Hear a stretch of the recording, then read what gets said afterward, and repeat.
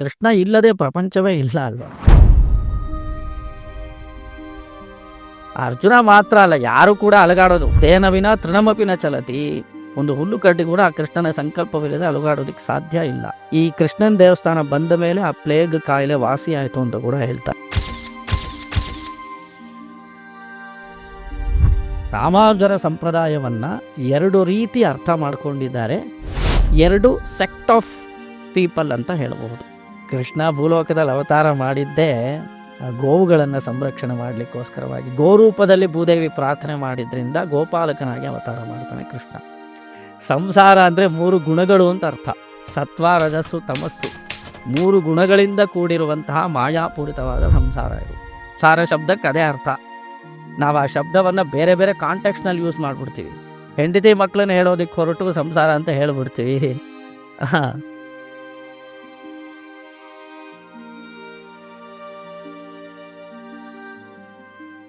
Video ನೋಡ್ತಾ ಇರೋ ಪ್ರತಿಯೊಬ್ಬರಿಗೂ ನಮಸ್ಕಾರ. ನನ್ನ ಹೆಸರು ಬಾಲು ಅಂತ. ಬೀರೋ ವಿತ್ ಬಾಲು ಅನ್ನೋ ಯೂಟ್ಯೂಬ್ ಚಾನಲ್ನ ಮೊದಲನೇ ವೀಡಿಯೋನ ನಿಮ್ಮ ಮುಂದೆ ಇಡ್ತಾ ಇದ್ದೀನಿ. ಸೊ ಇದರಲ್ಲಿ ತಪ್ಪುಗಳಾಗಿರ್ಬೋದು ಅಥವಾ ಮಿಸ್ಟೇಕ್ಸ್ ಆಗಿರ್ಬೋದು, ಯಾವುದೇ ಥರವಾದ ಅನ್ಸರ್ಟೈನ್ ಥಿಂಗ್ಸ್ ನಿಮ್ಗೆ ಯಾವ ಥರ ಅನಿಸುತ್ತೆ ಅಥವಾ ಚೆನ್ನಾಗಿದೆ ಅನಿಸುತ್ತೆ, ನಿಮ್ಗೆ ಯಾವ ಥರ ಫೀಲ್ ಆಗುತ್ತೆ, ಆ ಒಪಿನಿಯನ್ನ ದಯವಿಟ್ಟು ಕಮೆಂಟ್ ರೂಪದಲ್ಲಿ ತಿಳಿಸಿ. Thank you so much. ಈ ಪಾಡ್ಕಾಸ್ಟ್ನ ಕಾರ್ಯರೂಪಕ್ಕೆ ತರೋಕ್ಕೆ ನನ್ನ ಜೊತೆ ತುಂಬ ಜನ ಇದ್ದಾರೆ. ನನ್ನ ಫ್ರೆಂಡ್ಸ್ ಆಗಿರ್ಬೋದು, ನನಗೆ ಗೈಡ್ ಮಾಡಿರೋರು ಆಗಿರ್ಬೋದು, ನನಗೆ ಹೆಲ್ಪ್ ಮಾಡಿರೋರು ಆಗಿರ್ಬೋದು. ಅದರಲ್ಲಿ ತುಂಬ ಇಂಪಾರ್ಟೆಂಟ್ ಆಗಿ ಬೆನಕ ಗೋಲ್ಡ್ ಕಂಪ್ನಿಯವ್ರು ನಿಲ್ತಾರೆ. ನಂದು ಯಾವುದೇ ರೀತಿಯ ಪ್ರೀವಿಯಸ್ ಪ್ರಾಜೆಕ್ಟ್ಗಳಾಗಲಿ, ವರ್ಕ್ಗಳಾಗಲಿ, ಯಾವುದೇ ಥರ ಎಡಿಟಿಂಗ್ಸ್ ಆಗಲಿ, ನಥಿಂಗ್, ಏನೂ ಇಲ್ಲದೆ ಬರೀ ಖಾಲಿ ಕೈಯಲ್ಲಿ ಹೋಗಿ ಅವ್ರ ಹತ್ರ ಈ ಥರ ನನಗೆ ಈ ಥರ ಒಂದು ವಿಷನ್ ಇದೆ, ನನಗೊಂಥರ ಏಮ್ ಇದೆ ಅಂತ ಎಕ್ಸ್ಪ್ಲೇನ್ ಮಾಡಿದ ತಕ್ಷಣ they happily agreed, they happily accepted. And ನನಗೆ ಈ ಪಾಡ್ಕಾಸ್ಟ್ನ ಸ್ಪಾನ್ಸರ್ಶಿಪ್ ಮಾಡಿದ್ದಾರೆ. ಅವರು ಪಾಡ್ಕಾಸ್ಟ್ನ ಪ್ರೊಡ್ಯೂಸ್ ಮಾಡೋಕ್ಕೆ ಹೆಲ್ಪ್ ಮಾಡಿದ್ದಾರೆ. ಸೊ ಇದಕ್ಕೆ ನಾನು ಸದಾ ಚಿರಋಣಿ ಆಗಿರ್ತೀನಿ. ಅವರು ಬಿಸ್ನೆಸ್ ಎಷ್ಟು ಕ್ಲೀನಾಗಿ ಮಾಡ್ತಾರೋ ಅಷ್ಟೇ ಕ್ಲೀನಾಗಿ ಅವ್ರ ಮನಸ್ಸು ಇದೆ ಅನ್ನೋದು ಇದರಲ್ಲೇ ಗೊತ್ತಾಗುತ್ತೆ. Thank you so much Benaka gold ಕಂಪನಿಯವರೇ. ನನ್ನ ಮೊದಲನೇ ಎಪಿಸೋಡಲ್ಲಿ ಇವತ್ತು ನನ್ನ ಜೊತೆ ಇದ್ದಾರೆ ಉಭಯ ವೇದಾಂತಾಚಾರ್ಯರಾದ ಮಲ್ಲೇಶ್ವರ ರತ್ನ ಬಿರುದಾಂಕಿತ ಶ್ರೀಯುತ ಭರತ್ ಭಟ್ಟರ್ ಅವರು. ನಾವು ಪ್ರೀತಿಯಿಂದ ಭರತಣ್ಣ ಅಂತ ಕರಿತೀವಿ. ವೆಲ್ಕಮ್ ಟು ದ ಶೋ ಅಣ್ಣ. ನಮಸ್ಕಾರ. ನಮಸ್ಕಾರ. ಕಾರ್ಯಕ್ರಮವನ್ನು ಈ ಮೂಲಕ ವೀಕ್ಷಣೆ ಮಾಡ್ತಾ ಇರುವಂಥ ಎಲ್ಲರಿಗೂ ನಮ್ಮ ಪ್ರಣಾಮಗಳು. ನಮಸ್ಕಾರ ಅಣ್ಣ. ಥ್ಯಾಂಕ್ಸ್ ಫಾರ್ ಕಮಿಂಗ್ ಅಣ್ಣ. ಓಕೆ ಅಣ್ಣ, ಮೊದಲನೇದಾಗಿ ಹೇಳಬೇಕು ಅಂತಂದರೆ ಮಲ್ಲೇಶ್ವರದ ಕೃಷ್ಣ ದೇವಸ್ಥಾನ ಅಣ್ಣ. ಸೊ ಅದ್ರ ಬಗ್ಗೆ ಯಾವ ಥರ ಎಸ್ಟಾಬ್ಲಿಷ್ಮೆಂಟ್ ಆಯಿತು ದೇವಸ್ಥಾನ, ಯಾವ ಇಸ್ವಿಯಲ್ಲಿ, ಅಥವಾ ದೇವಸ್ಥಾನದ ಹಿಸ್ಟ್ರಿ ಯಾವ ಥರ ಇದೆ ಅಣ್ಣ ಕೃಷ್ಣ ದೇವಸ್ಥಾನದ್ದು? 1902ನೇ ಇಸ್ವಿನಲ್ಲಿ ಮೈಸೂರು ಮಹಾರಾಜರಾಗಿದ್ದಂತಹ ನಾಲ್ವಡಿ ಕೃಷ್ಣರಾಜ ಒಡೆಯರ ಕಾಲದಲ್ಲಿ ಈ ದೇವಸ್ಥಾನವನ್ನು ಕಟ್ಟಿದ್ದಾರೆ. ಮಲ್ಲೇಶ್ವರದಲ್ಲಿ ಹಲವಾರು ದೇವಸ್ಥಾನಗಳನ್ನು ಇವತ್ತಿಗೂ ನಾವು ವೀಕ್ಷಣೆ ಮಾಡ್ಬೋದು. ಅದರಲ್ಲಿ ಪ್ರಧಾನವಾದದ್ದು ನಮ್ಮ ಶ್ರೀ ವೇಣುಗೋಪಾಲಕೃಷ್ಣ ಸ್ವಾಮಿ ದೇವಸ್ಥಾನ. ಇದನ್ನು 1902ನೇ ಇಸ್ವಿನಲ್ಲಿ ಹಲವಾರು ಜನ ಶ್ರೀ ವೈಷ್ಣವರು ಸೇರಿ ಶ್ರೀ ವೈಷ್ಣವ ಸಂಪ್ರದಾಯಕ್ಕನುಗುಣವಾಗಿ ಆಗಮಶಾಸ್ತ್ರೋಕ್ತವಾಗಿ ಈ ದೇವಸ್ಥಾನವನ್ನು ಕಟ್ಟಿದ್ದಾರೆ ಎಂದು ನಮಗೆ ಶಿಲಾಶಾಸನದ ಮೂಲಕ ಗೊತ್ತಾಗತ್ತೆ. ಓಕೆ. ನಮ್ಮ ಕೃಷ್ಣನ ಸನ್ನಿಧಾನದ ಪಕ್ಕದಲ್ಲೇ ಒಂದು ಶಿಲಾಶಾಸನ ಇದೆ. ಅದರಲ್ಲಿ ನಾಲ್ವಡಿ ಕೃಷ್ಣರಾಜ ಒಡೆಯರು ಆಗಸ್ಟ್ ತಿಂಗಳಿನ 1902ನೇ ಇಸ್ವಿನಲ್ಲಿ ಆಡಳಿತವನ್ನು ವಹಿಸ್ಕೊಳ್ತಾರೆ. ಅವರು ಚಿಕ್ಕ ವಯಸ್ಸಿನಲ್ಲೇ ಪಟ್ಟಾಭಿಷೇಕ ಆಗಿರತ್ತೆ. ಆದರೆ ಅವರು ಸಿಂಹಾಸನದಲ್ಲಿ ಕೂತು ಎಲ್ಲ ವಿಧವಾದ ಆಡಳಿತವನ್ನು ವಹಿಸ್ಕೊಂಡಂತಹ ದಿನ ಅದು ಆಗಸ್ಟ್ ತಿಂಗಳಿನಲ್ಲಿ ಬರುತ್ತೆ. ಅದರ ಜ್ಞಾಪಕಾರ್ಥವಾಗಿ ಈ ದೇವಸ್ಥಾನವನ್ನು ಕಟ್ಟಲಾಗಿದೆ ಎಂದು ನಮಗೆ ಶಿಲಾಶಾಸನದ ಮೂಲಕ ಗೊತ್ತಾಗತ್ತೆ. ಅದು ಶಿಲಾಶಾಸನವೇ ತುಂಬ ವಿಶೇಷ. ಅದರಲ್ಲಿ ಹೇಳ್ತಾರೆ, ಶ್ರೀಮನ್ ಮಹೀಮಂಡಲ ಮಂಡನಾಯಮಾನ ಕರ್ನಾಟಕ ಜನಪದ ಸಂಪದಧಿಷ್ಠಾನ ಮಹೀಶೂರಪುರಿ ಮಧ್ಯ ವಿದ್ಯೋತಮಾನ ದಿವ್ಯರತ್ನ ಸಿಂಹಾಸನಾಧಿರೂಢ ಶ್ರೀಮನ್ ಮಹಾರಾಜಾಧಿರಾಜ ಪರಮೇಶ್ವರ ಪ್ರೌಢ ಪ್ರತಾಪ ಅಪ್ರತಿಮ ವೀರಪತಿ ವಿರುದಾಂಕಿತ ಲೋಕೈಕ ವೀರ ಶ್ರೀಮತ್ ಕೃಷ್ಣರಾಜ ಒಡೆಯರ ರಾಜ್ಯಭಾರ ವಹನೋತ್ಸವದ ಜ್ಞಾಪಕಾರ್ಥವಾಗಿ ಶ್ರಾವಣ ಬಹುಳ ಶುಕ್ರವಾರದಂದು ಉತ್ತರಾಭಾದ್ರಾ ನಕ್ಷತ್ರದಿಂದ ಕೂಡಿದ ಶುಭ ಲಗ್ನದಲ್ಲಿ ಆಸ್ತಿಕ ಜನರು ದೇವಾಲಯವನ್ನು ಕಟ್ಟಿಸಿ ಶ್ರೀ ವೇಣುಗೋಪಾಲಕೃಷ್ಣನನ್ನು ಪ್ರತಿಷ್ಠೆ ಮಾಡಿರುತ್ತಾರೆ ಎಂದು ಈ ಶಿಲಾಶಾಸನದಲ್ಲಿ ಬರೆದಿದ್ದಾರೆ. ಇದರಲ್ಲಿ ನಾವು ಗಮನಿಸಬೇಕಾದ ಅಂಶಗಳೇನು ಅಂದರೆ, ಮೈಸೂರಿನ ಹಿಂದಿನ ಹೆಸರು ಮಹೀಶೂರಪುರ ಅಂತ ಇಲ್ಲಿ ಮೆನ್ಷನ್ ಮಾಡಿದ್ದಾರೆ. ಈ ಶಿಲಾಶಾಸನದ ಪ್ರಕಾರ ಮೈಸೂರಿನ ಮಹೀಶೂರಪುರ ಅಂತ ಕರೆದಿದ್ದಾರೆ. ಮಹಿ ಅಂದರೆ ಭೂಮಿ ಅಂತ ಅರ್ಥ. ಭೂಮಿಯಲ್ಲಿರುವಂತಹ ಶೂರರೆಲ್ಲ ಒಂದೊಟ್ಟಿಗೆ ಸೇರಿರುವಂತಹ ಈ ಪುರಿಯೇ ನಾಡಿನಲ್ಲೇ ಮಹೀಶೂರ ಪುರಿ. ಈ ನಾಡಿನಲ್ಲೇ ಇದ್ದಾರೆ. ಹೌದು, ಆ ಪುರಿಯಲ್ಲಿ ಎಲ್ಲ ಭೂಮಂಡಲದಲ್ಲಿರುವಂತಹ ಎಲ್ಲ ಶೂರರು ಸೇರಿರುವ ಕಾರಣ ಅದನ್ನ ಮಹೀಶೂರ ಪುರಿ ಅಂತ ಕರೆದಿರಬಹುದು. ಇಲ್ಲಿ ಮಹಾರಾಜರು ನಾಲ್ವಡಿ ಕೃಷ್ಣರಾಜ ಒಡೆಯರು ರಾಜ್ಯಭಾರವನ್ನು ವಹಿಸ್ಕೊಂಡಿದ್ದಂತಹ ದಿನ ಅದು. ಶ್ರಾವಣ ಬಹುಳ ಶುಕ್ರವಾರ ಉತ್ತರಾಭಾದ್ರ ನಕ್ಷತ್ರದಲ್ಲಿ ಬರುತ್ತೆ. ಅದು ಆಗಸ್ಟ್ ತಿಂಗಳಲ್ಲಿ ನಾವು ಇಂಗ್ಲಿಷ್ ಕ್ಯಾಲೆಂಡರ್ ಪ್ರಕಾರ ಹೇಳ್ತೇವೆ. ಈ ದಿನ ಆಸ್ತಿಕ ಮಹಾಜನರೆಲ್ಲ ಸೇರಿ, ಶ್ರೀ ವೈಷ್ಣವರೆಲ್ಲ ಸೇರಿ ಈ ದೇವಸ್ಥಾನವನ್ನು ಕಟ್ಟಿದ್ದಾರೆ. ಶ್ರೀ ವೈಷ್ಣವ ಸಂಪ್ರದಾಯಕ್ಕೆ ಅನುಗುಣವಾಗಿ ಇವತ್ತಿಗೂ ನಿತ್ಯೋತ್ಸವ, ಪಕ್ಷೋತ್ಸವ, ಮಾಸೋತ್ಸವಾದಿಗಳೆಲ್ಲ ತುಂಬ ವಿಶೇಷವಾಗಿ ನಡೆಯುತ್ತೆ. ದೇವಸ್ಥಾನ ರಾಜರಾಜಿಸ್ತಾ ಇದೆ. ಹಲವಾರು ಜನ ವಿದ್ವಾಂಸರು ಇದಕ್ಕೆ ಶ್ರಮ ಪಟ್ಟಿದ್ದಾರೆ ದೇವಸ್ಥಾನ ಕಟ್ಟೋದಿಕ್ಕೆ. ಆ ಕಾಲದಲ್ಲಿ ಇದನ್ನು ಮಲ್ಲೇಶ್ವರ, ಮಲ್ಲಿಕಾರ್ಜುನಪುರ ಎಂದೆಲ್ಲ ಕರೆದಿದ್ದಾರೆ. ಆ ಸಮಯದಲ್ಲಿ ಊರಿನ ಮುಖಂಡರಾಗಿದ್ದಂತಹ ವೆಂಕಟರಂಗಯ್ಯಂಗಾರರು ಈ ಒಂದು ಸ್ಥಳದಲ್ಲಿ ನಗರವನ್ನು ನಿರ್ಮಾಣ ಮಾಡಬಹುದು ಎಂಬ ಪ್ರಪೋಸಲ್ನ ಇಟ್ಟಿದ್ದಾರೆ. ಸೊ ವೆಂಕಟರಂಗಯ್ಯಂಗಾರ್ ಒಬ್ಬ ಪ್ರಮುಖರು ಈ ದೇವಸ್ಥಾನ ನಿರ್ಮಾಣವಾಗೋದಿಕ್ಕೆ ಅಂತ ಹೇಳಬಹುದು. He was one of the founder of Malleshwaram ಅಂತ ಕೂಡ ಹೇಳ್ತಾರೆ. Okay, founder of Malleshwara. Yes, ಆ ಲೊಕ್ಯಾಲಿಟಿ ಡೆವಲಪ್ ಆಗೋದಿಕ್ಕೆ ವೆಂಕಟರಂಗಯ್ಯಂಗಾರರ ಪಾತ್ರ ತುಂಬ ಇತ್ತು ಅಂತ ಕೆಲವರು ಹೇಳ್ತಾರೆ. ಪ್ರಮುಖರು ಅನ್ನೋ ಥರ. ಹೌದು, ಆ ಊರಿನ ಮುಖಂಡರಾಗಿದ್ದಂಥವರು ತುಂಬ ಇನ್ಫ್ಲೂಯೆನ್ಷಿಯಲ್ ಪರ್ಸನ್ ಆ ಕಾಲದಲ್ಲಿ. ಅವ್ರಿಗೂ ಅರಮನೆಗೂ ಸ್ವಲ್ಪ ನಿಕಟ ಸಂಬಂಧ ಇದ್ದಿರಬಹುದು. ಅವರು ಈ ಲೊಕ್ಯಾಲಿಟಿನ ಡೆವಲಪ್ ಮಾಡೋದಕ್ಕೆ ಶ್ರಮ ಪಟ್ಟಿದ್ದಾರೆ ವೆಂಕಟರಂಗಯ್ಯಂಗಾರ್. ಇವತ್ತಿಗೂ ನಾವು ಸಂಪಿಗೆ ರೋಡ್ನ ವೆಂಕಟರಂಗಯ್ಯಂಗಾರ್ ರೋಡ್ ಅನ್ನೋದನ್ನು ಕರೀತಾರೆ, ನೋಡ್ಬೋದು. ಅವತ್ತು ಬೋರ್ಡ್ ಹಾಕಿರ್ತಾರೆ. ಕಾಡಮಲ್ಲೇಶ್ವರನ ದೇವಸ್ಥಾನದ ಹಿಂಭಾಗ ನಾವು ರಸ್ತೆಯಲ್ಲಿ ಆ ಬೋರ್ಡನ್ನು ನೋಡಬಹುದು. BBMP ಎದುರುಗಡೆನೇ ಆ ಬೋರ್ಡ್ ಇದೆ, ವೆಂಕಟರಂಗಯ್ಯಂಗಾರ್ ರೋಡ್ ಅಂತ ಅದಕ್ಕೆ ಬರುತ್ತೆ. ಸೊ ಅವರು ತುಂಬ ಶ್ರಮ ಪಟ್ಟಿದ್ದಾರೆ. ಅವರು one of the founder of our temple also. ಆ ಕಾಲದಲ್ಲಿ ಪ್ಲೇಗ್ ಅನ್ನೋದು ತುಂಬ ಜಾಸ್ತಿ ಆಗಿದ್ದಂತಹ ಕಾಲ. ಹೀಗೆ ನಾವು ಕೊರೋನಾಲಿ ಹಿಂಗೆ ಶ್ರಮ ಪಟ್ಟುವ ಜನರೆಲ್ಲ, ಆ ಥರ ಆ ಕಾಲದಲ್ಲಿ ಪ್ಲೇಗ್ ಅನ್ನೋ ಒಂದು ಕಾಯಿಲೆ ಇತ್ತು. ಆ ಸಮಯದಲ್ಲಿ ಬೆಂಗಳೂರನ್ನ ಸ್ವಲ್ಪ ಎಕ್ಸ್ಟೆಂಡ್ ಮಾಡಬೇಕಾದ ಅವಶ್ಯಕತೆ ಇತ್ತು. ಆಗ ವೆಂಕಟರಂಗಯ್ಯಂಗಾರ ಸ್ವಾಮಿಗಳು ಇಲ್ಲಿ ಕಾಡು ಮಲ್ಲಿಕಾರ್ಜುನನ ದೇವಸ್ಥಾನದ ಹತ್ರ ಬಂದು, ಇಲ್ಲಿ ನಾವು ನಮ್ಮ ಸ್ಥಳವನ್ನು ಸ್ವಲ್ಪ ವಿಸ್ತಾರ ಮಾಡಿಕೊಂಡ್ರೆ ಇಲ್ಲಿ ನಾವೊಂದು ಲೊಕ್ಯಾಲಿಟಿನ ಕಟ್ಟಬಹುದು. ಆ ಟೈಮಲ್ಲಿ ಹಲವಾರು ಜನ ಶ್ರೀ ವೈಷ್ಣವರು ಮಳೂರಿಂದ ತುಂಬ ಬೇರೆ ಬೇರೆ ಪ್ರಾಂತ್ಯಗಳಿಂದ ಬಂದು ಇಲ್ಲಿ ನೆಲೆಸೋದಕ್ಕೆ ಶುರು ಮಾಡಿದ್ರಂತೆ ಮಲ್ಲೇಶ್ವರದಲ್ಲಿ. ಸೊ ಅವ್ರಿಗೆಲ್ಲ ಅನುಕೂಲವಾಗಿರಲಿ ಅನ್ನೋದಕ್ಕೋಸ್ಕರ ಒಂದು ವೆಲ್ ಪ್ಲ್ಯಾಂಡ್ ಲೊಕ್ಯಾಲಿಟಿನ ಡೆವಲಪ್ ಮಾಡೋದಕ್ಕೋಸ್ಕರ ಒಂದು ಇಂಜಿನಿಯರ್ನ ನೇಮಕ ಮಾಡಿ ವೆಂಕಟರಂಗಯ್ಯಂಗಾರ ಶ್ರಮಪಟ್ಟರು ಅಂತ ಹೇಳ್ತಾರೆ. So he was one of the founder of Malleshwaram and one of the founder of our temple also.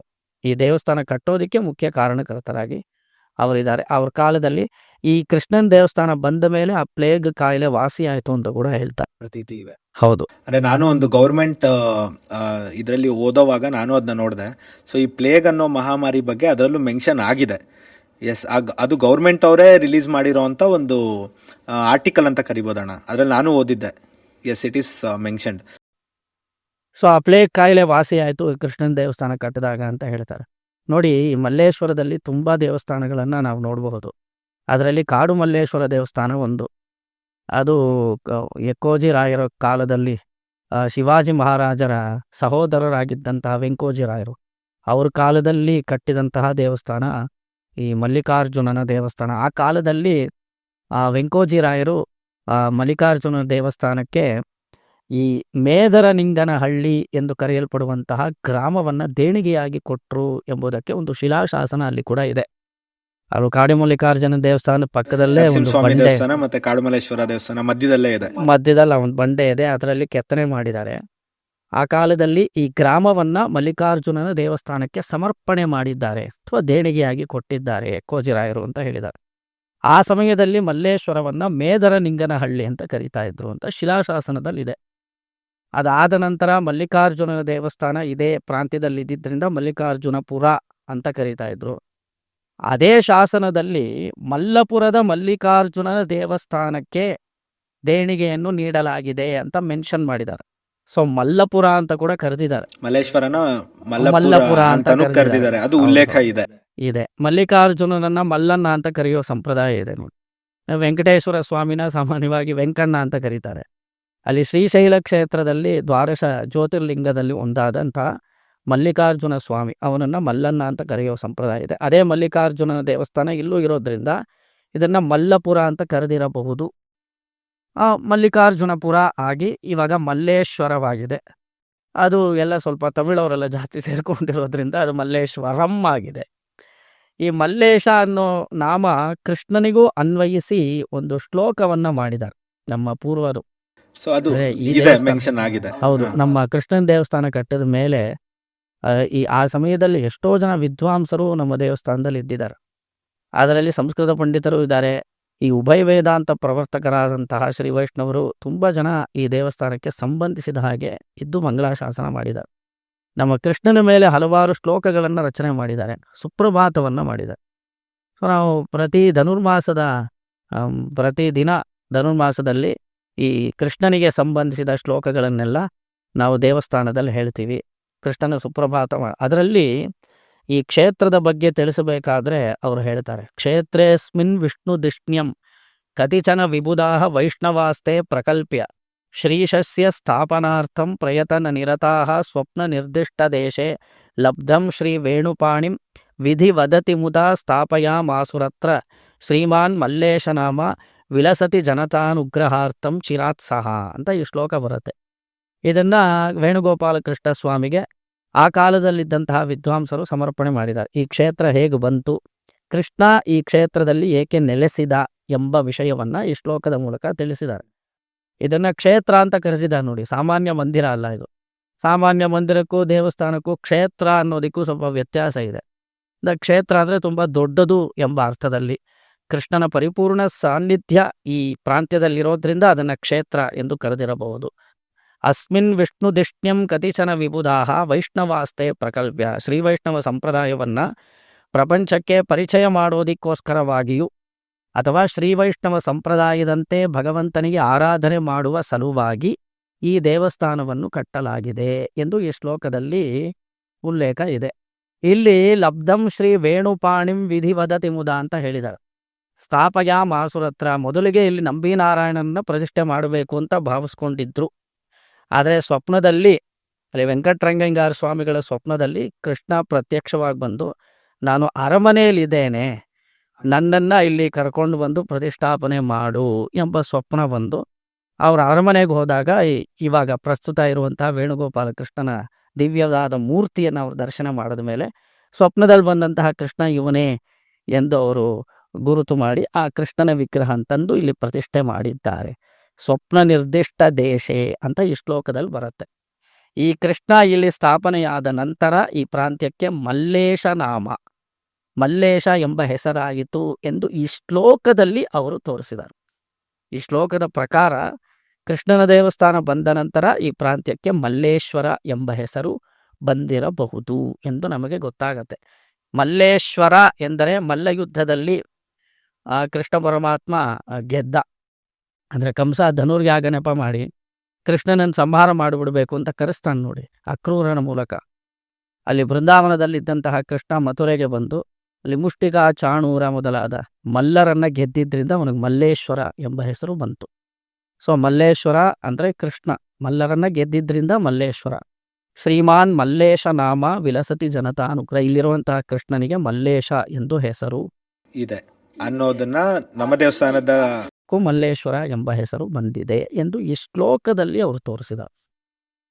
So Nalvadi Krishnaraja ಒಡೆಯರಿಗೆ ತುಂಬ ಚಿಕ್ಕ ವಯಸ್ಸಿನಲ್ಲಿ ಅವರಿಗೆ ಸಿಂಹಾಸನ ಸಿಕ್ತು, ಅವರು ಪಟ್ಟಾಭಿಷೇಕ ಮಾಡಿದ್ರು. ಆದರೆ ಅವರು ಆಡಳಿತ ವಹಿಸ್ಕೊಂಡಿದ್ದು ಅದರ ಜ್ಞಾಪಕಾರ್ಥವಾಗಿ ಈ ದೇವಸ್ಥಾನವನ್ನು ಕಟ್ಟಿದ್ದಾರೆ. ಹಲವಾರು ಜನ ಶ್ರೀ ವೈಷ್ಣವರೆಲ್ಲ ಸೇರಿ ಈ ದೇವಸ್ಥಾನವನ್ನು ಕಟ್ಟಿ ಮಲ್ಲೇಶ ಎಂದು ಕರೆಯಲ್ಪಡುವಂತಹ ಕೃಷ್ಣನನ್ನು ಪ್ರತಿಷ್ಠೆ ಮಾಡಿದ್ದಾರೆ.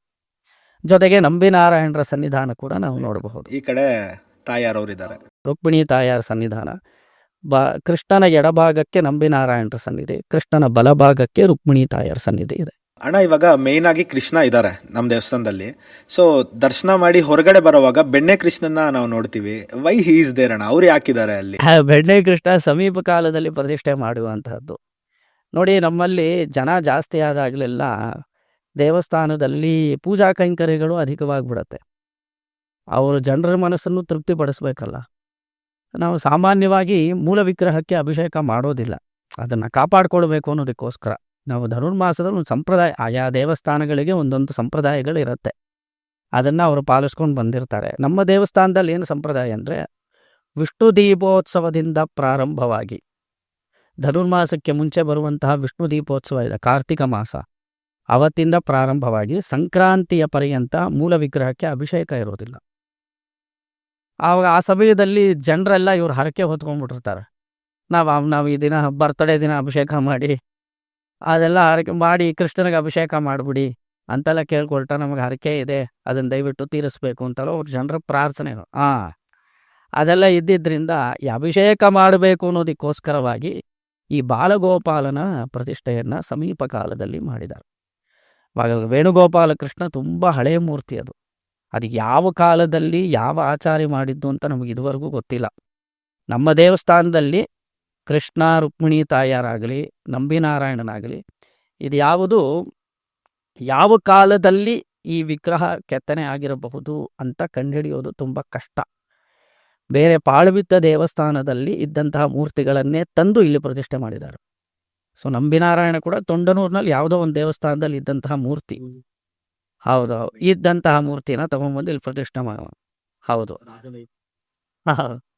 ರುಕ್ಮಿಣಿ ತಾಯಾರು ಕೂಡ ತೆರಕನಾಂಬಿ ಅಂತ ಒಂದು ಕರ್ನಾಟಕದ ಮೈಸೂರು ಸಮೀಪದಲ್ಲೇ ಇರುವಂತಹ ಒಂದು ಸ್ಥಳ, ಅಲ್ಲಿದ್ದಂತಹ ಒಂದು ದೇವಸ್ಥಾನ, ಅಲ್ಲಿ ರುಕ್ಮಿಣಿ ತಾಯಾರ ವಿಗ್ರಹವನ್ನು ತಂದು ಅಲ್ಲಿಂದ ಇಲ್ಲಿ ಪ್ರತಿಷ್ಠೆ ಮಾಡಿದ್ದಾರೆ.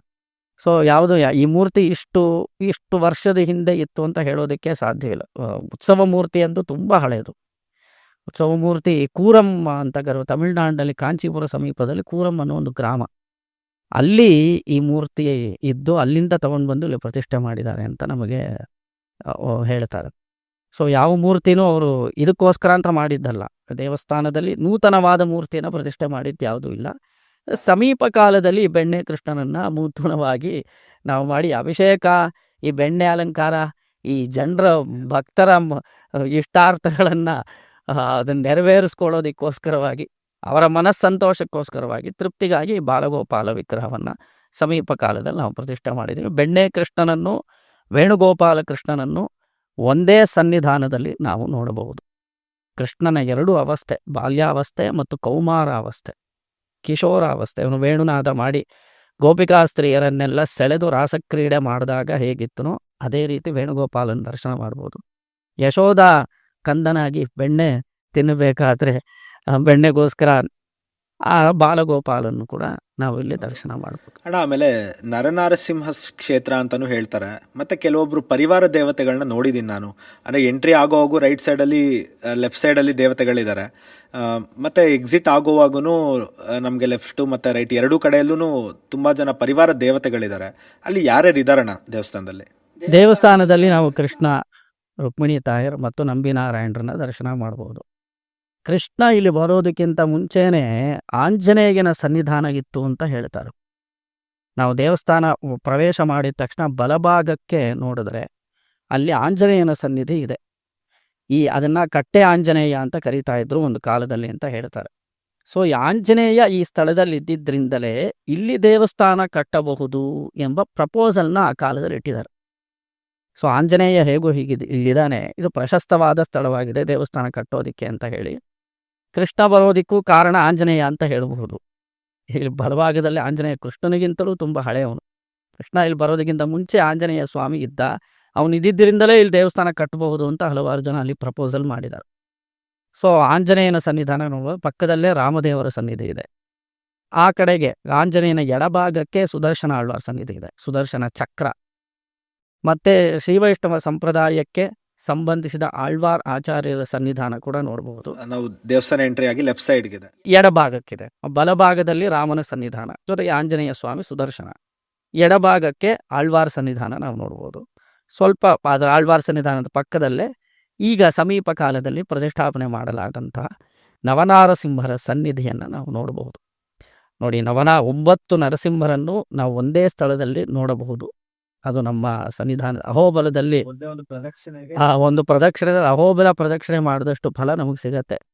ಅಹೋಬಲವೆಂಬ ದಿವ್ಯ ಕ್ಷೇತ್ರ, ಅಲ್ಲಿ ನರಸಿಂಹಾವತಾರವಾದಂತಹ ಸ್ಥಳ, ಉಗ್ರಸ್ತಂಭ, ಜೊತೆಗೆ ನವನಾರಸಿಂಹರು, ಕ್ರೋಡ, ಕಾರಂಜ, ಭಾರ್ಗವ, ಈ 9 ನರಸಿಂಹರನ್ನು ದರ್ಶನ ಮಾಡೋದಕ್ಕೆ 2 ದಿನ ಬೇಕಾಗತ್ತೆ. ಕಾಲ್ನಡಿಗೆಯಲ್ಲೇ ಹೋಗ್ಬೇಕು. ಅದನ್ನ ನವನಾರಸಿಂಹರನ್ನ ಹೋಬಳದಲ್ಲಿ ತುಂಬಾ ಶ್ರಮಪಟ್ಟು ದರ್ಶನ ಮಾಡ್ಬೇಕು. ಕಾಡು ಒಳಗಡೆ ಪ್ರವೇಶ ಮಾಡ್ಬೇಕು. ಕಾಲ್ನಡಿಗೆಯಲ್ಲೇ ಮೇಲೆ ಬೆಟ್ಟ ಹತ್ತಿಕೊಂಡು ಹೋಗ್ಬೇಕು. ಸ್ತಂಭಕ್ಕೆ ಹತ್ತಕ್ಕೆ ಟ್ರೆಕ್ಕಿಂಗ್ ಇದೆ. ಹೌದು. ಹೌದು. ಆದ್ದರಿಂದ ಇಲ್ಲಿ ನಾವು ನಮ್ಮ ಕೃಷ್ಣನ ಸನ್ನಿಧಾನದಲ್ಲಿ 9 ನರಸಿಂಹರನ್ನ ಪ್ರತಿಷ್ಠೆ ಮಾಡಿದ್ದೀವಿ. ಪ್ರಧಾನವಾಗಿ ಯೋಗ ನರಸಿಂಹ, ಸುತ್ತಲೂ 9 ನರಸಿಂಹ. ನೀವು ಒಂದು ಪ್ರದಕ್ಷಿಣೆ ಮಾಡಿಬಿಟ್ರೆ ಅಹೋಬಿಲ ಪ್ರದಕ್ಷಿಣೆ ಮಾಡಿದಷ್ಟು ಫಲ ಸಿಗಲಿ. ಸೊ ಇನ್ನೊಂದು ಒಳ್ಳೇದೇನಂದ್ರೆ ವಿತ್ ನೇಮ್ಸ್ ಇದೆ ಅಲ್ಲಿ ಕೆಳಗಡೆ, ಹೆಸರು ಸಮೇತ ಕೆಳಗಡೆ. ಅವರವರ ಸ್ವರೂಪ ಲಕ್ಷಣಗಳು. ಶ್ರೀತತ್ವ ನಿಧಿ ಅಂತ ಒಂದು ಗ್ರಂಥ, ಅದು ಮಹಾರಾಜರ ಕಾಲದಲ್ಲಿ, ಮೈಸೂರು ಅರಸರ ಕಾಲದಲ್ಲಿ ರಚನೆ ಮಾಡಲಾದಂತಹ ಗ್ರಂಥ. ಅದರಲ್ಲಿ ಯಾವ ರೀತಿ ನವನಾರಸಿಂಹರ ಲಕ್ಷಣ ಹೇಳಲ್ಪಟ್ಟಿದೆಯೋ ಅದೇ ರೀತಿ ಆ ಶಿಲೆಗಳನ್ನೆಲ್ಲ ಕೆತ್ತನೆ ಮಾಡಿ ಇಲ್ಲಿ ಬಿಂಬರೂಪದಲ್ಲಿ ಸ್ವಾಮಿಯನ್ನು ಪ್ರತಿಷ್ಠಾಪನೆ ಮಾಡಿದೆವು. ಸೊ ಲಕ್ಷಣಯುತವಾದ ನವನಾರಸಿಂಹರು ಆ ಗ್ರಂಥದಲ್ಲಿ ಯಾವ ರೀತಿ ಹೇಳಿದಾರೋ ಅದೇ ರೀತಿ ಇಲ್ಲಿ ಪ್ರತಿಷ್ಠೆ ಮಾಡಿದೆ. ತುಂಬಾ ಅಲ್ಲಿರೋ ಯೋಗ ನರಸಿಂಹ ತುಂಬಾ ಮುದ್ದಾಗಿ ತುಂಬಾ ಚೆನ್ನಾಗಿ ಕೂತಿದ್ದಾರೆ ಅಣ್ಣ. ಸೊ ದಟ್ ಈಸ್ ಅಲ್ಲೊಂದು ವಿಶೇಷತೆ ಏನು ಅಂದರೆ, ಸಾಮಾನ್ಯವಾಗಿ ನರಸಿಂಹದೇವರಿಗೆ ಪ್ರಧಾನವಾದ ಅಂಗ ಉಗುರು. ನಖದಿಂದ ತಾನೇ ಹಿರಣ್ಯಕಶಿಪುನ ಸಂಹಾರ ಮಾಡ್ತಾನೆ ಸ್ವಾಮಿ. ನೀವು ಎಷ್ಟೋ ಕಡೆ ಕರ್ನಾಟಕದಲ್ಲಿ ಯೋಗ ನರಸಿಂಹರನ್ನು ದರ್ಶನ ಮಾಡ್ಬೋದು. ತುಂಬ ಅದ್ಭುತವಾದ, ತುಂಬ ದೊಡ್ಡ ದೊಡ್ಡ ಕ್ಷೇತ್ರಗಳೆಲ್ಲ ಇದೆ ಕರ್ನಾಟಕದಲ್ಲಿ ಯೋಗ ನರಸಿಂಹನಿಗೆ ಸಂಬಂಧಿಸಿದ ಹಾಗೆ. ಗೊರೂರಿದೆ. ಆ ಥರ ಎಲ್ಲ ನರಸಿಂಹದೇವರಿಗೂ ಸ್ವಲ್ಪ ತೀಕ್ಷ್ಣವಾದ ನಖಗಳಿರೋದನ್ನು ನಾವು ಗಮನಿಸ್ಬೋದು. ನರಸಿಂಹನ ಬಿಂಬದಲ್ಲಿ ತುಂಬ ಪ್ರಧಾನವಾದ ನಖ, ಉಗುರು, ಆ ಮೊರೆ, ಆ ಸಿಂಹದ ಮೊರೆ ಇರುತ್ತೆ, ದಂಷ್ಟ್ರಾಕರಾಳ, ವಜ್ರಾಯುಧಕ್ಕೆ ಸಮಾನವಾದ ದಂತಗಳು ಅಂತ ಹೇಳ್ತಾರೆ. ಅಷ್ಟು ಅದ್ಭುತವಾಗಿರ್ತಾನೆ ನರಸಿಂಹನ ಸ್ವರೂಪ. ಉಗುರಿರತ್ತೆ. ಆದರೆ ನಮ್ಮ ದೇವಸ್ಥಾನದಲ್ಲಿರೋ ಯೋಗ ನರಸಿಂಹನಿಗೆ ಮಾತ್ರ ನೀವು ನಖ ನೋಡಲಿಕ್ಕಿಲ್ಲ, ಅವ್ರಿಗೆ ನಖ ಇರೋದಿಲ್ಲ. ಅದಕ್ಕೆ ಕಾರಣ ಏನು ಅಂದರೆ, ಕೃಷ್ಣನೇ ನರಸಿಂಹನ ವೇಷವನ್ನು ಧರಿಸಿ ನಮಗೆ ಆನಂದ ಪಡಿಸ್ತಾ ಇದ್ದಾನೆ ಎಂದು ಭಾವ. ಯೋಗಾರೂಢಂ ಅತಿ ಪ್ರಸನ್ನವದನಂ ಭೂಷಾ ಸಹಸ್ರೋಜ್ವಲಂ ಅಂತ ನರಸಿಂಹಸ್ವಾಮಿಯ ಧ್ಯಾನ ಶ್ಲೋಕದಲ್ಲಿ ಬರುತ್ತೆ. ಸಾಮಾನ್ಯವಾಗಿ ನರಸಿಂಹ ಅಂದರೆ ನಮಗೆಲ್ಲ ಉಗ್ರ ಸ್ವರೂಪವೇ ನೆನಪಿಗೆ ಬರೋದು. ಅವನು ತುಂಬಾ ಕೋಪ ಮಾಡ್ಕೊಳ್ತಾನೆ, ಗರ್ಜಿಸ್ತಾನೆ, ಪ್ರತಿಯೊಂದು ವಿಗ್ರಹನೂ ಹಂಗೆ ಇರುತ್ತೆ ಅಂತ ನಿಮಗೆ ಭಾವನೆ. ಆದರೆ ಶಾಂತ ನರಸಿಂಹ ಯೋಗ ನರಸಿಂಹ, ಅತಿ ಪ್ರಸನ್ನವದನ ಅಂತ ಹೇಳ್ತಾರೆ. ತುಂಬ ಸಂತೋಷದಿಂದ ಶಾಂತ ಸ್ವರೂಪಿಯಾಗಿ ಯೋಗಾಸನದಲ್ಲಿ ಕೂತು ದರ್ಶನ ಕೊಡುವಂತಹವನು ಯೋಗ ನರಸಿಂಹಸ್ವಾಮಿ. ಇವತ್ತಿಗೂ ನಾವು ನಮ್ಮ ನರಸಿಂಹನ ಶಾಂತ ಸ್ವರೂಪದಲ್ಲಿ ದರ್ಶನ ಮಾಡ್ಬೋದು. ಅವನಿಗೆ ಆ ಸಂಹಾರ ಮಾಡೋದಕ್ಕೋಸ್ಕರ ಬಂದಿಲ್ಲ, ಎಲ್ರೂ ಅನುಗ್ರಹ ಮಾಡೋದಕ್ಕೋಸ್ಕರ ನಾನು ಬಂದಿದ್ದೇನೆ ಅನ್ನೋದಕ್ಕೋಸ್ಕರ ಅವನು ನಖವನ್ನೆಲ್ಲ ಪ್ರದರ್ಶನ ಮಾಡದೆ, ನಖ ಅಂದರೆ ಸಂಹಾರ ಮಾಡೋದಕ್ಕೋಸ್ಕರ ತಾನೆ, ಅದನ್ನೆಲ್ಲ ತೋರಿಸದೆ ತುಂಬ ಶಾಂತ ಚಿತ್ತನಾಗಿ ಎಲ್ರಿಗೂ ಅನುಗ್ರಹ ಮಾತ್ರ ಮಾಡೋದಕ್ಕೋಸ್ಕರ ಕೂತಿರೋ ಹಾಗೆ ನಮ್ಮ ಯೋಗ ನರಸಿಂಹಸ್ವಾಮಿ ದರ್ಶನ ಕೊಡ್ತಾನೆ. ಹೌದು. ಕೃತಯುಗದಲ್ಲಿ ನರಸಿಂಹ, ತ್ರೇತಾಯುಗದಲ್ಲಿ ರಾಮ, ದ್ವಾಪರ ಯುಗದ ಕೃಷ್ಣ. ನೀವು ಜಯ ವಿಜಯರ ಕಥೆ ಗೊತ್ತಿರತ್ತೆ. ಅವರು ದ್ವಾರಪಾಲಕರಾಗಿದ್ದಾಗ ಸನಕ ಸನಂದನಾದಿಗಳು ಏಕಾಂತದಲ್ಲಿ ಪರಮಾತ್ಮನಿರಬೇಕಾದ್ರೆ ಪ್ರವೇಶ ಮಾಡೋದಕ್ಕೋಸ್ಕರ ಹೋಗ್ತಾರೆ. ಜಯ ವಿಜಯರು ಅವರನ್ನು ತಡೀತಾರೆ. ಅವಾಗ ತಡೆದ ತಕ್ಷಣ ಅವರು ಶಾಪ ಕೊಡ್ತಾರೆ. 3 ಜನ್ಮಗಳಲ್ಲಿ ನೀವು ರಾಕ್ಷಸರಾಗಿ ಹುಟ್ಟಿ, ಭಗವದ್ ವಿರೋಧಿಗಳಾಗಿ ಹುಟ್ಟಿ ಅಂತ ಶಾಪ ಕೊಟ್ಟಿದ್ದರಿಂದ ಕೃತಯುಗದಲ್ಲಿ ಹಿರಣ್ಯಾಕ್ಷ ಹಿರಣ್ಯಕಶಿಪಿಯಾಗಿ ಹುಟ್ಟಿದವರು, ತ್ರೇತಾಯುಗದಲ್ಲಿ ಅವರೇ ರಾವಣ ಕುಂಭಕರ್ಣರಾಗಿ ಹುಡ್ತಾರೆ, ದ್ವಾಪರ ಯುಗದಲ್ಲಿ ಶಿಶುಪಾಲ ದಂತವಕ್ರರಾಗಿ ಹುಡ್ತಾರೆ. ಶಾಪ ವಿಮೋಚನೆಗೋಸ್ಕರ ಅವರು ಪ್ರಾರ್ಥನೆ ಮಾಡಿದಾಗ ಭಗವಂತನೇ ಅವತಾರ ಮಾಡಿ ನಿಮ್ಮ ಶಾಪವನ್ನು ವಿಮೋಚನೆ ಮಾಡಲಿ ಅಂತ ಅನುಗ್ರಹ ಕೂಡ ಮಾಡಿರ್ತಾರೆ. ಆದ್ದರಿಂದ ಹಿರಣ್ಯಾಕ್ಷ ಹಿರಣ್ಯಕಶಿಪುನ ಸಂಹಾರ ಮಾಡಲಿಕ್ಕೆ ವರಾಹ ಮತ್ತು ನರಸಿಂಹ ಅವತಾರ ಆಗತ್ತೆ. ರಾವಣ ಕುಂಭಕರ್ಣರನ್ನು ಸಂಹಾರ ಮಾಡಲಿಕ್ಕೆ ರಾಮಾವತಾರವಾಗತ್ತೆ. ಶಿಶುಪಾಲ ದಂತವಕ್ರನ ಸಂಹಾರ ಮಾಡಲಿಕ್ಕೆ ಕೃಷ್ಣಾವತಾರ ಆಗತ್ತೆ. ಸೊ ಜಯ ವಿಜಯರಿಗೆ ಶಾಪ ವಿಮೋಚನೆ ಆಗತ್ತೆ. 3 ಪ್ರಧಾನ, ಅದು ನರಸಿಂಹ, ರಾಮ ಮತ್ತು ಕೃಷ್ಣ, 3 ದೇವತೆಗಳನ್ನು ಒಂದೇ ಆಲಯದಲ್ಲಿ ನಾವು ಕಂಡು ಆನಂದ ಪಡಬಹುದು. ಇನ್ನೊಂದು ವಿಷಯ ಏನು ಅಂದರೆ, ಪ್ರಣವ ಅಂತ ಒಂದು ಅಕ್ಷರ ಇದೆ ನೋಡಿ. ಪ್ರಣವ ಸಕಲ ವೇದಗಳ ಸಾರ, ಓಂಕಾರ. ಅದರಲ್ಲಿ 3 ಅಕ್ಷರಗಳು, ಅಕಾರ, ಉಕಾರ ಮತ್ತು ಮಕಾರ. ಅಕಾರ ಶಬ್ದವಾಚ್ಯನಾದವನು ನರಸಿಂಹ, ಉಕಾರ ಶಬ್ದವಾಚ್ಯನಾದವನು ರಾಮ, ಮಕಾರ ಶಬ್ದವಾಚ್ಯನಾದವನು ಕೃಷ್ಣ ಎಂದು ನಮಗೆ ತಂತ್ರಶಾಸ್ತ್ರದಲ್ಲಿ ಹೇಳಿದೆ. ಅದರಿಂದ ಪ್ರಣವಾಲಯ ಅಂತ ಕರಿಬೋದು ನಮ್ಮ ದೇವಸ್ಥಾನವನ್ನು. ಇಲ್ಲಿ ನರಸಿಂಹ, ಕೃಷ್ಣ ಮತ್ತು ರಾಮ 3 ಜನರನ್ನು ಇಲ್ಲಿ ನಾವು ದರ್ಶನ ಮಾಡಬಹುದು. ಇನ್ನೂ ಒಂದು ಮಾಹಿತಿ ಫಾರ್ ವ್ಯೂವರ್ಸ್ ಸೇಕ್. ಸಮೀಪ ಕಾಲದಲ್ಲಿ ನಾನು ಒಬ್ಬರು ದೊಡ್ಡ ಪಂಡಿತರು ಅವರ ಉಪನ್ಯಾಸದಲ್ಲಿ ಕೇಳಿದಂತಹ ವಿಷಯ ಹೇಳ್ತಾರೆ. ಗರ್ಗ ಸಂಹಿತೆಯಲ್ಲಿ ಕೃಷ್ಣ ಅನ್ನೋ ಶಬ್ದಕ್ಕೆ ಅರ್ಥವನ್ನು ತಿಳಿಸ್ತಾರೆ. What do you mean by this Krishna? Krishna ಅನ್ನೋ ಶಬ್ದಕ್ಕೆ ಅರ್ಥ ಏನು, ಮೀನಿಂಗ್ ಏನು? ಗರ್ಗ ಸಂಹಿತೆಯಲ್ಲಿ ಕೃಷ್ಣ ಅನ್ನೋ ಶಬ್ದದಲ್ಲಿ ಕಕಾರೋ ಕಮಲಾಸನಃ, ಕಕಾರೋ ಕಮಲಾ ನಾಯಕಃ, ಕಕಾರಕ್ಕೆ ನಾರಾಯಣ. ಕೃಷ್ಣ ಅನ್ನೋ ಶಬ್ದದಲ್ಲಿ ಕಕಾರ ಇದೆ, ರಕಾರ ಇದೆ, ನಕಾರ ಇದೆ. ಈ 3 ಅಕ್ಷರಗಳನ್ನು ನಾವು ಶಕಾರ ಇದೆ. ಇಷ್ಟು ಅಕ್ಷರಗಳನ್ನು ನಾವು ಕೃಷ್ಣ ಅನ್ನೋ ಶಬ್ದದಲ್ಲಿ ಗಮನಿಸಬಹುದು. ಸೊ ಕಕಾರಕ್ಕೆ ಕಮಲಾನಾಥಃ, ಶಕಾರಕ್ಕೆ ಷಾಡ್ಗುಣ್ಯಪೂರ್ಣಃ, ರಕಾರಕ್ಕೆ ರಾಮಃ, ನಕಾರಕ್ಕೆ ನರಸಿಂಹ. ಹೀಗೆ ಇದೆಲ್ಲವೂ ಸೇರಿದರೆ ಕೃಷ್ಣ ಅನ್ನೋ ಶಬ್ದ ಬರುತ್ತೆ. ಸೊ ಅದಷ್ಟು ದೇವತೆಗಳನ್ನು ನಾವು ನಮ್ಮ ದೇವಸ್ಥಾನದಲ್ಲಿ, ಕೃಷ್ಣನ ದೇವಸ್ಥಾನದಲ್ಲಿ ಗಮನಿಸಬಹುದು. ಕಕಾರ ಶಬ್ದನ ವಾಚನ ಆದಂತಹ ಕಮಲಾನಾಥಃ, ಷಾಡ್ಗುಣ್ಯಪೂರ್ಣಃ, ನಂಬಿನಾರಾಯಣರನ್ನು ನೋಡಬಹುದು. ಜೊತೆಗೆ ಕಕಾರ ಅಂದರೆ ಕೃಷ್ಣನೂ ಆಗತ್ತೆ, ಕೃಷ್ಣನನ್ನು ನೋಡಬಹುದು. ನಕಾರ ನರಸಿಂಹನೂ ಆಗತ್ತೆ, ರಕಾರಕ್ಕೆ ರಾಮನೂ ಆಗತ್ತೆ. ಸೊ ನಾರಾಯಣ, ಕೃಷ್ಣ, ರಾಮ ಮತ್ತು ನರಸಿಂಹ, ಇದು ಕೃಷ್ಣ ಎಂಬ ಶಬ್ದದಲ್ಲಿ ಇರುವಂತಹ ಎಲ್ಲ ದೇವತೆಗಳನ್ನು ನಾವು ಈ ದೇವಸ್ಥಾನದಲ್ಲಿ ದರ್ಶನ ಮಾಡಬಹುದು ಅಂತ ಒಂದು ಉಪನ್ಯಾಸದಲ್ಲಿ ಕೇಳಿದಂಥ ವಿಷಯ. ಸೊ ನಮ್ಮ ಜೊತೆ ಶೇರ್ ಮಾಡಿದೆ ಅಣ್ಣ. ಆಮೇಲೆ ದೇವಸ್ಥಾನ ಎಂಟ್ರಿ ಆಗಿದ ತಕ್ಷಣ, ಒಳಗಡೆ ಬಂದಿದ ತಕ್ಷಣ ನಾನು 2 ವಿಧವಾದ ತಿರುನಾಮಗಳನ್ನ ಗಮನಿಸಿದೆ ಅಣ್ಣ. ಅದು ಯಾವಾಗಲೂ ನನಗೆ ಕಾಡೋ ಪ್ರಶ್ನೆನೇ ಅದು. ಯಾಕೆ 2 ಹಾಕಿದ್ದಾರೆ? 2 ಒಂದೇ ಥರ ಇದೆ, ಯಾಕೆ 2 ತಿರುನಾಮಗಳನ್ನ ಬಳಸಿದ್ದಾರೆ ಅಂತ. ಅದ್ರ ಬಗ್ಗೆ ಹೇಳೋದಾದ್ರೆ ಅಣ್ಣ. ಆ 2 ತಿರುನಾಮಗಳು ಶ್ರೀ ವೈಷ್ಣವ ಸಂಪ್ರದಾಯಕ್ಕೆ ಸಂಬಂಧಿಸಿರುವಂತಹದ್ದು. ಇದನ್ನು ವಡಗಲೈ, ತೆಂಗಲೈ ಅಂತ ಕರೀತಾರೆ. ಅಣ್ಣ, ವಡಗಲೈ ಮತ್ತು ತೆಂಗಲೈ ನೋಡಿ, ರಾಮಾನುಜರ ಸಂಪ್ರದಾಯದಲ್ಲಿ ಈ 2 ಸಂಪ್ರದಾಯಕ್ಕೆ ಸೇರಿದಂತಹ ಶ್ರೀ ವೈಷ್ಣವರು ಇದ್ದಾರೆ. ರಾಮಾನುಜರ ಸಂಪ್ರದಾಯವನ್ನು ಅರ್ಥ ಮಾಡಿಕೊಳ್ಳೋದ್ರಲ್ಲಿ ವ್ಯತ್ಯಾಸ. ಸಂಪ್ರದಾಯ ಅಂತ ಒಂದಿದೆ, ಸಿದ್ಧಾಂತ ಅಂತಿದೆ, ವಿಶಿಷ್ಟಾದ್ವೈತ ಸಿದ್ಧಾಂತ. ಅದು ಶ್ರೀಭಾಷ್ಯಾದಿ ಗ್ರಂಥ ರಚನೆಯ ಮೂಲಕ ಭಗವತ್ ರಾಮಾನುಜರು ಸ್ಥಾಪನೆ ಮಾಡಿರುವಂಥದ್ದು. ಯಾವುದಾದ್ರೂ ಒಂದು ವಿಷಯ ಹೇಳಿದ್ರೆ ಅದನ್ನು ಒಬ್ಬೊಬ್ಬರು ಒಂದೊಂದು ರೀತಿ ಅರ್ಥ ಮಾಡ್ಕೊಳ್ತಾರೆ. ನೋಡಿ, ರಾಮಾನುಜರ ಸಂಪ್ರದಾಯವನ್ನು 2 ರೀತಿ ಅರ್ಥ ಮಾಡ್ಕೊಂಡಿದ್ದಾರೆ. 2 ಸೆಕ್ಟ್ ಆಫ್ ಪೀಪಲ್ ಅಂತ ಹೇಳಬಹುದು. 2 ಕಮ್ಯುನಿಟಿಯವರು ಅವರು ರಾಮಾನುಜರ ಸಂಪ್ರದಾಯವನ್ನು ಒಂದು ರೀತಿ ಅರ್ಥ ಮಾಡ್ಕೊಂಡಿದ್ದಾರೆ. ಅದರಲ್ಲಿರುವಂತಹ ವ್ಯತ್ಯಾಸ ಅದು ಬಡಗಲೈ ಮತ್ತು ತೆಂಗಲೈ. ಬಡಗಲೈ ಅವರು ರಾಮಾನುಜರ ಸಂಪ್ರದಾಯವನ್ನು ಒಂಥರ ಇಂಟರ್ಪ್ರಿಟ್ ಮಾಡ್ತಾರೆ, ತೆಂಗಲೈ ಅವರು ರಾಮಾನುಜ ಸಂಪ್ರದಾಯವನ್ನು ಇನ್ನೊಂದು ರೀತಿಯಲ್ಲಿ ಇಂಟರ್ಪ್ರಿಟ್ ಮಾಡ್ತಾರೆ. ಸೊ ಅವರು 2 ವಿಧವಾದ 2 sects in one community. Okay. So ಅವರು ತಿರುನಾಮಗಳನ್ನು ಬೇರೆ ವಿಧವಾಗಿ ಬಳಸ್ತಾರೆ. ಅವರು ಊರ್ಧ್ವಪುಂಡ್ರ ಲಾಂಛನ ಕೂಡ ಅವರಲ್ಲಿ ಸ್ವಲ್ಪ ಅಭಿಪ್ರಾಯ ಭೇದವಿದೆ. ಇದೇ ಥರ ಹಾಕೊಳ್ಳಬೇಕು, ಇದೇ ಥರ ಇಟ್ಕೊಳ್ಬೇಕು ಅಂತ ಒಂದು ಅಭಿಪ್ರಾಯ ಭೇದ ಇದೆ.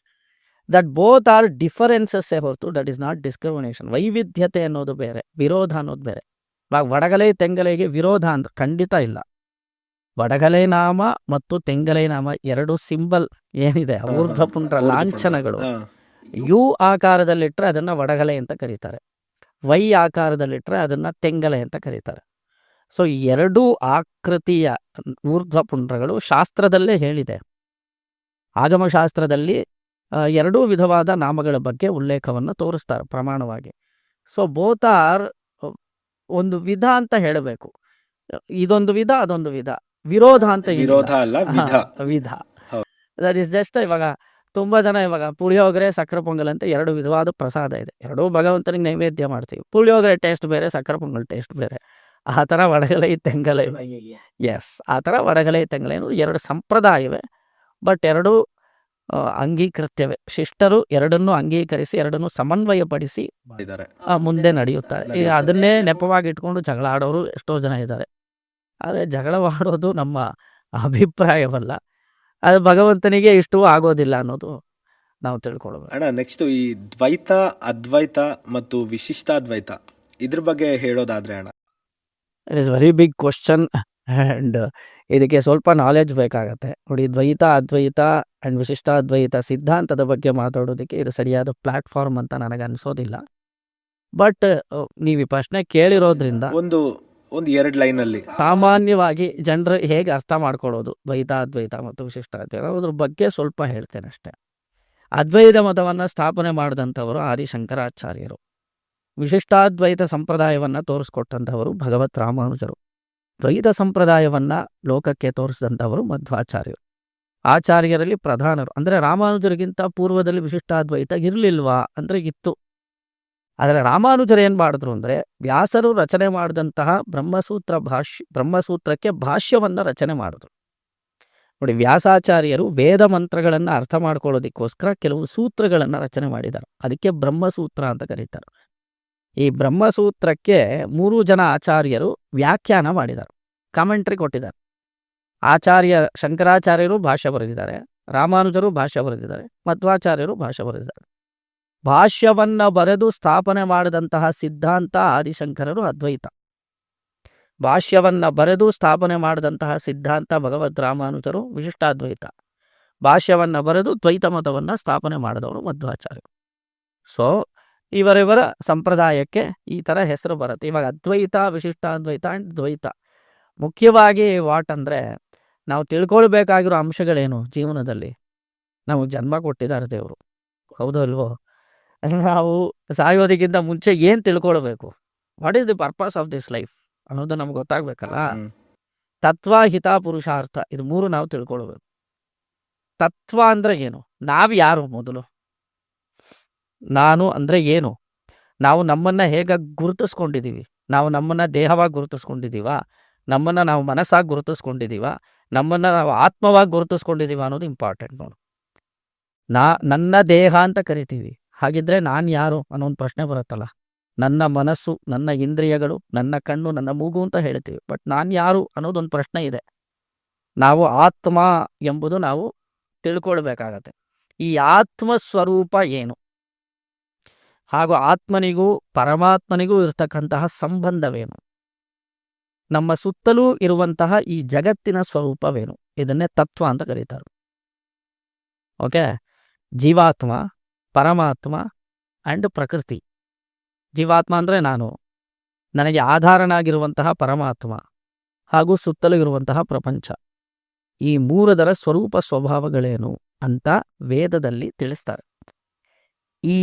ಆ ವೇದದಲ್ಲಿ ತಿಳಿಸಿರುವಂತಹ ಈ ಅಂಶಗಳ ಒಂದು ವಿಷಯವನ್ನೇ ಆಚಾರ್ಯರು ಅವರ ಭಾಷ್ಯದಲ್ಲಿ ಸ್ಥಾಪನೆ ಮಾಡಿ ತೋರಿಸ್ತಾರೆ.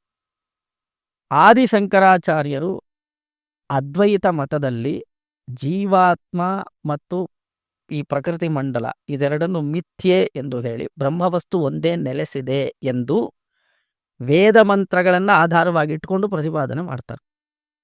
ಬ್ರಹ್ಮವಸ್ತು ಒಂದೇ ಇದೆ, ನಮ್ಮ ಸುತ್ತಲೂ ಇರ್ತಕ್ಕಂತಹ ಪ್ರಪಂಚ ಇದು ಮಾಯೆ. ಬ್ರಹ್ಮವಸ್ತು ಒಂದೇ ಇರೋದ್ರಿಂದ ಅದು ಅದ್ವೈತ. ತತ್ವವೆಂಬುದು ಒಂದೇ. ಸರಿಯಾ? ಹಿತ ಏನು? ಆ ಬ್ರಹ್ಮನನ್ನು ತಿಳಿಯುವುದು. ಪುರುಷಾರ್ಥವೇನು? ಬ್ರಹ್ಮನಲ್ಲಿ ಐಕ್ಯವಾಗುವುದು. ಇದು ಅದ್ವೈತ. ಸರಿಯಾ?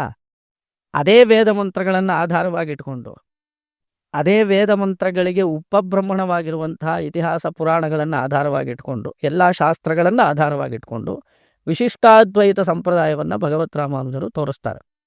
ಬ್ರಹ್ಮವಸ್ತು ಒಂದೇ ಇದೆ ಅಂದರೆ ಏನರ್ಥ? ಜೀವ ಇಲ್ಲ ಎಂದು ಅರ್ಥವಲ್ಲ. ಜೀವನೂ ಇದ್ದಾನೆ, ಜಗತ್ತೂ ಇದೆ. ಆದರೆ ಬ್ರಹ್ಮನಂತೆ ಜೀವನಿಲ್ಲ, ಬ್ರಹ್ಮನಂತೆ ಜಗತ್ತಿಲ್ಲ. ಆದ್ದರಿಂದ ಬ್ರಹ್ಮವಸ್ತು ಒಂದೇ ಇದೆ ಎಂದು ಪ್ರತಿಪಾದನೆ ಮಾಡ್ತಾರೆ ಆಚಾರ್ಯ ರಾಮಾನುಜರು. ಸೊ ರಾಮಾನುಜರ ಪ್ರಕಾರ ತತ್ವ 3: ಜೀವಾತ್ಮ, ಚಿತ್, ಅಚಿತ್, ಬ್ರಹ್ಮಂ. ಇದೆರಡು 3 ಇದೆ ಎಂಬುದು ರಾಮಾನುಜರ ಸಂಪ್ರದಾಯ. ನಮಗೆ ಹಿತ ಏನು? ರಾಮಾನುಜರ ಪ್ರಕಾರ ಅವನಿಗೆ ಶರಣಾಗತಿ ಮಾಡೋದು. ಪುರುಷಾರ್ಥ ಏನು? ಶರಣಾಗತಿ ಮಾಡಿದ ನಂತರ ಅವನು ನಮಗೆ ವೈಕುಂಠ ಲೋಕವನ್ನು ದಯಪಾಲಿಸ್ತಾನೆ, ಅವನು ಕೈಂಕರ್ಯ ಮಾಡೋದೇ ಅವನ ಪುರುಷಾರ್ಥ ಎಂದು ತೋರಿಸ್ಕೊಟ್ಟಿದ್ದಾರೆ. ಇದು ರಾಮಾನುಜರ ಸಂಪ್ರದಾಯ. ಮಧ್ವಾಚಾರ್ಯರು 2 ಅಂತ ತೋರಿಸ್ತಾರೆ. ಸ್ವತಂತ್ರನಾದವನು ಭಗವಂತ, ಪರತಂತ್ರವಾಗಿರುವಂತಹದ್ದು ಈ ಜೀವ ಮತ್ತು ಪ್ರಕೃತಿ ಮಂಡಲ. ಆದ್ದರಿಂದ ತತ್ವ 2: ಜೀವಾತ್ಮ, ಪ್ರಕೃತಿ 2 ಸೇರಿ ಭಗವಂತನಿಗೆ ಪರತಂತ್ರ. ಭಗವಂತ ಒಬ್ಬನೇ ಸ್ವತಂತ್ರ, ಅವನೇ ಉತ್ತಮ, ಹರಿ ಸರ್ವೋತ್ತಮ. ಇದು ಮಧ್ವಾಚಾರ್ಯರ ಸಂಪ್ರದಾಯ. ಹಿತ ಏನು? ಅವರು ಭಕ್ತಿ. ಪುರುಷಾರ್ಥ ಏನು? ಭಗವಂತನ ಸೇವೆ, ವೈಕುಂಠ ಲೋಕವೇ ಪುರುಷಾರ್ಥ, ಮೋಕ್ಷ ಇತ್ಯಾದಿ ವಿಷಯಗಳಲ್ಲಿ ಅವರವರ ಸಂಪ್ರದಾಯವನ್ನು, ಭಾಷ್ಯವನ್ನು ರಚನೆ ಮಾಡುವುದರ ಮೂಲಕ ತೋರಿಸ್ಕೊಟ್ಟಿದ್ದಾರೆ. ನಾವು ಸಿಂಪಲಾಗಿ ಹೇಳಬೇಕು ಅಂದರೆ, ಇವಾಗ ನರಸಿಂಹ ಅವತಾರ ನಿಮ್ಗೆ ಗೊತ್ತಿದೆ. ಕಂಬದಿಂದ ನರಸಿಂಹಸ್ವಾಮಿ ಒಡೆದು ಬಂದ. ಸರಿಯಾ? ಆಗ ಹಿರಣ್ಯಕಶಿಪು ಈ ಕಂಬದಲ್ಲಿ ಯಾಕೋ ನಿನ್ನ ಸ್ವಾಮಿ ಕಾಣಿಸ್ತಾ ಇಲ್ಲ ಅಂತ ಕೇಳ್ತಾನೆ.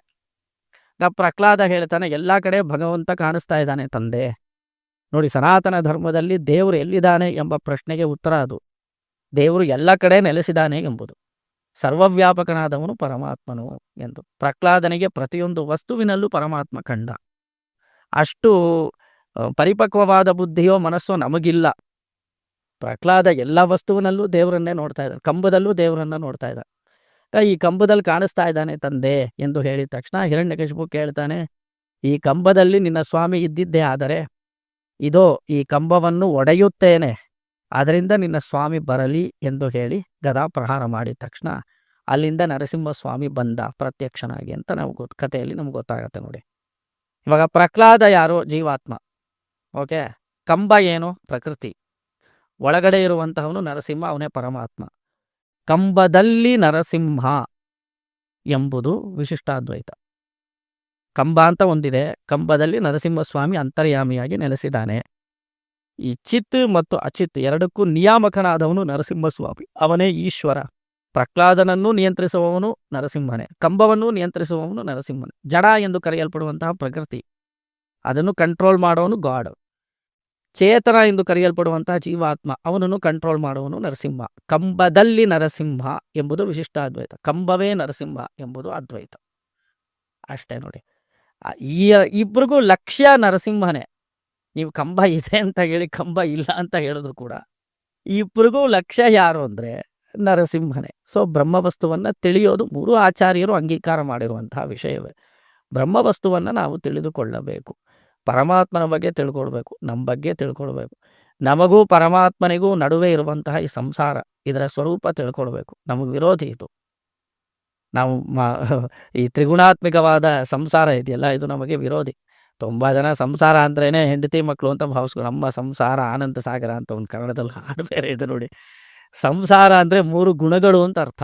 ಸತ್ವ, ರಜಸ್ಸು, ತಮಸ್ಸು, 3 ಗುಣಗಳಿಂದ ಕೂಡಿರುವಂತಹ ಮಾಯಾಪೂರಿತವಾದ ಸಂಸಾರ ಇದು. ಸಾರ ಶಬ್ದಕ್ಕೆ ಅದೇ ಅರ್ಥ. ನಾವು ಆ ಶಬ್ದವನ್ನು ಬೇರೆ ಬೇರೆ ಕಾಂಟೆಕ್ಸ್ನಲ್ಲಿ ಯೂಸ್ ಮಾಡಿಬಿಡ್ತೀವಿ. ಹೆಂಡತಿ ಮಕ್ಕಳನ್ನ ಹೇಳೋದಕ್ಕೆ ಹೊರಟು ಸಂಸಾರ ಅಂತ ಹೇಳ್ಬಿಡ್ತೀವಿ. ಸೊ ಅದು ಕೇರ್ಫುಲ್ಲಾಗಿ ಅರ್ಥ ಮಾಡ್ಕೊಳ್ಬೇಕು. ಓಕೆ ಅಣ್ಣ, ಇವಾಗ ಒಂದು ಸ್ಟ್ರಕ್ಚರ್ನ ಟೆಂಪಲ್ ಅಂತ ಯಾವಾಗ ಕರೀತಾರೆ? ದೇವರು ಎಲ್ಲಿ ನೆಲೆಸಿರ್ತಾನೋ ಅದೊಂದು ದೇವಸ್ಥಾನ ಅಂತ ಕರೀತಾರೆ. ಆದರೂ ಆಗಮಶಾಸ್ತ್ರೋಕ್ತವಾಗಿ ಒಂದು ಬಿಂಬವನ್ನು ಒಂದು ಸ್ಥಳದಲ್ಲಿ ಪ್ರತಿಷ್ಠಾಪನೆ ಮಾಡಿದಾಗ ಅದಕ್ಕೆ ಅಂತ ಕೆಲವು ಲಕ್ಷಣಗಳನ್ನು ಹೇಳಿದೆ ಶಾಸ್ತ್ರದಲ್ಲಿ.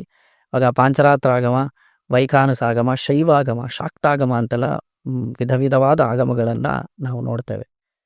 ವಿಷ್ಣು ಆಲಯಕ್ಕೆ ಸಂಬಂಧಿಸಿದ ಹಾಗೆ ವೈಖಾನಸಾಗಮ ಮತ್ತು ಪಾಂಚರಾತ್ರಾಗಮ ಇದನ್ನು ಉಪಯೋಗಿಸ್ತಾರೆ. ಶಿವಾಲಯವನ್ನು ಕಟ್ಟಬೇಕಾದ್ರೆ ಅದು ಶೈವಾಗಮಕ್ತವಾಗಿ ಕಟ್ತಾರೆ. ಶಕ್ತಿ ದೇವತೆಗಳನ್ನು ಕಟ್ಟಬೇಕಾದ್ರೆ ದೇವಸ್ಥಾನ ಶಾಕ್ತಾಗಮವನ್ನು ಬಳಸ್ತಾರೆ. ಸೊ ಆಗಮಶಾಸ್ತ್ರದ ಪ್ರಕಾರವಾಗಿ ಒಂದು ದೇವಸ್ಥಾನವನ್ನು ಕಟ್ಟಬೇಕು. ಮುಖ್ಯವಾಗಿ ಪಾಂಚರಾತ್ರಾಗಮದಲ್ಲಿ ಗರ್ಭಮಂದಿರ, ಶುಕನಾಸಿಕ, ಸ್ತೂಪಿಕಾಂತರಾಳ, ಮಧ್ಯರಂಗ, ಮಹದಾಸ್ಥಾನ, ಗೋಪುರ ಪ್ರಾಕಾರ, ಪಚನಾಲಯ, ಯಾಗಶಾಲಾದಿ ಅನೇಕ ಮಂಟಪಾನಾಮಂತ ಆಲಯ ಲಕ್ಷಣ ಹೇಳ್ತಾರೆ. ಗರ್ಭಮಂದಿರ ಇರಬೇಕು. ಗರ್ಭಮಂದಿರದ ಮುಂಭಾಗ ಶುಕನಾಸಿಕ ಅಂತ ಒಂದು ಸ್ಥಳ ಇರುತ್ತೆ. ಶುಕ ಅಂದರೆ ಗಿಳಿ ಅಂತ ಅರ್ಥ. ಗಿಳಿಯ ಮೂಗು ಯಾವ ಆಕೃತಿಯಲ್ಲಿರುತ್ತೋ ಆ ರೀತಿ ಶುಕನಾಸಿಕ ಇರಬೇಕು, ಅದರ ಆಕಾರದಲ್ಲಿರುತ್ತೆ. ಗರ್ಭಗೃಹದ ಮುಂದೆ ಇರುವಂತಹ ಶುಕನಾಸಿಕ, ಅದರ ಆದಮೇಲೆ ಬರುವಂತಹ ಸ್ತೂಪಿಕ, ಮಧ್ಯರಂಗ, ಆಮೇಲೆ ಮಹದಾಸ್ಥಾನ, ಆಮೇಲೆ ಚತುರ್ಗೋಪುರಗಳು ಮತ್ತು ಪ್ರಾಕಾರಗಳು. ಅದು ಪಂಚಪ್ರಾಕಾರವಾಗಲಿ 7 ಪ್ರಾಕಾರವಾಗಲಿ.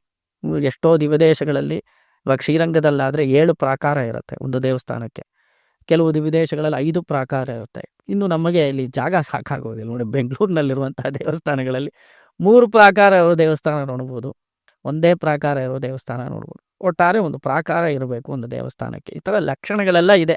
ಅನೇಕ ಮಂಟಪಗಳೆಲ್ಲ ಇರುತ್ತೆ ಒಂದು ದೇವಸ್ಥಾನಕ್ಕೆ. ಅಷ್ಟೂ ಲಕ್ಷಣಗಳಿಂದ ಕೂಡಿದ ದೇವಸ್ಥಾನವನ್ನು ನಮಗೆ ಬೆಂಗಳೂರಿನಲ್ಲಿ ಸಿಗೋದು ತುಂಬ ಕಷ್ಟ. ಆದರೆ ನಿಮಗೊಂದು ವಿಷಯ ಹೇಳ್ತೀನಿ, ನಮ್ಮ ದೇವಸ್ಥಾನ ಇದಿಷ್ಟು ಲಕ್ಷಣದಿಂದ ಇದೆ. ಇದೆ. ಇದಕ್ಕೆ 7-5 ಪ್ರಾಕಾರ ಇಲ್ಲದೆ ಇರ್ಬೋದು. ಒಂದೇ ಪ್ರಾಕಾರದಲ್ಲಿ ತಟಾಕ ಇದೆ, ಕಲ್ಯಾಣಿ ಇದೆ, ವಸಂತ ಮಂಟಪಗಳಿದೆ, ಗರ್ಭಮಂದಿರ, ಶುಕನಾಸಿ, ಸ್ತೂಪಿಕ, ಅಂತರಾಳ, ಮಹದಾಸ್ಥಾನ, ಇದೆಷ್ಟು ಲಕ್ಷಣಗಳು ನಮ್ಮ ದೇವಸ್ಥಾನದಲ್ಲಿ ನೀವು ನೋಡ್ಬೋದು. ಆ ಕಾಲದಲ್ಲಿ ತುಂಬ ಇದು 100 ವರ್ಷ ಇತಿಹಾಸ ಇರೋದ್ರಿಂದ 100 ವರ್ಷದಿಂದ ಸ್ವಲ್ಪ ಜಾಗ ಅಧಿಕವಾಗಿತ್ತು, ಆದ್ದರಿಂದ ಕಟ್ಟೋದಕ್ಕೆ ಅವಕಾಶ ಇತ್ತು. ಇವಾಗ ರೋಡ್ಗೊಂದು ದೇವಸ್ಥಾನ ಕಟ್ತಾ ಇದ್ದಾರೆ. ಅದು ಎಲ್ಲಿ ಜಾಗ ಸಿಕ್ಕಿದ ಕಡೆಯಲ್ಲೆಲ್ಲ ಒಂದು ಚಿಕ್ಕ ಪುಟ್ಟ ವಿಗ್ರಹ ಕಟ್ಟಿಬಿಟ್ಟು ಇವಾಗೆಲ್ಲ ಮಾಡ್ತಾ ಇದ್ದಾರೆ. ಆದರೆ ವಾಸ್ತವಿಕವಾಗಿ ನೋಡಿದ್ರೆ ಊರಿಗೆ ಒಂದೇ ದೇವಸ್ಥಾನ ಇದ್ದರೆ ಚಂದ ಅಂತ ಕಾಣಿಸುತ್ತೆ. ಆಗ ಎಲ್ಲರೂ ಒಂದೇ ದೇವಸ್ಥಾನಕ್ಕೆ ಬಂದು ಸೇರಿಕೊಳ್ತಾರೆ. ಆ ಕಾಲದಲ್ಲಿ ಆದರೆ ಒಂದೊಂದು ಪ್ರಾಚೀನ ಗ್ರಾಮಗಳಲ್ಲಿ ಒಂದು ಶಿವಾಲಯ, ಒಂದು ವಿಷ್ಣು ಆಲಯ, ವಿಷ್ಣು ಆ ಶಕ್ತಿ ಆಲಯ ಅಷ್ಟೇ. ಅದಕ್ಕೆ ಆಯಾಯ ಹಬ್ಬ ಬಂದಾಗ ಎಲ್ಲರೂ ಆ ಒಂದು ದೇವಸ್ಥಾನದಲ್ಲಿ ಸೇರಿಕೊಳ್ತಾರೆ. ಇವಾಗ ಏನಾಗ್ಬಿಡತ್ತೆ ಅಂದರೆ ಎಲ್ಲ ದೇವಸ್ಥಾನಕ್ಕೂ ಇದು ಎಲ್ಲರೂ ಹೋಗ್ತಾರೆ. ಎಲ್ರಿಗೂ ಒಂಥರ ವಾರಕ್ಕೊಂದಿನ ಒಂದು ದೇವಸ್ಥಾನಕ್ಕೆ ಅಂತ ಹೋಗ್ತಾ ಇದ್ದಾರೆ. ದೇವಸ್ಥಾನಗಳು ಇರೋದ್ರ ಬಗ್ಗೆ ನಮಗೆ ಆಕ್ಷೇಪಣೆ ಏನಿಲ್ಲ. ಆದರೆ ಈ ಪ್ರಶಸ್ತವಾದ ಸ್ಥಳದಲ್ಲಿ ದೇವಸ್ಥಾನ ಕಟ್ಟಬೇಕು ಅನ್ನೋ ನಿರ್ಬಂಧ ಇದೆ. ಕಟ್ಟಿದಾಗ ಅದರಲ್ಲಿ ಸಾನ್ನಿಧ್ಯ ಅಧಿಕವಾಗಿರುತ್ತೆ.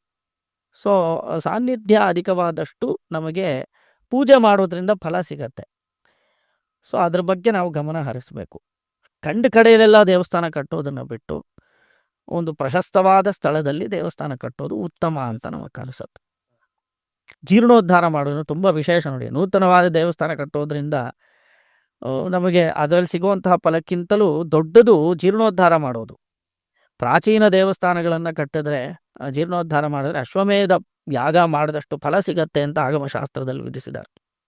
ಸೊ ಆದಷ್ಟು ನಾವು ಜೀರ್ಣೋದ್ಧಾರ ಮಾಡೋದನ್ನು ಸ್ವಲ್ಪ ಅದರ ಬಗ್ಗೆ ಇಂಟ್ರೆಸ್ಟ್ ತೋರಿಸ್ಬೇಕು. ಹೊಸ ದೇವಸ್ಥಾನ ಕಟ್ಟೋದಕ್ಕಿಂತ ಅದು ಉತ್ತಮ ಅಂತ ನಮಗೆ ಅನ್ಸುತ್ತೆ. ಓಕೆ ಅಣ್ಣ, ಶ್ರೀಕೃಷ್ಣ ಮತ್ತು ಗೋವುಗಳ ಬಗ್ಗೆ ಅವರಿಬ್ಬರಿಗೂ ಇರೋ ನಿಕಟವಾದ ಸಂಬಂಧದ ಬಗ್ಗೆ ನೀವು ಹೇಳೋದಾದರೆ?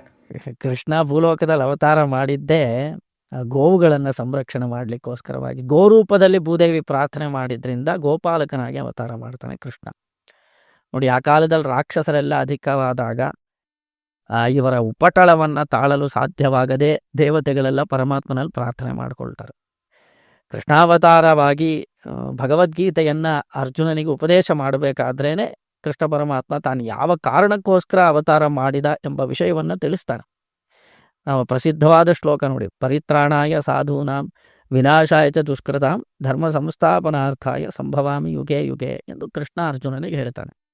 ಸಾಧು ಜನರನ್ನು ಸಂರಕ್ಷಣೆ ಮಾಡೋದಕ್ಕೋಸ್ಕರವಾಗಿಯೂ ದುಷ್ಟರನ್ನೆಲ್ಲ ಸಂಹಾರ ಮಾಡಿ ಧರ್ಮವನ್ನು ಸ್ಥಾಪನೆ ಮಾಡುವುದಕ್ಕಾಗಿಯೂ ನಾನು ಪ್ರತಿ ಯುಗದಲ್ಲಿಯೂ ಅವತಾರ ಮಾಡುತ್ತೇನೆ ಎಂದು ಕೃಷ್ಣ ಹೇಳ್ತಾನೆ. ಇಲ್ಲಿ ಸಾಧು ಜನರನ್ನು ಸಂರಕ್ಷಣೆ ಮಾಡೋದು ಪ್ರಧಾನವಾದ ಉದ್ದೇಶ. ದುಷ್ಟರ ಸಂಹಾರ ಅನ್ನೋದು ಸೆಕೆಂಡ್ರಿ ರೀಸನ್. ಎರಡು ವಿಧ ಹೇಳ್ಬೋದು, ಪ್ರೈಮರಿ ಆ್ಯಂಡ್ ಸೆಕೆಂಡ್ರಿ ಅಂತ. ಪ್ರೈಮರಿ ರೀಸನ್ ಏನು ಅಂದರೆ ಭಕ್ತರನ್ನು ಸಂತೋಷಪಡಿಸೋದೆ. ಗೋರೂಪದಲ್ಲಿ ಭೂದೇವಿ ಹಾಗೂ ಬ್ರಹ್ಮ ಇಬ್ಬರೂ ಕ್ಷೀರಾಬ್ಧಿಯಲ್ಲಿ ಪರಮಾತ್ಮನಿಗೆ ಪ್ರಾರ್ಥನೆ ಮಾಡಿದಾಗ ಲೋಕದಲ್ಲಿ ರಾಕ್ಷಸರ ಕಾಟ ಅಧಿಕವಾಗಿದೆ, ಭೂಭಾರ ಅಧಿಕವಾಗಿದೆ, ನೀನು ಅವತರಿಸಿ ಎಲ್ಲ ದುಷ್ಟರನ್ನು ಸಂಹಾರ ಮಾಡಿ ಲೋಕದಲ್ಲಿ ಧರ್ಮಸ್ಥಾಪನೆ ಮಾಡಬೇಕು ಅಂತ ಪ್ರಾರ್ಥನೆ ಮಾಡಿದ್ರಿಂದ ಗೋವಳರ ಕುಲದಲ್ಲಿ ಗೋಪಾಲಕನಾಗಿ ಪರಮಾತ್ಮ ಅವತಾರ ಮಾಡ್ತಾನೆ. ಭೂದೇವಿ ಗೋರೂಪದಲ್ಲಿ ಪ್ರಾರ್ಥನೆ ಮಾಡಿದ್ರಿಂದ ಆ ಗೋವನ್ನೇ ಸಂರಕ್ಷಣೆ ಮಾಡುವಂಥವನಾಗಿ ಭೂಲೋಕದಲ್ಲಿ ಅವತಾರ ಮಾಡಿ ತನ್ನ ಸೌಲಭ್ಯ ಸೌಶೀಲ್ಯ ಮೊದಲಾದ ಗುಣಗಳನ್ನು ಪ್ರಕಟಪಡಿಸ್ತಾನೆ. ಭಗವಂತ ಎಷ್ಟು ಸುಲಭ ಅನ್ನೋದು ನಮಗೆ ಹೇಗೆ ಗೊತ್ತಾಗತ್ತೆ? ಅವತಾರ ಕಾಲದಲ್ಲೇ ಗೊತ್ತಾಗುತ್ತೆ. ವೈಕುಂಠ ಲೋಕದಲ್ಲಿರೋ ದೇವ್ರನ್ನ ದರ್ಶನ ಮಾಡೋದಕ್ಕೆ ಸಾಧ್ಯವ ನಮ್ಮಿಂದ ಇವಾಗ? ಆಗಲ್ಲ. ಹಾಗಿದ್ರೆ ಅವ್ನು ನಮ್ಗೆ ಸುಲಭದಾಗಿ ಸಿಗೋದಿಲ್ವಲ್ಲ ಸ್ವಾಮಿ ಅಂತ ನೀವು ಕೇಳಬೇಕು.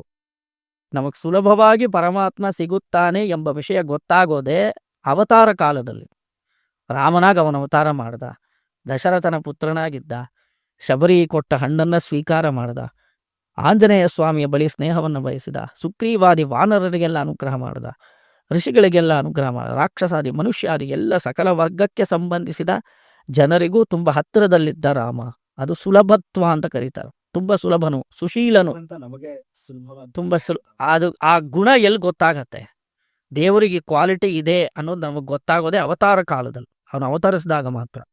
ಇಷ್ಟು ಸುಲಭನಾಗಿದ್ದಾನೆ ಕೃಷ್ಣ ಪರಮಾತ್ಮ ಅನ್ನೋದು ನಮ್ಗೆ ಗೊತ್ತಾಗೋದೆ ಅವನು ಭೂಲೋಕದಲ್ಲಿ ಅವತಾರ ಮಾಡಿ ಕರೆದವರು ಮಡಿಲಿಗೆ ಏರಿ ಅವ್ರು ಕೊಟ್ಟ ಬೆಣ್ಣೆ ಚಕ್ಕಲಿನೆಲ್ಲ ತಿಂದು ಅವರಲ್ಲಿ ಒಬ್ಬನಾಗಿದ್ದು, ಅವನು ಸಾಕ್ಷಾತ್ ಭಗವಂತನೇ ಆಗಿದ್ದರೂ ಕೂಡ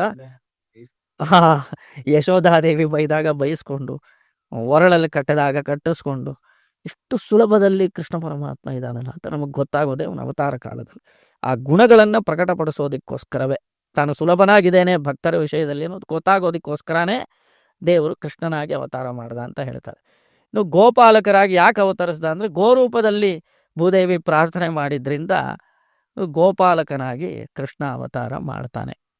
ಗೋವುಗಳನ್ನು ಸಂರಕ್ಷಣೆ ಮಾಡೋದು ತುಂಬ ಮುಖ್ಯ ನೋಡಿ. ಗೋವುಗಳಲ್ಲಿ ಸಕಲ ದೇವತೆಗಳು ನೆಲೆಸಿರ್ತಾರೆ.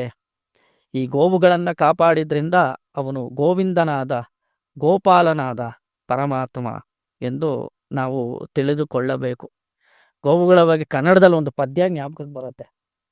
ನರಸಿಂಹಾಚಾರ್ಯರೆಂಬ ಕವಿಗಳು ಕನ್ನಡದಲ್ಲಿ ಗೋವಿನ ವಿಷಯವಾಗಿ ಒಂದು ಪದ್ಯ ಬರೀತಾರೆ.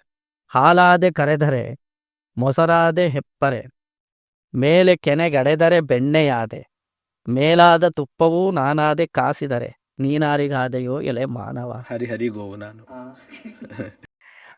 ಹಸುವಿನಿಂದ ನಾವು ಹಾಲು ಕರಿತೀವಿ. ಹಾಲು ಹೆಪ್ಪುಗಟ್ಟಿದ್ರೆ ಅದು ಮೊಸರಾಗತ್ತೆ, ಮೊಸರು ಬೆಣ್ಣೆ ಆಗತ್ತೆ, ಬೆಣ್ಣೆಯನ್ನು ಕಡ್ದಾಗ ಅದು ತುಪ್ಪವಾಗತ್ತೆ. ಎಲ್ಲ ದ್ರವ್ಯಗಳನ್ನು ನಾವು ಬಳಸ್ತೀವಿ. ಹಾಲಾಗಿರ್ಬೇಕಾದ್ರೂ ಕುಡಿತೀವಿ, ಮೊಸರನ್ನು ಆಸ್ವಾದಿಸ್ತೀವಿ, ತುಪ್ಪನೂ ಬಳಸ್ತೀವಿ, ಬೆಣ್ಣೆಯನ್ನು ತಿಂತೀವಿ. ಹಸು ಇಷ್ಟೆಲ್ಲ ಕೊಡತ್ತೆ, ನೀನೇನು ಕೊಡ್ತೀಯೋ ಎಲೆ ಮಾನವ, ನೀನು ಇದ್ದೀಯೆ. ಗೋವನ್ನು ಪೂಜೆ ಮಾಡದೇ ಇದ್ದರೆ, ಇಷ್ಟೆಲ್ಲ ಉಪಕಾರ ಮಾಡುವಂತಹ ಗೋವುಗಳನ್ನು ನಾವು ಸಂರಕ್ಷಣೆ ಮಾಡದೇ ಇದ್ದರೆ ನಮ್ಮ ಜನ್ಮ ವ್ಯರ್ಥ ಅಂತ ನಾವು ತಿಳ್ಕೊಳ್ಬೇಕು. ನಮಗೆ ಗೋತ್ರ ಅಂತ ಹೇಳ್ತಾರೆ ನೋಡಿ. ಗೋವುಗಳನ್ನು ಕಾಪಾಡೋದ್ರಿಂದಲೇ ಗೋತ್ರ ಏರ್ಪಟ್ಟಿತ್ತು. ಗೋತ್ರಾಯತೆ. ಆ ಕಾಲದ ಮಹರ್ಷಿಗಳೆಲ್ಲ ಗೋವುಗಳನ್ನು ಕಾಪಾಡ್ತಾ ಇದ್ರು. ಆದ್ದರಿಂದ ಆ ಮಹರ್ಷಿಗಳ ಪರಂಪರೆಯಲ್ಲಿ ಹುಟ್ಟಿದವರಿಗೆ ಆ ಗೋತ್ರ ಅನ್ನೋ ಶಬ್ದದಿಂದ ಅವರ ಪರಂಪರೆಯನ್ನು ಗುರುತಿಸ್ತಾ ಇದ್ದಾರೆ. ಭಾರದ್ವಾಜ ಗೋತ್ರ, ವಶಿಷ್ಠ ಗೋತ್ರ, ವಿಶ್ವಾಮಿತ್ರ ಗೋತ್ರ ಅಂದ್ರೆ ವಿಶ್ವಾಮಿತ್ರರು ಗೋವುಗಳನ್ನು ಕಾಪಾಡಿದ್ರಿಂದ ಆ ವಿಶ್ವಾಮಿತ್ರರ ಕುಲದಲ್ಲಿ ಹುಟ್ಟಿದವರಿಗೆ ಅವರು ಕೂಡ ಗೋವುಗಳನ್ನು ಕಾಪಾಡಬೇಕಾದ ಕರ್ತವ್ಯದಿಂದ ಕೂಡಿದವರು. ಅವ್ರಿಗೂ ಕೂಡ ಕರ್ತವ್ಯ ಇದೆಯಲ್ಲ. ಆ ಕಾಲದಲ್ಲಿ ಮಹರ್ಷಿಗಳು ಗೋವುಗಳನ್ನು ಕಾಪಾಡೋದು, ಕೃಷ್ಣ ಗೋವುಗಳನ್ನು ಕಾಪಾಡೋದು, ನಾವು ಸಂರಕ್ಷಣೆ ಮಾಡಬೇಕಲ್ಲ ಗೋವುಗಳನ್ನು. ನಾವು ಒಂದು ವಿಷಯ ಹೇಳ್ತೀನಿ. ಆಗ ಮೊದಲು ತುಂಬ ಬ್ಯೂಟಿಫುಲ್ ಆಗಿ ಒಂದು ವಿಷಯ ಹೇಳ್ತಾರೆ. ಗೋರಂಗೇಶು ನೋಡಿ, ದೇವ್ರು ಎಲ್ಲಿದ್ದಾನೆ ನೀವು ಹೇಳಿ? ಸರ್ವಾಂತರ್ಯಾಮಿ ಅಂತ ನಾನು ನಂಬಿದ್ದೀನಿ. ಸರ್ವಾಂತರ್ಯಾಮಿ ಅಂದ್ರೆ ಎಲ್ಲ ಕಡೆ ಪರಮಾತ್ಮ ನೆಲೆಸಿದಾನೆ. ಕರೆಕ್ಟಾ? ಅದೇ ತಾನ ಪ್ರಹ್ಲಾದ ಹೇಳಿದ್ದು. ಹೌದು, ಕಂಬದಲ್ಲೂ ಇದ್ದಾನೆ, ಎಲ್ಲ ಪ್ರತಿಯೊಂದು ಕಡೆ. ಅಣುರೇಣು ತೃಣಕಾಷ್ಟದಲ್ಲಿಯೂ ಭಗವಂತನ ಸಾನ್ನಿಧ್ಯ ಉಂಟು, ಎಲ್ಲ ಕಡೆ ವ್ಯಾಪಕನಾಗಿದ್ದಾನೆ ಅಂತ ಹೇಳ್ತೀವಿ. ಸೊ ಇಲ್ಲೂ ದೇವ್ರು ಇರಬೇಕು, ಈ ಪೇಪರ್ನಲ್ಲೂ ದೇವ್ರು ಇರಬೇಕು, ಅಕ್ಷರದಲ್ಲೂ ದೇವ್ರು ಇರಬೇಕು, ನನ್ನಲ್ಲೂ ಇರಬೇಕು, ನಿಮ್ಮಲ್ಲೂ ಇರಬೇಕು. ಎಲ್ಲ ಕಡೆ ದೇವ್ರಿದ್ದಾನೆ. ಎಲ್ಲ ಕಡೆ ದೇವ್ರಿದ್ದಾನೆ ಸ್ವಾಮಿ, ಆದರೆ ದೇವಸ್ಥಾನ ಯಾಕೆ ಕಟ್ಟಬೇಕು ಅಂತ ಒಂದು ಪ್ರಶ್ನೆ ಬರುತ್ತೆ. ತುಂಬ ಜನ ಇದನ್ನು ಕೇಳ್ತಾರೆ ನೋಡಿ. ಎಲ್ಲ ಕಡೆ ದೇವ್ರಿದ್ದಾನೆ, ಆದರೆ ನೀವು ದೇವಸ್ಥಾನ ಅಂತ ಯಾಕೆ ಕಟ್ತೀರಾ? ದೇವಸ್ಥಾನಕ್ಕೆ ಹೋಗಿ ದೇವರನ್ನ ಪೂಜೆ ಮಾಡಬೇಕು ಅಂತ ಯಾಕೆ ಹೇಳ್ತೀರಾ? ದೇವಸ್ಥಾನದಲ್ಲಿ ಮಾತ್ರ ದೇವ್ರಿದಾನ, ಎಲ್ಲ ಕಡೆ ದೇವ್ರಿದಾನಲ್ಲ? ಸಾಮಾನ್ಯವಾಗಿ ಕೇಳುವಂತ ಪ್ರಶ್ನೆ ಇದು. ಎಸ್, ಇವಾಗ ಎಲ್ಲ ಕಡೆ ದೇವ್ರು ಇರೋದ್ರಿಂದಲೇ ದೇವಸ್ಥಾನದಲ್ಲೂ ಇದ್ದಾನೆ. ಆ ಪ್ರಶ್ನೆಯಲ್ಲೇ ಉತ್ತರ ಇದೆ ಆ್ಯಕ್ಚುಲ್ ಆಗಿ. ಅದೇನ್ರಿ, ಎಲ್ಲ ಕಡೆ ದೇವ್ರಿದಾನೆ, ದೇವಸ್ಥಾನ ಯಾಕೆ ಬೇಕು ಅಂತ ಕೇಳಿ. ಎಲ್ಲ ಕಡೆ ದೇವ್ರಿದಾನೆ, ದೇವಸ್ಥಾನದಲ್ಲೂ ದೇವ್ರಿದಾನೆ, ಅದಕ್ಕೋಸ್ಕರ ದೇವಸ್ಥಾನ ಬೇಕು ಅಂತ ಹೇಳ್ಬೋದು. ಆಯ್ತಾ? ಇಲ್ಲಿ ನಾವು ದೇವರನ್ನ ಉಪಾಸನೆ ಮಾಡಬೇಕಾದ್ರೆ ಕೆಲವು ಪದ್ಧತಿಗಳನ್ನು ಅನುಸರಿಸ್ಬೇಕಾಗತ್ತೆ. ಇಲ್ಲಿ ನಾವು ಕೂತಿದ್ದೀವಿ, ತಕ್ಷಣಕ್ಕೆ ನಮಗೆ ಭಗವತ್ ಅನುಭವ ಏರ್ಪಟ್ಬಿಡತ್ತಾ? ಕೂತ ಕಡೆಯಲ್ಲಿ ನಾವು ದೇವರನ್ನ ಅನುಭವಿಸೋಷ್ಟು ತಪಸ್ಸನ್ನ ಮಾಡಿದೀವ? ಕಂಡ ಕಡೆಯಲ್ಲಿ ದೇವರನ್ನ ಅನುಭೂತಿ ಪಡ್ಕೊಂಡ್ಬಿಡ್ತೀವ ನಾವು? ಅದಕ್ಕೆ ಅಂತ ಒಂದು ಸ್ಥಳ ಒಂದು ಮನೆ ಅಂತ ತಗೊಂಡ್ರೆ ಅದಕ್ಕೆ ದೇವರ ಕೋಣೆ, ಅಡುಗೆ ಮನೆ ಅಂತ ಆ ಥರ ವ್ಯವಸ್ಥೆ ಹೇಗಿದೆಯೋ, ಒಂದು ಊರು ಅಂತ ತಗೊಂಡ್ರೆ ದೇವಸ್ಥಾನ, ದೇವರಿಗೆ ಪೂಜೆ ಮಾಡೋದಕ್ಕೋಸ್ಕರ ಇರುವಂತಹ ಒಂದು ಸ್ಥಳ. ಅಲ್ಲಿ ಪ್ರತಿಷ್ಠಾಪನೆ ಮಾಡಿ ಆ ಬಿಂಬವನ್ನು ಉಪಾಸನೆ ಮಾಡಿದಾಗ ನಮಗೆ ಶೀಘ್ರದಲ್ಲಿ ಭಗವದ್ ಅನುಭವ ಏರ್ಪಡತ್ತೆ ಅನ್ನೋದು ಉದ್ದೇಶ ಆಗಮಶಾಸ್ತ್ರದಲ್ಲಿ. ಕೇಂದ್ರೀಕೃತವಾದ ಜಾಗ ಅಂತ. ಹೌದು ಹೌದು. ಇದನ್ನ ವಿವರಿಸಬೇಕಾದ್ರೆ ಆಗಮಶಾಸ್ತ್ರ ಒಂದು ಅದ್ಭುತವಾದ ಶ್ಲೋಕ ಹೇಳತ್ತೆ. ಗೋರಂಗೇಶು ಸಮಸ್ತೇಶು ಕ್ಷೀರಂ ಯದ್ವದವಸ್ಥಿತಂ ದುಗ್ಧಂ ಸ್ತನಮುಖೇ ದೃಷ್ಟಂ ತದ್ವದ್ ಆವಾಹನಂ ಭವೇತ್ ಅಂತ ಆಗಮಶಾಸ್ತ್ರದಲ್ಲಿ ಒಂದು ಶ್ಲೋಕ ಬರುತ್ತೆ. ಗೋವಿನಲ್ಲಿ ಕ್ಷೀರ ಇದೆಯಾ? ಇದೆ. ಕೊಂಬಿನ ಮೂಲಕ ಕರೆದರೆ ಕ್ಷೀರ ಪ್ರತ್ಯಕ್ಷ ಆಗತ್ತಾ? ಆಗಲ್ಲ. ಬಾಲದಿಂದ ಕರೆದ್ರೆ ಬಾರತ್ತಾ ಹಾಲು? ಕೆಚ್ಚಲಿಗೆ ಕೈ ಹಾಕಿ ಕರೆದಾಗ ಹೇಗೆ ಹಾಲು ಪ್ರತ್ಯಕ್ಷವಾಗತ್ತೋ, ಆಕಳಿನಲ್ಲಿರುವಂತಹ ಹಾಲನ್ನ ಕೆಚ್ಚಲಿನ ಮೂಲಕ ಹೇಗೆ ಪ್ರತ್ಯಕ್ಷ ಮಾಡ್ಕೊಳ್ತೀವೋ ಆ ರೀತಿ ಎಲ್ಲ ಕಡೆ ಇರುವಂತಹ ಪರಮಾತ್ಮನನ್ನ ದೇವಸ್ಥಾನದಲ್ಲಿ ಪ್ರತಿಷ್ಠಾಪನೆ ಮಾಡಿ ಉಪಾಸನೆ ಮಾಡುವುದರ ಮೂಲಕ ಅನುಭವಕ್ಕೆ ನಾವು ಪಡೆದುಕೊಳ್ಳುತ್ತೇವೆ ಎಂದು ಆ ಥರ ಆಗಮಶಾಸ್ತ್ರದಲ್ಲಿ ಗೋವನ್ನ ಉದಾಹರಣೆಯಾಗಿ ಕೊಡುತ್ತೆ. ಇವಾಗ ಗೋವಿನಲ್ಲಿ ಹಾಲನ್ನು ಹೇಗೆ ನಾವು ಕೆಚ್ಚಲಿನ ಮೂಲಕ ಕರಿತೀವೋ, ಹಾಲಿದೆ ಆಕಳಿನಲ್ಲಿ. ಆ ಆಕಳಿನಲ್ಲಿರೋ ಹಾಲನ್ನು ಹೇಗೆ ಪ್ರತ್ಯಕ್ಷ ಮಾಡ್ಕೊಳ್ಳೋದು ಅಂದರೆ ಕೆಚ್ಚಲಿನ ಮೂಲಕ. ದೇವರು ಎಲ್ಲಿದ್ದಾನೆ? ಎಲ್ಲ ಕಡೆ ಇದ್ದಾನೆ. ಆದರೆ ಅವನನ್ನು ಅನುಭವಿಸ್ಬೇಕಾದ್ರೆ ಒಂದು ಗರ್ಭಗೃಹ ಇರಬೇಕು, ಒಂದು ದೇವಸ್ಥಾನ ಇರಬೇಕು, ಒಂದು ಆಲಯ ಇರಬೇಕು. ಅಲ್ಲಿ ವಿಧಿ ನಿಷೇಧಗಳನ್ನು ಪಾಲಿಸಿ ಒಂದು ಬಿಂಬವನ್ನು ಪ್ರತಿಷ್ಠೆ ಮಾಡಿದಾಗ ಅಲ್ಲಿ ಭಗವಂತನನ್ನು ಉಪಾಸನೆ ಮಾಡಿದಾಗ ಶ್ರದ್ಧಾ ಭಕ್ತಿಯಿಂದ ನಮಗೆ ಭಗವದ್ ಅನುಭವ ಏರ್ಪಡುತ್ತೆ. ನೋಡಿ, ಸೈನ್ಸು ಟೆಕ್ನಾಲಜಿ ಅಂತ ಹೇಳ್ತೀರಿ ನೀವು. ಇವಾಗ ಸೌಂಡ್ ವೇವ್ಸ್ನ ನಾವು ಎಕ್ಸ್ಪೀರಿಯನ್ಸ್ ಮಾಡೋಕ್ಕಾಗತ್ತಾ? ವಿತೌಟ್ ಡಿವೈಸ್ ಮಾಡೋಕ್ಕಾಗತ್ತಾ? ಇಲ್ಲ. ಆ ಡಿವೈಸ್ ಇದ್ರೇನೆ ಆ ಫ್ರೀಕ್ವೆನ್ಸಿ ಗೊತ್ತಾಗುತ್ತೆ ನಮಗೆ. ಇವಾಗ ಎಲ್ಲ ಕಡೆ ಸೌಂಡ್ ವೇವ್ಸ್ ಇದೆ ಅಂತ ಹೇಳ್ತಾರೆ. ನಮ್ಮ ಎಕ್ಸ್ಪೀರಿಯನ್ಸಿಗೆ ಬರಬೇಕಾದ್ರೆ ಒಂದು ಡಿವೈಸ್ ಇರಬೇಕು. ಎಲ್ಲ ಕಡೆ ಸೌಂಡ್ ಇದೆ ಅನ್ನೋದು ವಿಜ್ಞಾನ. ಅದನ್ನು ನಾವು ಡಿವೈಸಿನ ಮೂಲಕ ಅನುಭವಿಸ್ತೇವೆ ಅನ್ನೋದು ತಂತ್ರಜ್ಞಾನ, ಟೆಕ್ನಾಲಜಿ. ಈ ಟೆಕ್ನಾಲಜಿ ಇಲ್ಲದೆ ಇದ್ದರೆ ನಮಗೆ ವಿಜ್ಞಾನದ ಮೇಲೆ ಅಪನಂಬಿಕೆ ಬಂದ್ಬಿಡ್ಬೋದು. ಕಾರಣ ಎಕ್ಸ್ಪೀರಿಯನ್ಸ್ ಅಲ್ಲೇ ಇರೋದಿಲ್ವಲ್ಲ, ಗೊತ್ತಾಗಲಿಲ್ಲ ಅಂತ ಹೇಳ್ಬೋದು. ಡಿವೈಸಿನ ಮೂಲಕ ಹೇಗೆ ಸೌಂಡ್ ವೇವ್ಸ್ನ ನಾವು ಅನುಭವಿಸ್ತೀವೋ ಆ ರೀತಿ ಬಿಂಬದ ಮೂಲಕ ಭಗವಂತನನ್ನು ಅನುಭವಿಸ್ತೀವಿ. ಎಲ್ಲ ಕಡೆ ಭಗವಂತ ಇದ್ದಾನೆ ಅನ್ನೋದು ವಿಜ್ಞಾನ. ಬಿಂಬದ ಮೂಲಕ ಅವನ ಅನುಭವವನ್ನು ಪಡ್ಕೊಳ್ಳೋದು ತಂತ್ರಜ್ಞಾನ. ಅದರಿಂದ ಅದಕ್ಕೆ ತಂತ್ರಶಾಸ್ತ್ರ ಅಂತ ಕರೀತಾರೆ. ಸೊ ವಿಗ್ರಹ ಪೂಜೆ ಅನ್ನೋದು is a technology to experience God. So ಅದಕ್ಕೆ ಅಂತ ರೂಲ್ಸ್ ಆ್ಯಂಡ್ ರೆಗ್ಯುಲೇಷನ್ಸ್ ಇರುತ್ತೆ. ಸರಿಯಾಗಿ ನೀವು ಮಾಡಬೇಕು. ಡಿವೈಸನ್ನು ಸರಿಯಾಗಿ ಬಳಸದೇ ಇದ್ರೆ ಏನಾಗುತ್ತೆ? ರಿಸಲ್ಟ್ ಚೆನ್ನಾಗಿ ಕೊಡಲ್ಲ. ಆ ಥರ ಬಿಂಬೋಪಾಸನೆ ಮಾಡೋದಕ್ಕೆ ವಿಧಿ ನಿಷೇಧಗಳನ್ನು ಪಾಲಿಸಬೇಕಾಗುತ್ತೆ. ಯೋಗ್ಯತಾ ಅಂತ ಕರೀತಾರೆ. ಅದು ಯೋಗ್ಯ ವ್ಯಕ್ತಿಗಳು ಹೋಗಿ ಪೂಜೆ ಮಾಡೋದು. ಯೋಗ್ಯ ವ್ಯಕ್ತಿಗಳು ಯೋಗ್ಯವಾದ ಸಮಯದಲ್ಲಿ ಯೋಗ್ಯವಾದ ವಸ್ತುಗಳಿಂದ ಯೋಗ್ಯವಾದ ಮನಸ್ಥಿತಿಯಲ್ಲಿ ಪೂಜೆ ಮಾಡಿದಾಗ ಮಾತ್ರ ಫಲಿಸುತ್ತೆ. ಡಿವೈಸನ್ನು ಯಾವ ಥರ ಬಳಸಬೇಕೋ ಆ ಥರ. ಆದರೆ ನಾವು ಸರಿಯಾಗಿ ಬಳಸದೆ ಹೋದರೆ ಅದು ಕೆಟ್ಟೋಗುತ್ತೆ. ಟೆಕ್ನಾಲಜಿಯಿಂದ ನಮಗೆ ಯೂಸೇ ಇಲ್ದಿರೋ ಆಗ್ಬಿಡುತ್ತೆ. ಆ ಥರನೇ. ಸೊ ಆ ಥರ ನಾವು ಆಗಮಶಾಸ್ತ್ರನ ಸರಿಯಾಗಿ ತಿಳ್ಕೊಂಡು ಪ್ರತಿಷ್ಠೆ ಮಾಡೋದ್ರಿಂದಲೂ ಉಪಾಸನೆ ಮಾಡೋದ್ರಿಂದಲೂ ನಮಗೆ ಫಲ ಸಿಗತ್ತೆ. ಆಯಿತು ಅಣ್ಣ, ಶ್ರೀಕೃಷ್ಣನ ಸ್ತ್ರೀಲೋಲ ಅಂತ ಕರೀತಾರೆ. ಪ್ರತಿಯೊಂದು ಕಡೆ ಇದು ತುಂಬ ಪ್ರಚಲಿತವಾಗಿರುವಂಥ ವಿಷಯ. ಸ್ತ್ರೀಲೋಲ ಆಗಿರ್ಬೋದು ಅಥವಾ 16,000 ಹೆಂಡತಿಯರು ಅಂತ ಈ ಥರ ಕೆಲವೊಂದು ವಿಷಯಗಳೆಲ್ಲ ತುಂಬ ಪ್ರಚಲಿತ ಆಗಿದೆ. ಸೊ ಇದ್ರ ಬಗ್ಗೆ ನೀವು ತುಂಬ ಜನ ನಾಸ್ತಿಕರು ಏನು ಅಂದ್ಕೊಂಡ್ಬಿಟ್ಟಿದ್ದಾರೆ ಅಂದರೆ ಕೃಷ್ಣ ನಮ್ಮ ಥರ ಒಬ್ಬ ವ್ಯಕ್ತಿ, ಸಾಮಾನ್ಯ ವ್ಯಕ್ತಿ ಅಂತ ಅಂದ್ಕೊಂಡ್ಬಿಟ್ಟಿದ್ದಾರೆ. ಕೃಷ್ಣನ ದಿವ್ಯವಾದ ದೇಹಕ್ಕೂ ನಮ್ಮ ದೇಹಕ್ಕೂ ಒಂದು ವ್ಯತ್ಯಾಸ ಇದೆ. ನಮ್ಮ ದೇಹ ಪಂಚಭೂತಗಳಿಂದ ಕೂಡಿರುವಂತಹದ್ದು. ನಮ್ಮ ದೇಹಕ್ಕೂ ಕೃಷ್ಣನ ದಿವ್ಯಮಂಗಳ ವಿಗ್ರಹಕ್ಕೂ ವ್ಯತ್ಯಾಸ ಇದೆ. ಪಂಚೋಪನಿಷನ್ಮಯವಾದ ದಿವ್ಯಮಂಗಳ ವಿಗ್ರಹ ಪರಮಾತ್ಮನ ಶರೀರ. ನಮ್ಮದು ಪಾಂಚಭೌತಿಕವಾದ ಶರೀರ. ನಮ್ಮ ಶರೀರಕ್ಕೆ ಲಿಮಿಟ್ ಇದೆ, ಕೃಷ್ಣನ ಶರೀರಕ್ಕೆ ಲಿಮಿಟ್ ಇಲ್ಲ. ನಾವು ಒಂದೇ ಸ್ಥಳದಲ್ಲಿ ಇರೋದಕ್ಕೆ ಸಾಧ್ಯ. ಆದರೆ ಕೃಷ್ಣನ ಶರೀರ ಆ ಥರ ಅಲ್ಲ. ಅವನು 1 ಆಗಿರ್ಬೋದು, 2 ಆಗಿರ್ಬೋದು, 3 ಆಗಿರ್ಬೋದು, 4 ಆಗಿರ್ಬೋದು. ಎಷ್ಟು ಜನ ಗೋಪಿಕಾಸ್ತ್ರೀಯರಿದ್ರು ಆ ಕಾಲದಲ್ಲಿ, ಅಷ್ಟೂ ಜನ ಗೋಪಿಕಾಸ್ತ್ರೀಯರಿಗೆ ಒಬ್ಬ ಕೃಷ್ಣನಾಗಿ ಅವನು ತನ್ನ ದೇಹವನ್ನು ಹಲವಾರು ವಿಧವಾಗಿ ಮಾರ್ಪಡಿಸ್ಕೊಂಡು ಬದಲಾಯಿಸ್ಕೊಂಡು ಅಷ್ಟು ಜನರೊಟ್ಟಿಗೂ ಏಕಕಾಲದಲ್ಲಿರಬಹುದು. ಕೃಷ್ಣನ ದಿವ್ಯಮಂಗಳ ದೇಹ ಅದು. ಸೊ ಅವನ ದೇಹಕ್ಕೂ ನಮ್ಮ ದೇಹಕ್ಕೂ ತುಂಬ ವ್ಯತ್ಯಾಸ ಇದೆ. ಅವನು ಅಜ, ನಾವು ಗಜ. ನೋಡಿ, ಕನ್ನಡದಲ್ಲಿ ನಾವು ಅಂತರಾನ ಹೇಳಬೇಕಾದ್ರೆ ಅಜಗಜಾಂತರ ಅಂತ ಹೇಳ್ತೀವಿ. ಆ ಶಬ್ದನ ಉಪಯೋಗಿಸೋದಕ್ಕೆ ಹೇಳ್ತಾರೆ. ಅಜ ಅಂದರೆ ಹುಟ್ಟು ಸಾವು ಯಾರಿಗಿಲ್ವೋ ಅವನು ಅಜ, ಪರಮಾತ್ಮ. ಗಜ ಅಂದರೆ ಗಚ್ಚತಿ ಜಾತಿ, ಯಾರು ಹುಟ್ಟು ಸಾವು ಇದೆಯೋ ಅವನು ಗಜ. ಈ ಜೀವಾತ್ಮನಿಗೆ ಪ್ರಕೃತಿ ಸಂಬಂಧ ಏರ್ಪಟ್ರೆ ಅದು ಹುಟ್ಟು, ಬೇರ್ಪಟ್ರೆ ಅದು ಸಾವು. ಶರೀರ ನಮಗೆ ಸಿಕ್ಕಿದ್ರೆ ನಮ್ಮದು ಹುಟ್ಟು, ಶರೀರ ಬಿಟ್ಟಾಗ ಸಾವು. ನಮ್ಮನ್ನು ಗಜ ಅಂತ ಕರೀತಾರೆ. ಭಗವಂತ ಹಾಗಲ್ಲ. ಅವನಿಗೆ ಹುಟ್ಟು ಸಾವು ಎರಡೂ ಇರೋದಿಲ್ಲ. ಆದಿಮಧ್ಯಾಂತರಹಿತ ಸ್ವೇಚ್ಛೆಯ ಒಂದು ಶರೀರವನ್ನು ಧರಿಸ್ಕೊಳ್ತಾನೆ. ನಾವು ಶರೀರವನ್ನು ಕರ್ಮವಶಾತ್ ಪಡ್ಕೊಂಡಿದ್ದೇವೆ. ಪೂರ್ವಜನ್ಮದಲ್ಲಿ ಏನೋ ಒಂದು ಕರ್ಮ ಮಾಡಿರ್ತೀವಿ, ಅದಕ್ಕೆ ಅನುಗುಣವಾಗಿ ನಮಗೆ ಶರೀರ ಪ್ರಾಪ್ತವಾಗಿದೆ. ಶರೀರ ಕೊಟ್ಟಿದ್ದಾನೆ ದೇವರು. ಆದರೆ ದೇವರು ಒಂದು ಶರೀರದಲ್ಲಿ ನಮಗೆ ದರ್ಶನ ಕೊಡ್ತಾನೆ ಅಂತ ಹೇಳಿದ್ರೆ ಅವನು ಶರೀರವನ್ನು ಧರಿಸಿದ್ದಾನೆ. ಸ್ವೇಚ್ಛೆಯ ನಮಗೆ ದರ್ಶನ ಕೊಡಬೇಕು ಅಂತ ಅವನು ಸ್ವೇಚ್ಛೆಯಿಂದ ಆ ಶರೀರವನ್ನು ಧಾರಣೆ ಮಾಡಿದ್ದಾನೆ. ಸೊ ಅವನ ಶರೀರಕ್ಕೂ ನಮ್ಮ ಶರೀರಕ್ಕೂ ವ್ಯತ್ಯಾಸ ಇದೆ. ನಮ್ಮ ಶರೀರಕ್ಕೆ ಕರ್ಮವಶಾತ್ ನಮಗೆ ಶರೀರ. ಅವನು ಕರ್ಮ ನಿಯಾಮಕನಾದ ಪರಮಾತ್ಮ. ಆದ್ದರಿಂದ ಈ ಶರೀರಕ್ಕೆ ಅಪ್ಲೈ ಆಗೋದೆಲ್ಲ ಕೃಷ್ಣನ ಶರೀರಕ್ಕೆ ಅಪ್ಲೈ ಆಗಬೇಕು ಅನ್ನೋ ಅವಶ್ಯಕತೆ ಇಲ್ಲ. ಅವನ ಸ್ತ್ರೀಲೋಲ ಅಂತ ಹೆಂಗೆ ಕರಿತೀವಿ, that is something called divine relationship between ಗೋಪಿಕಾಸ್ತ್ರೀ ಆ್ಯಂಡ್ ಕೃಷ್ಣ. ಜೀವಾತ್ಮ ಪರಮಾತ್ಮನಿಗೆ ಸಂಬಂಧಿಸಿರುವಂತಹ ವಿಷಯ ಅದು. ಬಿಯಾಂಡ್ ಫಿಸಿಕ್ಯಾಲಿಟಿ ನೋಡ್ಬೇಕು ಅದನ್ನು. ಸೊ ಸಾಮಾನ್ಯ ಶರೀರ ಅಂತ ನೋಡಿದ್ರೆ ಲೌಕಿಕ. ಇಲ್ಲಿ ಸಾಮಾನ್ಯ ಬಾಡಿ ರಿಲೇಷನ್ಶಿಪ್ಗೆ ರಾಸಲೀಲೆ ಅಂತ ಕರೆಯೋದಕ್ಕೆ ಶುರು ಮಾಡ್ತಾರೆ. ತುಂಬ ತಪ್ಪು. ಆ ಥರ ಅಲ್ಲ. ರಾಸಲೀಲೆ is not physical relationship, divine relationship ಅದು. ಕೃಷ್ಣ ಪರಮಾತ್ಮ ಅವನು. ಗೋಪಿಕಾಸ್ತ್ರೀಯರೆಲ್ಲ ಜೀವಾತ್ಮ ಪರಮಾತ್ಮ ಐಕ್ಯತ್ವವನ್ನು ಹೇಳೋಕೆ ಹೊರಟಿರೋದೇ ರಾಸಕ್ರೀಡೆ. ದಟ್ ಇಸ್ ಅಲ್ಟಿಮೇಟ್ ಆನಂದ, ಬ್ರಹ್ಮಾನಂದ. ಇವಾಗ ಸಾಮಾನ್ಯ ಶರೀರ ಬಾಡಿಲಿ ರಿಲೇಷನ್‌ಶಿಪ್‌ಗೆ ಆ ಪದಾನ ಬಳಸ್ತಾ ಇದ್ದಾರೆ. ವೆರಿ ರಾಂಗ್ ಅದು.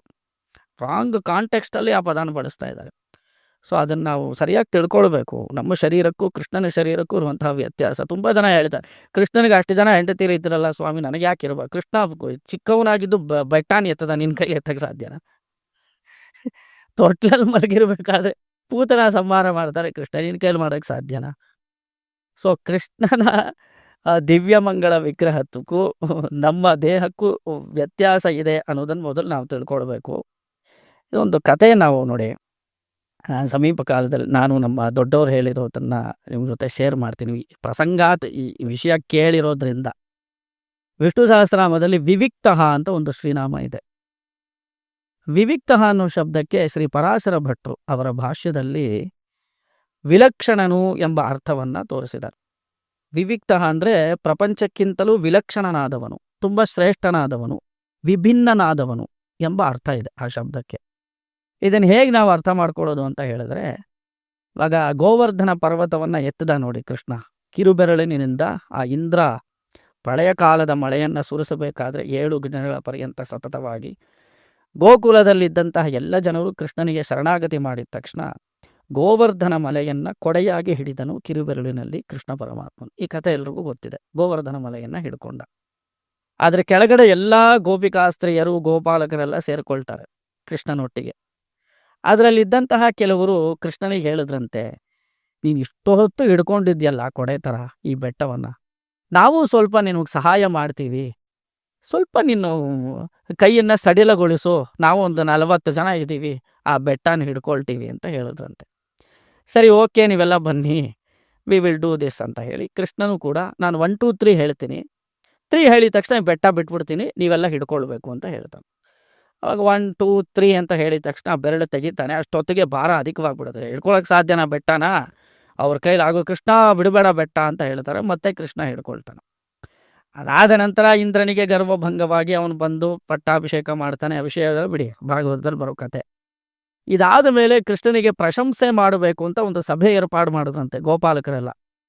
ಕೃಷ್ಣನ ಫ್ರೆಂಡ್ಸ್ ಎಲ್ಲರೂ ಸೇರಿ ಗೋವರ್ಧನ ಮಲೆಯನ್ನೆತ್ತಿ ಇಷ್ಟೆಲ್ಲ ದೊಡ್ಡ ಪವಾಡ ಮಾಡಿಬಿಟ್ನಲ್ಲ ಕೃಷ್ಣ, ಇವನಿಗೆ ಪ್ರಶಂಸೆ ಮಾಡಬೇಕು ಅಂತ ಹೇಳಿ ಎಲ್ಲರೂ ತಗೊಂಡು ಮೈಕಲ್ಲಿ ಸ್ಪೀಚ್ ಅವರವರೆಲ್ಲರೂ ಕೃಷ್ಣನ ಕೂಡಿಸಿ, ಕೃಷ್ಣ ದೇವನ, ಯಕ್ಷನ, ಗಂಧರ್ವನ, ಅವನು ಎಂತಹ ಮಹಾಪುರುಷ ಇರಬೇಕು, ಬೆಟ್ಟವನ್ನು ಕೈಯಲ್ಲಿ ಹಿಡಿದ, ಯಾರಿಂದಲೂ ಅಸಾಧ್ಯವಾಗದೇ ಇರುವಂಥ ಕೆಲಸವನ್ನೆಲ್ಲ ಕೃಷ್ಣ ಮಾಡ್ದ. ಕೃಷ್ಣ, ನೀನು ಯಾರು? ನೀನು ಸಾಕ್ಷಾತ್ ದೇವತೆಯ, ನೀನು ಯಾರು ಅಂತ ಕೇಳಿದಾಗ ಕೃಷ್ಣ ಅವನು ನಕ್ಕೊಂಡೇ ಒಂದು ವಿಷಯ ಹೇಳಿದಂತೆ, ನಾನು ದೇವನೂ ಅಲ್ಲ, ಯಕ್ಷನೂ ಅಲ್ಲ, ಗಂಧರ್ವನೂ ಅಲ್ಲ, ನಿಮ್ಮಲ್ಲೇ ಒಬ್ಬ ಸಾಮಾನ್ಯ ಮನುಷ್ಯ ಅಂತ ಕೃಷ್ಣ ಹೇಳ್ಬಿಟ್ಟ. ಆದರೂ ಇವ್ರಿಗೆ ನಂಬಿಕೆ ಬರಲಿಲ್ಲ. ಇವ್ರ ಮನಸ್ಸಿನಲ್ಲಿ ಏನಾದರೂ ಒಂದು ಸಂದೇಹ ಇದ್ದರೆ ಅದು ಗುರುಗಳ ಬಳಿ ತಿಳ್ಕೊಳ್ತಾರೆ ಹೋಗಿ. ಅಲ್ಲಿದ್ದಂಥ ಕುಲಪುರೋಹಿತರು ಗರ್ಗಾಚಾರ್ಯರು ಅವ್ರ ಹತ್ರ ಹೋಗಿ ಕೇಳಿದ್ರಂತೆ ಈ ಗೋಪಾಲಕರೆಲ್ಲ ಸೇರಿ, ಕೃಷ್ಣ 7 ದಿನಗಳ ಪರ್ಯಂತ ಸತತವಾಗಿ ಬೆಟ್ಟವನ್ನು ಕೈಲಿ ಹಿಡಿದ, ನೀನು ದೇವನ, ಯಕ್ಷನ, ಗಂಧರ್ವನ ಅಂತ ಕೇಳಿದ್ರೆ ನಾವು ನಿಮ್ಮಲ್ಲೇ ಒಬ್ಬ ಅಂತ ಕೂಡ ಹೇಳ್ದ, ನಮಗೆ ಅದರಲ್ಲೇನು ನಂಬಿಕೆ ಇಲ್ಲ, ಕೃಷ್ಣನ ನಿಜವಾದ ಸ್ವರೂಪವೇನು ಅಂತ ಕೇಳ್ತಾರೆ ಗೋಪಾಲ. ಅವಾಗ ಗರ್ಗಾಚಾರ್ಯರು ಹೇಳಿದ್ರಂತೆ, ಬೆಟ್ಟ ಎತ್ತಿ ಹಿಡಿದಾಗಲೇ ನಿಮ್ಗೆ ಗೊತ್ತಾಗಿರಬೇಕು, ಅವನು ಸಾಮಾನ್ಯನಲ್ಲ, ಅವನು ವಿಲಕ್ಷಣನು, ವಿವಿಕ್ತಃ, ವಿಭಿನ್ನನು. ಕೃಷ್ಣ ಮಾಡುವಂತಹ ಯಾವ ಕೆಲಸವನ್ನು ನಿಮ್ಮಿಂದ ಮಾಡಲಿಕ್ಕೆ ಸಾಧ್ಯವಿಲ್ಲ. ಕೃಷ್ಣ ಪೂತನ ಸಂಹಾರ ಮಾಡ್ದ, ನಿಮ್ಮಿಂದ ಮಾಡಲಿಕ್ಕೆ ಸಾಧ್ಯವ ಇಲ್ಲ. ಕೃಷ್ಣ ಭಗವಂತನ ಅವತಾರಿ. ಅವನು ಏಕಕಾಲಕ್ಕೆ ಎಷ್ಟು ಜನ ಸ್ತ್ರೀಯರನ್ನು ಮದುವೆ ಆಗಿದ್ದಾನೋ ಅಷ್ಟೂ ಜನ ಸ್ತ್ರೀಯರ ಅಂತರ್ಗ್ರಹದಲ್ಲಿದ್ದು ಅವರನ್ನು ಸಂತೋಷಪಡಿಸುವಂತಹ ಸಾಮರ್ಥ್ಯ ಉಳ್ಳವನು. ಒಂದೇ ಕಾಲದಲ್ಲಿ ಒಬ್ಬ ಮನುಷ್ಯ ಒಂದು ಕಾಲದಲ್ಲಿ ಒಂದು ಸ್ಥಳದಲ್ಲಿ ಇರೋದಕ್ಕೆ ಮಾತ್ರ ಸಾಧ್ಯ, ಆದರೆ ಕೃಷ್ಣನಿಂದ ಎಲ್ಲ ಕಡೆ ಇರೋದಕ್ಕೆ ಸಾಧ್ಯ. ಸರ್ವಾಂತರ್ಯಾಮಿಯಾಗಿರುವಂಥ ಅವನ ದೇಹವೇ ಬೇರೆ, ನಮ್ಮ ದೇಹ ಬೇರೆ. ಅವನದ್ದು ದಿವ್ಯ ಮಂಗಳ ವಿಗ್ರಹ ಅಂತ ಕರಿತೀವಿ, ನಮ್ಮದು ದೇಹ ಅಂತ ಕರಿತೀವಿ. ದಹನಾತ್ ದೇಹ, ಸುಡೋದಿಕ್ಕೆ ಯೋಗ್ಯವಾಗಿರುವಂತಹದ್ದು ದೇಹ. ಸಂಸ್ಕೃತದಲ್ಲಿ ಸುಡೋದಿಕ್ಕೆ ಯಾವುದು ಯೋಗ್ಯವಾಗಿದೆಯೋ ಅದನ್ನು ದೇಹ ಅಂತ ಕರೀತಾರೆ. ದೇಹ ಮಣ್ಣಾಗತ್ತೆ, ಮಣ್ಣಲ್ಲಿ ಮಣ್ಣಾಗತ್ತೆ, ಸುಡತ್ತೆ, ಸುಟ್ಬಿಡ್ತಾರೆ ದೇಹವನ್ನು. ಆ ಕೃಷ್ಣನ ವಿಗ್ರಹ ಆ ಥರ ಅಲ್ವಲ್ಲ, ಅದು ಸಮಥಿಂಗ್ ಬಿಯಾಂಡ್ ಫಿಸಿಕ್ಯಾಲಿಟಿ ಆಗಿರೋದ್ರಿಂದ ಕೃಷ್ಣ ಮಾಡಿರುವಂತಹ ಕೆಲಸ ನಿಮ್ಮಿಂದ ಮಾಡಲಿಕ್ಕೆ ಸಾಧ್ಯವಿಲ್ಲ.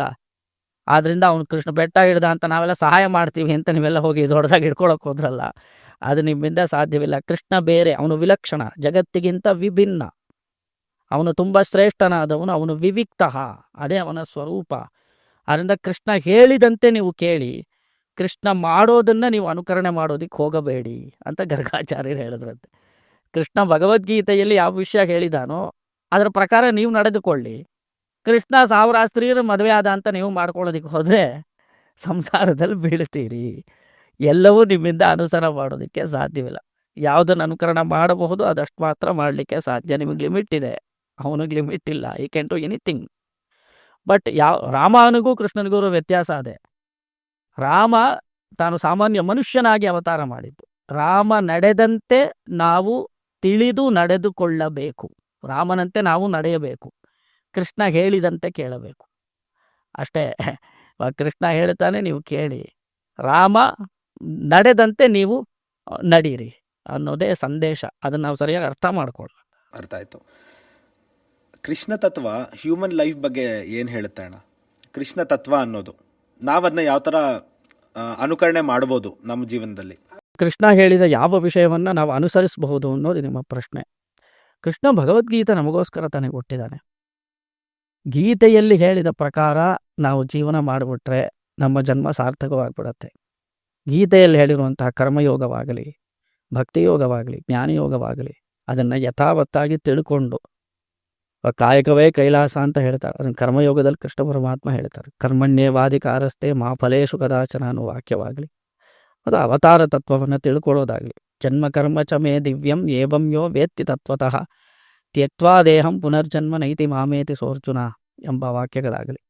ನಮ್ಮ ಪುನರ್ಜನ್ಮ ಬೇಡ, ಇದೇ ಜನ್ಮದಲ್ಲಿ ಮೋಕ್ಷ ಸಿಗಬೇಕಾದ್ರೆ ಕೃಷ್ಣನ ದಿವ್ಯವಾದ ಕರ್ಮಗಳನ್ನು, ಕೃಷ್ಣನ ದಿವ್ಯವಾದ ಜನ್ಮದ ರಹಸ್ಯವನ್ನು ತಿಳಿದುಕೊಂಡು ಕೃಷ್ಣ ಭಕ್ತಿಯಿಂದ ಕೂಡಿದವರೇ ಆದರೆ ನಮಗೆ ಮೋಕ್ಷವೆಂಬ ಆನಂದ ಲಭ್ಯವಾಗತ್ತೆ.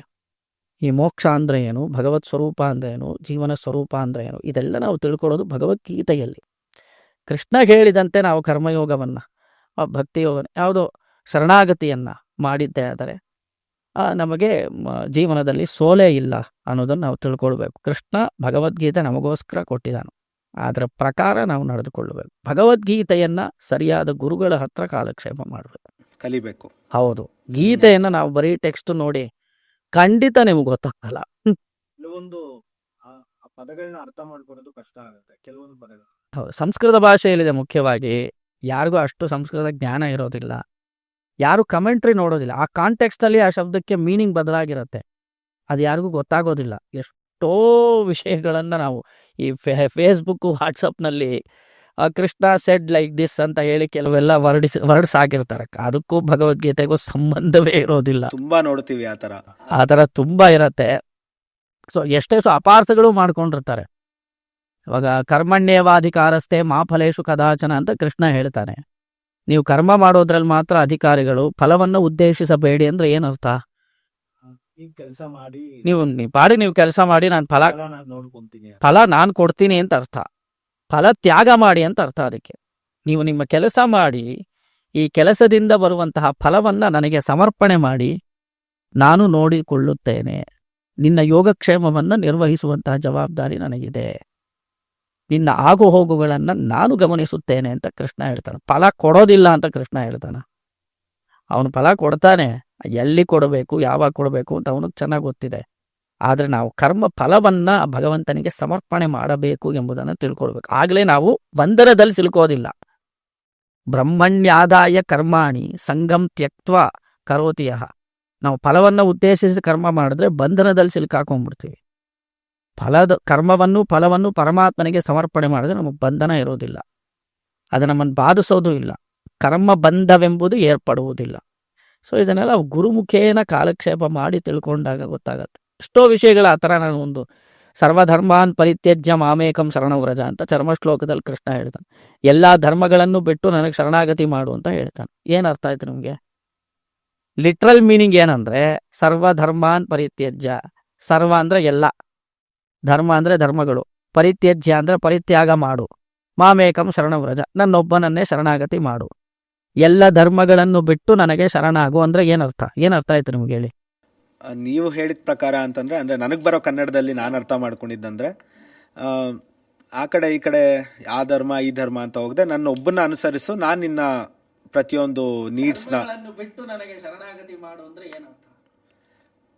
ನನ್ನೊಬ್ಬನ್ನೇ ನನ್ನಲ್ಲೇ ಧರ್ಮ ನೋಡು ಅನ್ನೋ ಥರ. ಧರ್ಮ ಬಿಡೋದು ಅಂದರೆ ಏನರ್ಥ ಇಲ್ಲಿ?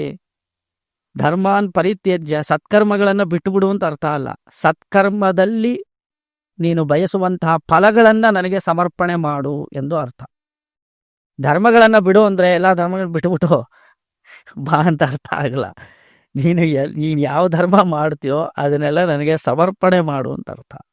ಅದರ ಫಲತ್ಯಾಗ ಮಾಡು ಎಂದು ಇದರ ಅರ್ಥ. ಶರಣಂ ವ್ರಜ, ಯಾರು ಶರಣಾಗತಿ ಮಾಡ್ತಾರೋ ಅವರೆಲ್ಲವೂ ಪರಮಾತ್ಮನೇ ಸರ್ವಸ್ವ ಅಂತ ಬದುಕುವಂಥವ್ರು. ಅವ್ರು ಪ್ರತ್ಯೇಕವಾಗಿ ಏನು ಅಭಿಲಾಷೆನೂ ಇರಲ್ಲ. ಶರಣಾಗತಿ ಮಾಡಿದವ್ರಿಗೆ ನಮ್ಗೆ ಅದು ಬೇಕು ಇದು ಬೇಕು ಅಂತ ದೇವ್ರ ಹತ್ರ ಕೇಳಿದವರು ನಿತ್ಯ ತೃಪ್ತರಾಗಿರ್ತಾರೆ.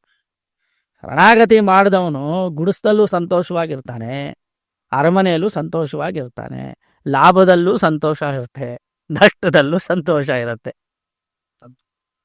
Already will be satisfied. So ಇದೆಲ್ಲ ಅವನನ್ನು ಏನು ಬಾಧಿಸೋದೇ ಇಲ್ಲ. ಶರಣಾಗತನಿಗೆ ಲಕ್ಷಣ ಅದು. ಗೊತ್ತಾಯ್ತು ಅಣ್ಣ. ನನಗೆ ಅಥವಾ ನನಗೆ ಅನ್ನೋದು ಬಿಟ್ಟು ಸಾಮಾನ್ಯರಿಗೆ ಈ ಮಹಾಭಾರತ ಅನ್ನೋದು ಅಥವಾ ರಾಮಾಯಣ ಅನ್ನೋದು ಮೂವೀಸಿಂದ ಮಾತ್ರ ಗೊತ್ತಿರಕ್ಕೆ ಸಾಧ್ಯ. ಅಂದರೆ ನಾವು ಮೋಸ್ಟ್ ಆಫ್ ದಿ ನಮಗಿರೋ ನಾಲೆಡ್ಜ್ ಎಲ್ಲ ನಾವು ಮೂವೀಸಿಂದಾನೇ ತಿಳ್ಕೊಂಡಿದ್ದೀವಿ, ಅದನ್ನು ನೋಡೇ ಕಲ್ತಿದ್ದೀವಿ. ಸೊ ಈ ಮೂವಿಗೂ ಮತ್ತು ರಿಯಲ್ ಆಗಿರೋ ಮಹಾಭಾರತ ಅಥವಾ ರಾಮಾಯಣಕ್ಕೂ ನಂಟಿದೆಯಾ? ಅಂದರೆ ಸೇಮ್ ಅಣ್ಣ, ಅದೆರಡು ಒಂದೇನಾ ಅಥವಾ ಅದಕ್ಕೆ ಡಿಫ್ರೆನ್ಶಿಯೇಟ್ ಏನಾದರೂ ಇದೆಯಾ? ನಾವು ಜಾಸ್ತಿ ಸಿನಿಮಾ ನೋಡೋದಿಲ್ಲ, ಬಟ್ ನಾನು ನೋಡಿರುವಂತಹ ಸಿನಿಮಾಗಳಲ್ಲಿ ಕೆಲವು ಬ್ಯೂಟಿಫುಲ್ಲಾಗಿ ಪೊಟ್ರೆ ಮಾಡಿರುವಂತಹ ವಿಷಯಗಳು ಇದೆ. ಕೆಲವು ಅಪಾರ್ಥ ತರುವಂತಹ ಸಂಗತಿಗಳನ್ನು ಇವರು ಸಿನಿಮಾಗಳಲ್ಲಿ ತೋರಿಸಿದ್ದಾರೆ. ಎಷ್ಟೋ ವಿಷಯಗಳನ್ನು ನಾನು ಹೇಳಬಲ್ಲೆ. ಸಮೀಪ ಕಾಲದಲ್ಲಿ ಬಂದಂತಹ ಮಹಾಭಾರತ ಆಧಾರಿತ ಚಲನಚಿತ್ರದಲ್ಲಿ ದುರ್ಯೋಧನನನ್ನು ಹೀರೋ ಮಾಡಿ, ಕೃಷ್ಣನನ್ನು ಒಂಥರ ವಿಲನ್ ಥರ ಪೊಟ್ರೆ ಮಾಡಿ, ಅದರಲ್ಲಿ ದ್ರೌಪದಿ ವಸ್ತ್ರಾಪಹರಣ ನಡಿಬೇಕಾದ್ರೆ ವಿಸಿಲ್ ಹೊಡೆಯೋದನ್ನು ನಾನೇ ಕೇಳಿಸ್ಕೊಂಡಿದ್ದೀನಿ. ನಾನು ಥಿಯೇಟರ್ನಲ್ಲಿ ಆ ಒಂದು ಸಿನಿಮಾ ನೋಡೋದಕ್ಕೆ ಹೋದಾಗ ಜನರಿಗೆ ಏನು ಸಂದೇಶ ಕಳಿಸ್ತಾ ಇದ್ದಾರೆ ಅನ್ನೋದ್ರಲ್ಲೇ ಒಂದು ಗೊಂದಲ ಇದು. ಅಲ್ಲಿ ದ್ರೌಪದಿ ವಸ್ತ್ರಾಪಹರಣ ಆಗ್ತಾ ಇದೆ, ಇವರೆಲ್ಲ ವಿಸಿಲ್ ಹೊಡಿತಾ ಇದ್ದಾರೆ ಜನ. ಇದೇನೋ ಇದು ಅಲ್ಲಿ ನಡೀತಾ ಇರೋದು ರೇಪ್ ಅಟೆಂಪ್ಟ್. ಅದಕ್ಕೂ ನೀವೇನು ಸಂತೋಷ ವ್ಯಕ್ತಪಡಿಸ್ತಾ ಇದ್ದೀರಾ ಅಂತ ಕೇಳಿದಾಗ ದುರ್ಯೋಧನ ಮಾಡಿದ ಸರಿ ತಾನೆ ಅಂತ ವಾರಿಸೋ ಜನ ಬಂದ್ಬಿಟ್ರಲ್ಲಿ ಥಿಯೇಟ್ರಲ್ಲಿ. ಏನು ಅಂದರೆ ದುರ್ಯೋಧನನ ವ್ಯೂ ಪಾಯಿಂಟ್ನಲ್ಲಿ ಇವರು ಮಹಾಭಾರತ ಅಂತ ತೋರಿಸೋದಕ್ಕೆ ಹೊರಟು ಸಂದೇಶನೇ ತಲೆ ಕೆಳಗಾಗಿ ಮಾಡಿಬಿಟ್ಟಿದ್ದಾರೆ. ಸೊ ರೇಪ್ ಮಾಡೋದು ಸರಿ ಅಂತ ಹೇಳೋ ಮಟ್ಟಕ್ಕೆ ಎಸ್. ಸೊ ನೀವು ಯಾವಾಗ ವಿಲನ್ ಅನ್ನೋ ಕ್ಯಾರೆಕ್ಟರ್ನ ಗ್ಲೋರಿಫೈ ಮಾಡ್ತಾ ಹೋಗ್ತಿರೋ ಆವಾಗ ಆ ಹೀರೋ ಕ್ಯಾರೆಕ್ಟರ್ ಕಳೆಗುಂದದ ಹೋಗತ್ತೆ. ಕೃಷ್ಣ ಮಾಡಿದ್ದೇ ತಪ್ಪು ಅನ್ನೋ ಥರ ಬಂದ್ಬಿಡತ್ತೆ ಸೊಸೈಟಿನಲ್ಲಿ, ಆ ಥರ ಬಿಂಬಿಸ್ಬಿಡ್ತಾರೆ. ಸೊ ಸಿನಿಮಾದಲ್ಲಿ ತೋರಿಸೋ ಎಲ್ಲ ವಿಷಯಗಳನ್ನು ನಾವು ಕೇರ್ಫುಲ್ಲಾಗಿ ಗಮನಿಸಬೇಕು. ಅವ್ರಿಗೆ ಎಂಟರ್ಟೈನ್ಮೆಂಟ್ ಆಸ್ಪೆಕ್ಟ್ಗೋಸ್ಕರ ಈ ಮಹಾಭಾರತನ ಬಳಸ್ತಾ ಇದ್ದಾರೆ, which is so wrong. Mahabharata ಅನ್ನೋದು ಪಂಚಮ ವೇದ, ಅದು ಸಕಲ ಶಾಸ್ತ್ರಗಳ ಸಾರ. ವ್ಯಾಸರು ಒಂದು ಉದ್ದೇಶದಿಂದ ಕೂಡಿ ಇದು ಗ್ರಂಥಗಳನ್ನು ರಚನೆ ಮಾಡಿದ್ದಾರೆ. ಇದನ್ನು ಪರಮ ಪವಿತ್ರ ಅಂತ ನಾವು ಮುಟ್ಟಿ ನಮಸ್ಕಾರ ಮಾಡ್ತೇವೆ. ಇದರಲ್ಲಿರ್ತಕ್ಕಂತಹ ಮೌಲ್ಯಗಳನ್ನು ನಾವು ಯಥಾವತ್ತಾಗಿ ಗುರುಮುಖೇನ ಸಂಗ್ರಹ ಮಾಡಬೇಕೇ ಹೊರತು ಆ ಮೌಲ್ಯಗಳ ವ್ಯಾಸಾಚಾರ್ಯರ ಆಶಯವನ್ನೇ ತಲೆಕೆಳಗಾಗಿ ಮಾಡಿ ಮಹಾಭಾರತ ಏನು ಹೇಳೋದಿಕ್ಕೆ ಹೊರಟಿದೆಯೋ ಅದನ್ನು ತದ್ವಿರುದ್ಧವಾಗಿ ನೀವು ಚಲನಚಿತ್ರದಲ್ಲಿ ತೋರಿಸಿದ್ದೆ ಆದರೆ ಅದು ಜನರಿಗೆ ಹೆಂಗೆ ಸಂದೇಶ ಹೋಗುತ್ತೆ? ಬರೀ ನೀವು ಎಂಟರ್ಟೈನ್ಮೆಂಟ್ ಆಸ್ಪೆಕ್ಟನ್ನೇ ಪ್ರಧಾನವಾಗಿ ಇಟ್ಕೊಂಡ್ರೆ ಇಟ್ ಈಸ್ ಹೌ ಮಹಾಭಾರತಕ್ಕೆ ಮಾಡುವಂತಹ ಅಪಚಾರ ಅಲ್ಲ. ನಾನು ಕೆಲವೊಂದು ಲೈನ್ಸ್ ಎಲ್ಲ ಕೇಳಿದ್ದೀನಿ ಅಣ್ಣ. ಅಂದರೆ ಈ ರೀಲ್ಸು ಮತ್ತು ಯೂಟ್ಯೂಬ್ ಶಾರ್ಟ್ಸ್ ಅಂತೆಲ್ಲ ಬರುತ್ತಲ್ಲ, ಸೊ ಅದ್ರಲ್ಲಿ ನಾನು ನೋಡಿದ್ದೀನಿ, ನಾವು ರಾಮನ್ ಥರ ಕ್ಲಾಸ್ ಅಲ್ಲ ಮಾಮ್, ರಾವಣನ್ ಥರ ಮಾಸ್ ಅಂತೆಲ್ಲ ಉಪಯೋಗಿಸ್ತಾರೆ. ಹಾಗಿದ್ರೆ ಅವನು ರಾವಣನ್ನ ಗ್ಲೋರಿಫೈ ಮಾಡ್ತಾ ಇದ್ದಾನೆ ಅಂತ ಅರ್ಥ. ಈ ವಿಮೆನ್ ಟ್ರಾಫಿಕಿಂಗ್ ಬಗ್ಗೆ ಆ ಜನ ಏನು ಹೇಳ್ತಾರೆ? ವಿಮೆನ್ ಟ್ರಾಫಿಕಿಂಗ್ ಮಾಡೋದು ಸರಿಯಾ? It is an hero. ಆ ಸೀತಾದೇವಿಯನ್ನ ಅಪಹರಿಸ್ಕೊಂಡು ಹೋಗಿದ್ದು ರಾವಣ ಸರಿಯಾ? ಅದನ್ನು ಆದರ್ಶವಾಗಿ ನೀವು ತೋರಿಸೋದಕ್ಕೆ ಸಾಧ್ಯವಾ? Can he become a role model? It's a very simple thing. But ಇದು ಮೆನ್ಷನ್ ಮಾಡ್ತಾರಲ್ಲ ಅವರು ಈಶ್ವರನ ಪರಮ ಭಕ್ತ, ಸಮಸ್ತ ವೇದ ವಿದ್ಯೆ ಪ್ರತಿಯೊಂದು ಅದನ್ನ ನಾವು ಈ ತರ ತಿಳ್ಕೊಳ್ಬಹುದು. ಎಷ್ಟೇ ನೀನು ದೊಡ್ಡ ಭಕ್ತನಾಗಿದ್ದರೂ, ನೀನು ಸಕಲ ಶಾಸ್ತ್ರವನ್ನು ಕಲಿತವನಾಗಿದ್ದರೂ, ನಿನ್ನಲ್ಲಿ ಬಲಪರಾಕ್ರಮಗಳಿದ್ದರೂ, ನೀನು ಕೈಲಾಸ ಪರ್ವತವನ್ನೇ ಎತ್ತಿ ಹಿಡಿದಿದ್ದರೂ, ಸ್ತ್ರೀ ವಿಷಯದಲ್ಲಿ ತಪ್ಪಾಗಿ ನಡೆದುಕೊಂಡರೆ ನಿನ್ನ ಅಷ್ಟು ಸಕಾರಾತ್ಮಕವಾದ ಅಂಶಗಳು ಬಿದ್ದು ಹೋಗುತ್ತದೆ ಅನ್ನೋದೇ ಸಂದೇಶ. ನೀನು ದೊಡ್ಡ ಭಕ್ತನಾಗಿರ್ಬೋದು ರಾವಣ, ಆದರೆ ಸೀತಾದೇವಿಗೆ ಮಾಡಿದಂತಹ ಅಪಚಾರಕ್ಕೆ ನೀನು ಸಾಮ್ರಾಜ್ಯವನ್ನು ಕಳೆದುಕೊಳ್ಳಬೇಕಾಗತ್ತೆ. ನಿನ್ನ ಎಲ್ಲ ಒಂದು ಅಂಶಗಳು ನೋಡುವಂಥ ಒಂದು ಎಲೆಯಲ್ಲಿ ಅನ್ನ ಹಾಕಿದ್ದಾರೆ, ಅನ್ನ ಅಷ್ಟು ಸಮೃದ್ಧವಾಗಿದೆ ಅಂತ ಇಟ್ಕೊಳ್ಳಿ, ಒಂದೇ ಒಂದು ಡ್ರಾಪ್ ಮಲ ಹಾಕ್ಬಿಟ್ರೆ ಆ ಅನ್ನ ತಗೋತೀರಾ? ಅದೇ ಥರನೇ ರಾವಣನಲ್ಲಿ ಎಲ್ಲ ಗುಣಗಳಿರಬಹುದು, ಆದರೆ ಅದು ಯಾವುದು ಗ್ರಾಹ್ಯವಲ್ಲ. ಯಾಕೆ? ಅವನು ಸೀತಾದೇವಿಯ ವಿಷಯದಲ್ಲಿ ಅಪಚಾರ ಮಾಡಿದ್ರಿಂದ. ಲೋಕಮಾತೆಯಾದ ಸೀತೆಯನ್ನ ಅವನು ಅಪಹರಿಸ್ಕೊಂಡು ಹೋಗಿ ಬಂಧನದಲ್ಲಿ ಇಟ್ಟಿದ್ರಿಂದ ಅವನು ಮಾಡಿದಂತಹ ಸ್ತ್ರೀ ಚಾಪಲ್ಯದ ಅಪಚಾರಕ್ಕೆ ಅವನಲ್ಲಿರುವಂತಹ ಯಾವುದೇ ಗುಣವು ಗ್ರಾಹ್ಯವಾಗೋದಿಲ್ಲ. ಅದನ್ನು ಶಿಷ್ಟರು ಸ್ವೀಕಾರ ಮಾಡೋದಿಲ್ಲ. ಅವನಲ್ಲಿ ಎಷ್ಟೇ ಗುಣ ಇರಲಿ, ಆ ಸಂದೇಶ ಏನು? ಅಷ್ಟು ಗುಣಗಳಿದ್ರೂ ಈ ಒಂದು ದೋಷದಿಂದ ನಿನ್ನ ಸಾಮ್ರಾಜ್ಯವೇ ಪತನವಾಯಿತು ಅನ್ನೋದೇ ಸಂದೇಶ. ಪ್ರತಿಯೊಂದನ್ನು ಕಳ್ಕೊಂಡ, ಬರೀ ಸಾಮ್ರಾಜ್ಯನೇ ಅಂತಲ್ಲ. ಅಷ್ಟೇ ವಿಷಯ. ಎಲ್ಲರೂ ಹೋದ್ರು. ತನ್ನ ಸ್ವಾರ್ಥಕ್ಕೋಸ್ಕರ ಕುಂಭಕರ್ಣನ ಬಲಿ ಕೊಟ್ಟ, ಇಂದ್ರಜಿತ್ ಮಗನನ್ನ ಬಲಿ ಕೊಟ್ಟ. ಮತ್ತೆ ಇವನನ್ನ ನೀವು ರೋಲ್ ಮಾಡಲ್ ಅಂತ ಹೆಂಗೆ ಕೇಳ್ತೀರಾ? ಅಣ್ಣ ಇನ್ನೊಂದು ಇದೇ ತರವಾದ ಒಂದು ವಿಷಯದಲ್ಲಿ ಇನ್ನೊಂದು ಬರುತ್ತೆ ಅಣ್ಣ. ಇನ್ನ ಇಬ್ರು ಪರ್ಸನ್ಸ್ ಬರ್ತಾರೆ ಇದರಲ್ಲಿ. ಸೊ ಒಬ್ರು ಕರ್ಣ ಮತ್ತೆ ಅರ್ಜುನ. ಸೊ ಇದ್ರಲ್ಲೂ ನಾನು ನಾನು ಚಿಕ್ಕ ವಯಸ್ಸಿಂದ ನೋಡಿರೋ ಪ್ರತಿಯೊಂದು ಮೂವಿಯಲ್ಲೂ ಕರ್ಣ ಮೂವಿಲಿ ಇದ್ದಾನೆ ಅಂತಂದ್ರೆ ಹೀಸ್ ದಿ ಹೀರೋ. ದಾನವೀರ ಶೂರ ಕರ್ಣ ಆಗಿರ್ಬೋದು, ಅಥವಾ ಯಾರಾದ್ರೂ ದಾನ ಮಾಡ್ತಾ ಇದ್ದಾರೆ, ಯಾರಾದ್ರೂ ಸಮಾಜ ಸೇವೆಯಲ್ಲಿದ್ದಾರೆ ಅಂತಂದ್ರೆ ಅವ್ರನ್ನ ಕರ್ಣಂಗೆ ಹೋಲಿಸ್ತಾರೆ. That is very commonly observe thing ಇವಾಗ. ಅದರಲ್ಲಿ ಹೇಳೋದಾದ್ರೆ ಅಣ್ಣ, ಮಹಾಭಾರತದಲ್ಲಿ ಕರ್ಣ ಅನ್ನೋ ಕ್ಯಾರೆಕ್ಟರ್ ಸೃಷ್ಟಿ ಮಾಡಿರುವಂತಹ ಗೊಂದಲ ಇದೆಯಲ್ಲ, ಇದು ಹೇಳಿ ತೀರದ್ದು ಅಂತ ಹೇಳ್ಬೋದು. ಕರ್ಣ ನಿಜವಾಗ್ಲೂ ಒಳ್ಳೆಯವನ ಕೆಟ್ಟವನ ಅಂತ ಒಂದು ಪ್ರಶ್ನೆ ಬರುತ್ತೆ. ನಮ್ಮ ಕನ್ನಡದ ಕವಿಗಳು ಕೂಡ ಕರ್ಣನ್ ವರ್ಣಿಸ್ಬೇಕಾದ್ರೆ ದಾನವೀರ ಶೂರ ಕರ್ಣ ಅಂತೆಲ್ಲ ಹೇಳ್ಬಿಟ್ಟಿದ್ದಾರೆ. ವಾಸ್ತವಿಕವಾಗಿ ನೋಡಿದ್ರೆ ಯಾವ ದಾನವೂ ಕರ್ಣ ಮಾಡಿದ್ದಲ್ಲ. ದಾನ ಅಂದರೆ ಏನು ಅಂತ ಮೊದಲು ನಾವು ತಿಳ್ಕೊಳ್ಬೇಕು. ಸಾತ್ವಿಕವಾದ ವ್ಯಕ್ತಿಗಳಿಗೆ ಸಾತ್ವಿಕವಾದ ವಸ್ತುಗಳನ್ನು ಸಾತ್ವಿಕವಾದ ಸಮಯದಲ್ಲಿ ಸಾತ್ವಿಕವಾದ ಮನಸ್ಥಿತಿಯಲ್ಲಿ ಕೊಡೋದೇ ದಾನವಾಗತ್ತೆ. ನಾವು ಕೊಟ್ಟಿದ್ದನ್ನು ದಾನ ಅಂತ ಭ್ರಮಿಸ್ಬಿಡಬಾರ್ದು. ಅಹಂಕಾರದಿಂದ ಮಾಡಿದ ಯಾವುದೇ ದಾನವು ಧರ್ಮವಾಗುವುದಿಲ್ಲ. ನಾನು ಗರ್ವದಿಂದ ಖ್ಯಾತಿಯನ್ನು ಬಯಸಿ ಫೇಮಸ್ ಆಗಬೇಕು ಅನ್ನೋದಕ್ಕೋಸ್ಕರ ಮಾಡೋ ದಾನ ಆಗಲಿ, ಪಾಪ್ಯುಲಾರಿಟಿನ ಬಯಸೋದಕ್ಕೋಸ್ಕರ ಎಷ್ಟೋ ಜನ ಎಲೆಕ್ಷನಲ್ಲಿ ದಾನ ಮಾಡ್ತಾರೆ. ಆ ಥರ ಸ್ವಾರ್ಥಕ್ಕೋಸ್ಕರ ನೀವು ಮಾಡುವಂಥ ಯಾವುದೇ ದಾನ ಧರ್ಮ ಆಗೋದಿಲ್ಲ. ಕುಡಿಗಾರ ಇದ್ದ ಅಂತ ಇಟ್ಕೊಳ್ಳಿ, ಅವನಿಗೆ ಕುಡಿತಾ ದಾನ ಮಾಡಿದ್ರೆ ಅದು ದಾನ ಆಗ್ಬಿಡತ್ತಾ? ಅದನ್ನ ಧರ್ಮ ಆಗ್ಬಿಡತ್ತ? ಅದು ಯೋಗ್ಯವಾದ ವ್ಯಕ್ತಿಗಳಿಗೆ ಯೋಗ್ಯವಾದ ಸಮಯದಲ್ಲಿ ಯೋಗ್ಯವಾದ ವಸ್ತುಗಳನ್ನು ಯೋಗ್ಯವಾದ ಮನಸ್ಥಿತಿಯಲ್ಲಿ ಮಾಡಬೇಕು. ಅದನ್ನು ದಾನ ಅಂತ ಕರೀತಾರೆ. ಸಾತ್ವಿಕವಾದ ಭಾವನೆ ಏನು? ಭಗವತ್ ಪ್ರೀತ್ಯರ್ಥಂ ಭಗವದಾಜ್ಞೆಯ ಎಂದು ಮನಸ್ಸಿನಲ್ಲಿ ಸಂಕಲ್ಪ ಮಾಡಿ ಸಾತ್ವಿಕವಾದ ಪದಾರ್ಥಗಳನ್ನು ದಾನ ಮಾಡಿದ್ರೆ ಅದು ಧರ್ಮವಾಗತ್ತೆ. ಜಂಬದಿಂದಲೋ ಗರ್ವದಿಂದಲೋ ಮದ ಹಿಡಿದವನಾಗಿ ತಾನು ಮಾಡಿದ್ದೇ ಧರ್ಮವೆಂದು ಬಯಸಿ ಭ್ರಮಿಸಿ ಮಾಡಿದರೆ ಅದು ದಾನವಾಗೋದಿಲ್ಲ. ಕರ್ಣ ಮಾಡಿತ್ತು ಅದೇ ಕೆಲಸ. ಅದು ಮಹಾಭಾರತದಲ್ಲಿ ತುಂಬ ಸ್ಪಷ್ಟ. ಕರ್ಣನ ಮನಸ್ಥಿತಿಯನ್ನು ಅರ್ಜುನನ ಮನಸ್ಥಿತಿಯನ್ನು ವ್ಯಾಸಾಚಾರ್ಯರು ತುಂಬ ಅದ್ಭುತವಾಗಿ ಮಹಾಭಾರತದಲ್ಲಿ ತೋರಿಸಿದ್ದಾರೆ. ಮತ್ತೆ ಅರ್ಜುನನ್ ಯಾಕಣ್ಣ ಧರ್ಮರಾಯನ ಸಹಾಯ ತಗೊಂಡು ಎಲ್ಲಾ ಕಡೆ ಗೆದ್ರು, ಕೃಷ್ಣನ ಸಹಾಯ ತಗೊಂಡು ಪ್ರತಿಯೊಂದರಲ್ಲೂ ಅಫ್ಕೋರ್ಸ್ ಕೃಷ್ಣನಿಗೆ ಶರಣಾಗತಿ ಮಾಡಿದಂಥವರು ಪಾಂಡವರು. ಕೃಷ್ಣ ಇಲ್ಲದೆ ಪ್ರಪಂಚವೇ ಇಲ್ಲ ಅಲ್ವಾ? ಅರ್ಜುನ ಮಾತ್ರ ಅಲ್ಲ, ಯಾರು ಕೂಡ ಅಲಗಾಡೋದು ತೇನವಿನ ತೃಣಮಪಿನ ಚಲತಿ. ಒಂದು ಹುಲ್ಲು ಕಡ್ಡಿ ಕೂಡ ಆ ಕೃಷ್ಣನ ಸಂಕಲ್ಪವಿಲ್ಲದೆ ಅಲುಗಾಡೋದಕ್ಕೆ ಸಾಧ್ಯ ಇಲ್ಲ. ಕೃಷ್ಣನಿಗೆ ಶರಣಾಗತಿ ಮಾಡಿದ್ರಿಂದಲೇ ಪಾಂಡವರು ನಮಗೆ ಆದರ್ಶರು. ಅವರನ್ನ ನಾವು ರೋಲ್ ಮಾಡಲ್ ಆಗಿ ತಗೊಳ್ಬೇಕೆ ಹೊರತು ದುರ್ಯೋಧನನ್ನೋ ಕರ್ಣನ್ನೋ ನಾವು ರೋಲ್ ಮಾಡಲ್ ಆಗಿ ಕನ್ಸಿಡರ್ ಮಾಡೋ ಹಾಗಿಲ್ಲ. ಇದು ಮಹಾಭಾರತ ಓದ್ದವರಲ್ಲಿ ತುಂಬಾ ಸ್ಪಷ್ಟ. ಸಿನಿಮಾ ನೋಡಿ ಮಹಾಭಾರತ ತಿಳ್ಕೊಂಡವ್ರಿಗೆ ಇದು ಅರ್ಥ ಆಗೋದಿಲ್ಲ. ಗುರುಮುಖೇನ ಒಂದೊಂದು ಅಕ್ಷರಕ್ಕೂ ಏನು ಅರ್ಥ ಎಂದು ತಿಳ್ಕೊಂಡು ಮಹಾಭಾರತ ಪೂರ್ತಿಯಾಗಿ ಓದ್ದವನಿಗೆ ಗೊತ್ತಾಗತ್ತೆ. ಕರ್ಣನ character is a villain, you can't glorify him. ದಾನ ಅಂದರೆ ಏನು? ಇವಾಗ ನೋಡಿ, ಒಂದೇ ಒಂದು ಎಕ್ಸಾಂಪಲ್ ಕೊಡ್ತೀನಿ ನಿಮಗೆ. ನೀವು ಒಂದು ವಸ್ತುವನ್ನು ಒಬ್ರು ಕೊಟ್ಟಿದ್ದೀರಾ, ಅವರ ಹತ್ರ ಏನಾದರೂ ಒಂದು ಎಕ್ಸ್ಪೆಕ್ಟೇಷನ್ ನೀವು ಇಟ್ಕೊಂಡ್ರೆ ಅದು ದಾನ ಆಗತ್ತಾ? ವ್ಯಾಪಾರ ಆಗತ್ತಾ? ಅದು ವ್ಯಾಪಾರ, ಕೊಟ್ಟು ತಗೊಳ್ಳೋದು ಆಗತ್ತೆ. ನೀವು ಕರ್ಣನನ್ನೇ ಯಾಕೆ ಪ್ರೈಸ್ ಮಾಡ್ತೀರಾ? ಇಂದ್ರ ಬಂದು ಕವಚ ಕುಂಡಲಗಳನ್ನ ಕೇಳಿದಾಗ ಅವ್ನು ದಾನ ಮಾಡ್ಬಿಟ್ಟ. ಅದನ್ನು ಮೆನ್ಷನ್ ಮಾಡ್ತಾರೆ ಹೌದಲ್ವಾ ಸಿನಿಮಾದಲ್ಲಿ, ಕಾಮನ್ ಆಗಿ ಕೇಳಿರೋ ವಿಷಯ ಅಲ್ವಾ? ಕವಚ ಕುಂಡಲಗಳನ್ನೇ ದಾನ ಮಾಡಿದ ಕರ್ಣ. ಇಂದ್ರ ಬಂದು ಅವನು ಪ್ರತಿಗ್ರಹ ಕೂಡ ಮಾಡ್ತಾನೆ. ಕವಚ ಕುಂಡಲಗಳನ್ನ ಕೊಟ್ಟು ಅಸ್ತ್ರವನ್ನ ಇಂದ್ರನಿಂದ ಪಡ್ಕೊಳ್ತಾನೆ ಅರ್ಜುನನ್ನು ಸಂಹಾರ ಮಾಡ್ಲಿಕ್ಕೆ. ಅದು ದಾನವಾಗತ್ತಾ? ವ್ಯಾಪಾರ ಆಗತ್ತಾ? ವ್ಯಾಪಾರ ಆಗತ್ತೆ, ಕೊಟ್ಟು ತಗೊಳ್ಳೋದಾಗತ್ತೆ. ಸೊ ಅದನ್ನ ದಾನ ಅಂತ ಹೇಗೆ ಕರಿತೀರಿ? ನಾನು ಪ್ರಸಂಗಾತ್ ಒಂದು ವಿಷಯ ಹೇಳಿದೆ. ನಿನ್ನೆ ನಾನು ಈ ಕರ್ಣನ ಬಗ್ಗೆ ಶ್ರೀ ಉಭಯ ವೇದಾಂತ ಪ್ರವರ್ತಕರಾಗಿರುವಂತಹ ಡಾಕ್ಟರ್ KS ನಾರಾಯಣಾಚಾರ್ಯರು ಮಹಾಭಾರತ ಪಾತ್ರ ಪ್ರಪಂಚದಲ್ಲಿ ಕರ್ಣನ ಮನಸ್ಥಿತಿ, ಕರ್ಣನ ನಿಜವಾದ ವ್ಯಕ್ತಿತ್ವ ಬಗ್ಗೆ ವಿಶ್ಲೇಷಣೆ ಮಾಡಿ ತೋರಿಸಿದ್ದಾರೆ. ಪ್ರಸಂಗಾತ್ ನೀವು ಕೇಳಿದ್ರಿಂದ ನಾನು ಹೇಳ್ತೇನೆ. ನಿನ್ನೆ ಅದ್ರ ಬಗ್ಗೆನೇ ಓದ್ತಾ ಇದ್ದೆ ನಿನ್ನೆ ರಾತ್ರಿ. ಅದರಲ್ಲಿ ಅವರು ಹೇಳ್ತಾರೆ ಕರ್ಣ ಹಾಗೂ ಅರ್ಜುನ ಇಬ್ಬರ ನಡುವೆ ಇರತಕ್ಕಂತಹ ವ್ಯತ್ಯಾಸ ಏನು, ಕರ್ಣನ ಮನಸ್ಥಿತಿ ಏನು, ಅವನ ಕ್ಯಾರೆಕ್ಟರ್ ಏನು, ಅರ್ಜುನನ ಕ್ಯಾರೆಕ್ಟರ್ ಏನು.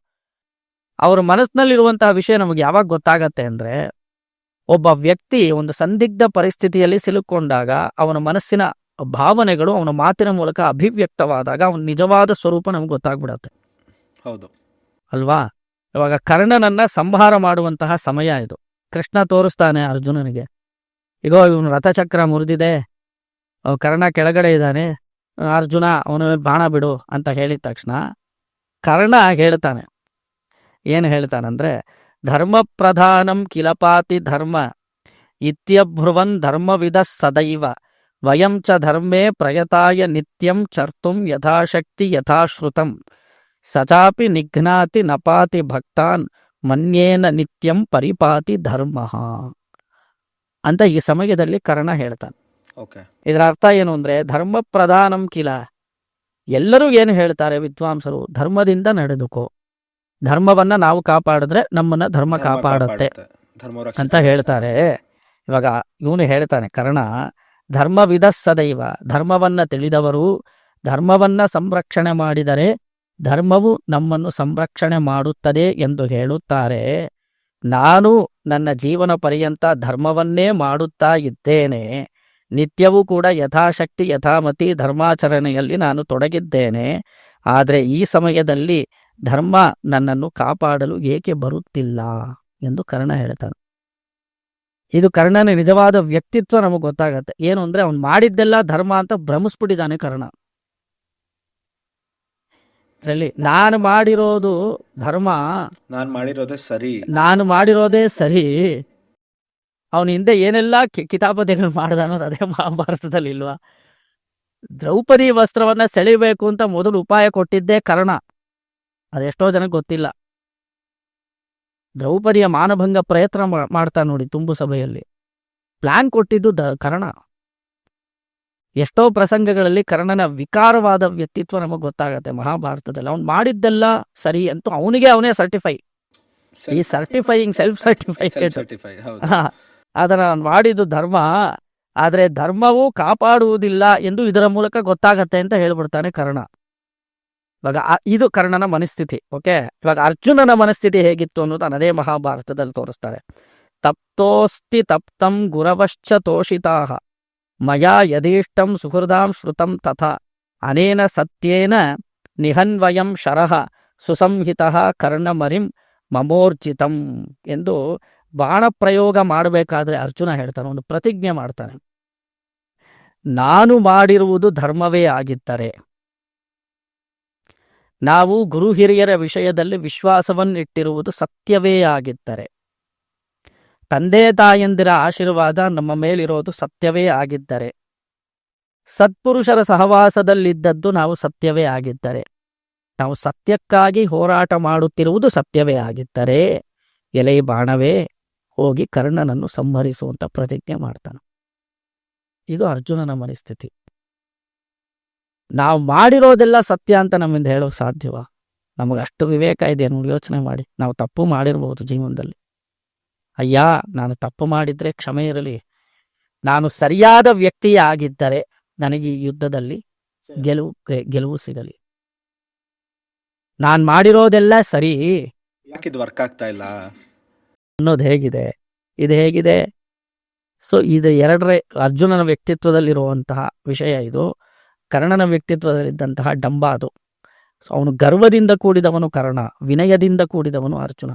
ಇದೇ ತರ ಲಕ್ಷ್ಮಣ ಕೂಡ ಇಂದ್ರಜಿತ್ತನ ಸಂಹಾರ ಮಾಡಬೇಕಾದ್ರೆ ಪ್ರತಿಜ್ಞೆ ಮಾಡ್ತಾನೆ. ಧರ್ಮಾತ್ಮ ಸತ್ಯಸಂಧಶ್ಚ ರಾಮೋ ದಾಶರಥಿರ್ಯದಿ ಪೌರುಷೇಚ ಅಪ್ರತಿದ್ವಂದ್ವ ಶರೈನಂ ಜಹಿ ರಾವಣಿ. ಇದು ಮಹಾಮಂತ್ರ. ವೀಕ್ಷಕರು ಇದನ್ನ ಕೇಳಬೇಕು. ಇದು ಯುದ್ಧಕಾಂಡದಲ್ಲಿ ಬರುತ್ತೆ. ಈ ಶ್ಲೋಕವನ್ನ ಹೇಳಿದವನಿಗೆ ಸೋಲೇ ಇಲ್ಲ. ರಾಮಾಯಣದಲ್ಲಿ ಕೆಲವು ಮಂತ್ರಗಳಿದೆ, ಆಯಾಯ ಸಂದರ್ಭಕ್ಕೆ ಅನುಗುಣವಾಗಿ ಆ ಮಂತ್ರಗಳನ್ನು ಬಳಸಲಾಗತ್ತೆ. ಆಗ ನಮ್ಮ ಒಂದು ವಸ್ತುವನ್ನು ಹುಡುಕಬೇಕಾದ್ರೆ ನಮೋಸ್ತು ರಾಮಾಯ ಸ ಲಕ್ಷ್ಮಣಾಯ ಆ ಶ್ಲೋಕನ ಹೇಳ್ತಾರೆ. ಬುದ್ಧಿರ್ ಬಲಂ ಯಶೋ ಧೈರ್ಯಂ ಆಂಜನೇಯನಿಗೆ ಶ್ಲೋಕಗಳು. ಶ್ಲೋಕ ಹೌದು. ಈ ಶ್ಲೋಕ ಹೇಳಿದವನಿಗೆ ಜೀವನದಲ್ಲಿ ಸೋಲೇ ಇಲ್ಲ. ಧರ್ಮಾತ್ಮ ಸತ್ಯಸಂಧಶ್ಚ. ಇಂದ್ರಜಿತ್ ಸಂಹಾರ ಮಾಡಬೇಕು ಲಕ್ಷ್ಮಣ ಸ್ವಾಮಿ ಬಾಣ ಪ್ರಯೋಗ ಮಾಡಬೇಕಾದ್ರೆ ಒಂದು ಪ್ರತಿಜ್ಞೆ ಮಾಡ್ತಾನೆ. ನನ್ನ ರಾಮ ಧರ್ಮಾತ್ಮನೇ ಆಗಿದ್ದರೆ, ನನ್ನ ರಾಮನು ಸತ್ಯಸಂಧನೇ ಆಗಿದ್ದರೆ, ಅವನು ದಶರಥ ಮಹಾರಾಜನ ಪುತ್ರನೆಂಬುದು ಸತ್ಯವೇ ಆಗಿದ್ದರೆ, ಪೌರುಷೇಚ ಅಪ್ರತಿಮ ಪರಾಕ್ರಮಶಾಲಿಯಾದವನು ರಾಮ ಎಂಬುದು ಸತ್ಯವೇ ಆಗಿದ್ದರೆ, ಶರೈನಂ ಜಹಿರಾಮ ಎಲೆ ಶರವೇ ಇಂದ್ರಜಿತ್ತನ್ನು ಸಂಹಾರ ಮಾಡು ಎಂದು ಪ್ರತಿಜ್ಞೆ ಮಾಡ್ತಾನೆ ಲಕ್ಷ್ಮಣ. ನಾನು ಧರ್ಮಾತ್ಮನೆ ಅಂತಲೂ ಹೇಳ್ಕೊಳ್ಳಿಲ್ಲ ಲಕ್ಷ್ಮಣ. ರಾಮ ನಾನು ಧರ್ಮಾತ್ಮ ಆಗಿಲ್ದೇನೂ ಇರಬಹುದಪ್ಪ, ಆದರೆ ರಾಮ ಧರ್ಮಾತ್ಮ, ಅದರಲ್ಲಿ ನನಗೆ ವಿಶ್ವಾಸ ಇದೆ. ಖಂಡಿತ ಅವನು ಯಾವತ್ತೂ ಸತ್ಯಕ್ಕೆ ವಿರುದ್ಧವಾಗಿ ನಡೆದುಕೊಳ್ಳಲಾರ.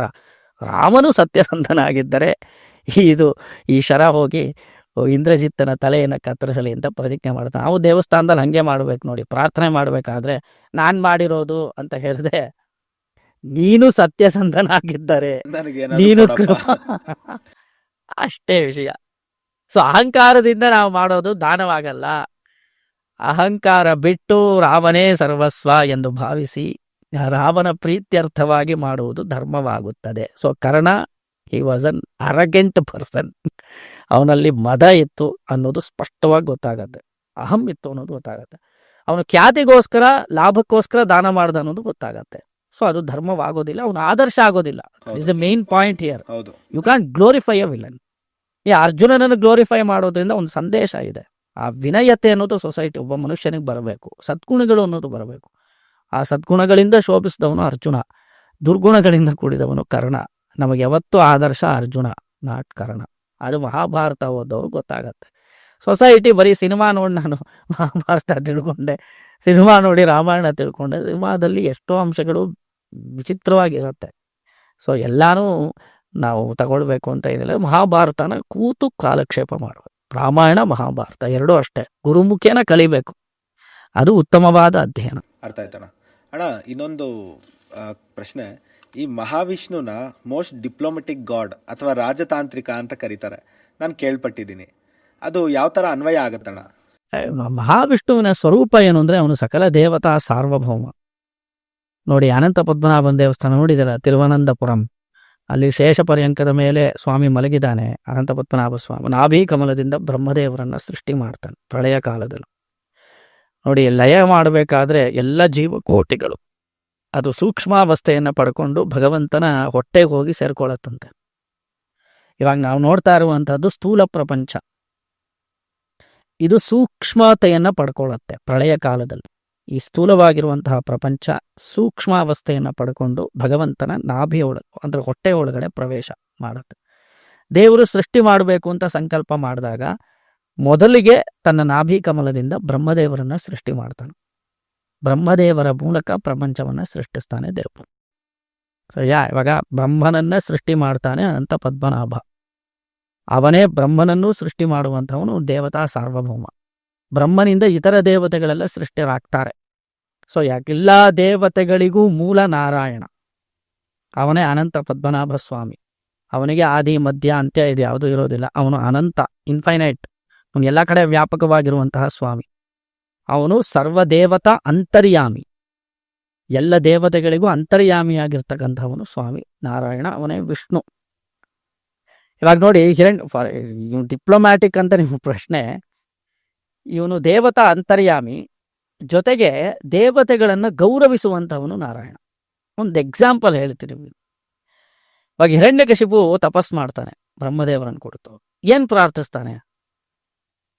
ನನಗೆಲ್ಲೂ ಸಾವು ಬರಬಾರ್ದು, ಮನೆ ಒಳಗೆ ಎಸ್ ಹಗಲಲ್ಲಾಗಲಿ ಇರುಳಲ್ಲಾಗಲಿ, ಮನೆಯ ಒಳಗಾಗಲಿ ಹೊರಗಾಗಲಿ, ಪಶು ಪಕ್ಷಿ ಕ್ರಿಮಿ ಕೀಟಗಳಿಂದಾಗಲಿ, ಮನುಷ್ಯರಿಂದಾಗಲಿ, ಯಕ್ಷರಿಂದಾಗಲಿ, ಗಂಧರ್ವರಿಂದಾಗಲಿ, ಯಾರಿಂದಾಗಲಿ, ಅಸ್ತ್ರಶಸ್ತ್ರಗಳಿಂದಾಗಲಿ ನನಗೆ ಮರಣವೇ ಬಾರದಂತೆ ವರವನ್ನು ನೀಡಬೇಕು ಎಂದು ಪ್ರಾರ್ಥನೆ ಮಾಡ್ಕೊಳ್ತಾನೆ ಹಿರಣ್ಯಕಶಿಪು. ಸರಿಯಾ? ನೀವು ಸೃಷ್ಟಿಸಿದಂತಹ ಯಾವುದೇ ವಸ್ತುವಿನಿಂದ ಅಂತ ಆಡ್ ಆನ್ ಮಾಡ್ಕೊತಾನೆ. ಯಾರು? ಬ್ರಹ್ಮದೇವರು ಸೃಷ್ಟಿ ಮಾಡಿರುವಂತಹ ಯಾವುದೇ ವಸ್ತುವಿನಿಂದ ಮರಣ ಬಾರದಂತೆ ವರವನ್ನು ಪಡ್ಕೊಳ್ತಾನೆ ಹಿರಣ್ಯಕಶಿಪು. ಓಕೆವಾ? ಇವಾಗ ಇವನ ಅಟ್ರಾಸಿಟಿ ಜಾಸ್ತಿ ಆಗೋಯ್ತು. ಬ್ರಹ್ಮಾದಿ ದೇವತೆಗಳೆಲ್ಲ ದೇವರನ್ನು ಪ್ರಾರ್ಥಿಸ್ಕೊಳ್ತಾರೆ, ನಾರಾಯಣನನ್ನೇ, ಸ್ವಾಮಿ ಇವ್ರನ್ನ ಹೆಂಗಾದ್ರೂ ಸಂಹಾರ ಮಾಡಿ. ವರ ಕೊಟ್ಟಿದ್ದು ನೀವು, ಪರಿಹಾರ ಮಾಡಬೇಕಾಗಿರೋರು ನೀವು ತಾನೇ ವರ ಕೊಟ್ರಿ. ಹೌದು. ಇವಾಗ ನೀವೇ ಅದಕ್ಕೆ ಸರಿಯಾಗಿ ಪ್ಲಾನ್ ಮಾಡ್ಬೇಕಲ್ಲ. ಇವಾಗ ಏನ್ ಮಾಡೋದು?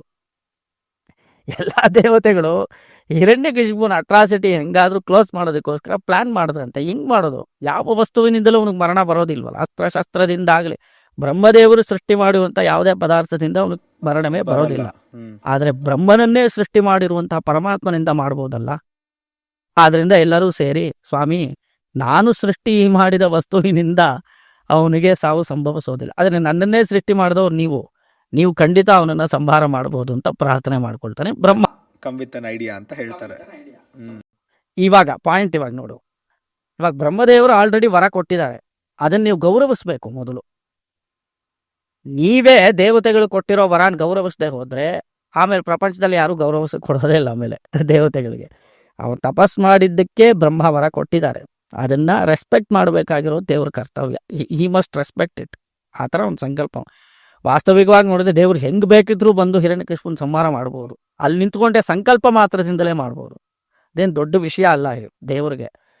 ಆದರೆ ಬ್ರಹ್ಮದೇವರು ಕೊಟ್ಟಿರುವಂತಹ ವರವನ್ನ ಗೌರವಿಸೋದಿಕ್ಕೋಸ್ಕರವಾಗಿ ಹಗಲಲ್ಲಲ್ಲದೆ ഇരുಳಲ್ಲದೆ ಸಾಯಂಕಾಲ ವೇಳೆಯಲ್ಲಿ, ಓಕೆ, ಮನೆಯ ಒಳಗಲ್ಲದೆ ಹೊರಗಲ್ಲದೆ ಹೊಸಲಿನಲ್ಲಿ, ನರವಲ್ಲದ ಸಿಂಹವಲ್ಲದ ನರಮೃಗ ಶರೀರದಲ್ಲಿ, ಅಸ್ತ್ರಶಸ್ತ್ರಗಳಲ್ಲದೆ ಉಗುರಿನಲ್ಲಿ, ಉಸಿರಿರೋ ಪದಾರ್ಥವಲ್ಲದೆ ಉಸಿರಿದೆ ಅಂತನೂ ಹೇಳಕ್ಕಾಗಲ್ಲ, ಉಗುರಿಗೆ ಉಸಿರಿಲ್ಲ ಅಂತಾನೂ ಹೇಳಕ್ಕಾಗಲ್ಲ, ಅದು ಬೆಳೆಯತ್ತೆ, ಕಟ್ ಮಾಡಿದ್ರೆ ನೋವು ಆಗೋದಿಲ್ಲ ಅನ್ನೋದಕ್ಕೋಸ್ಕರ.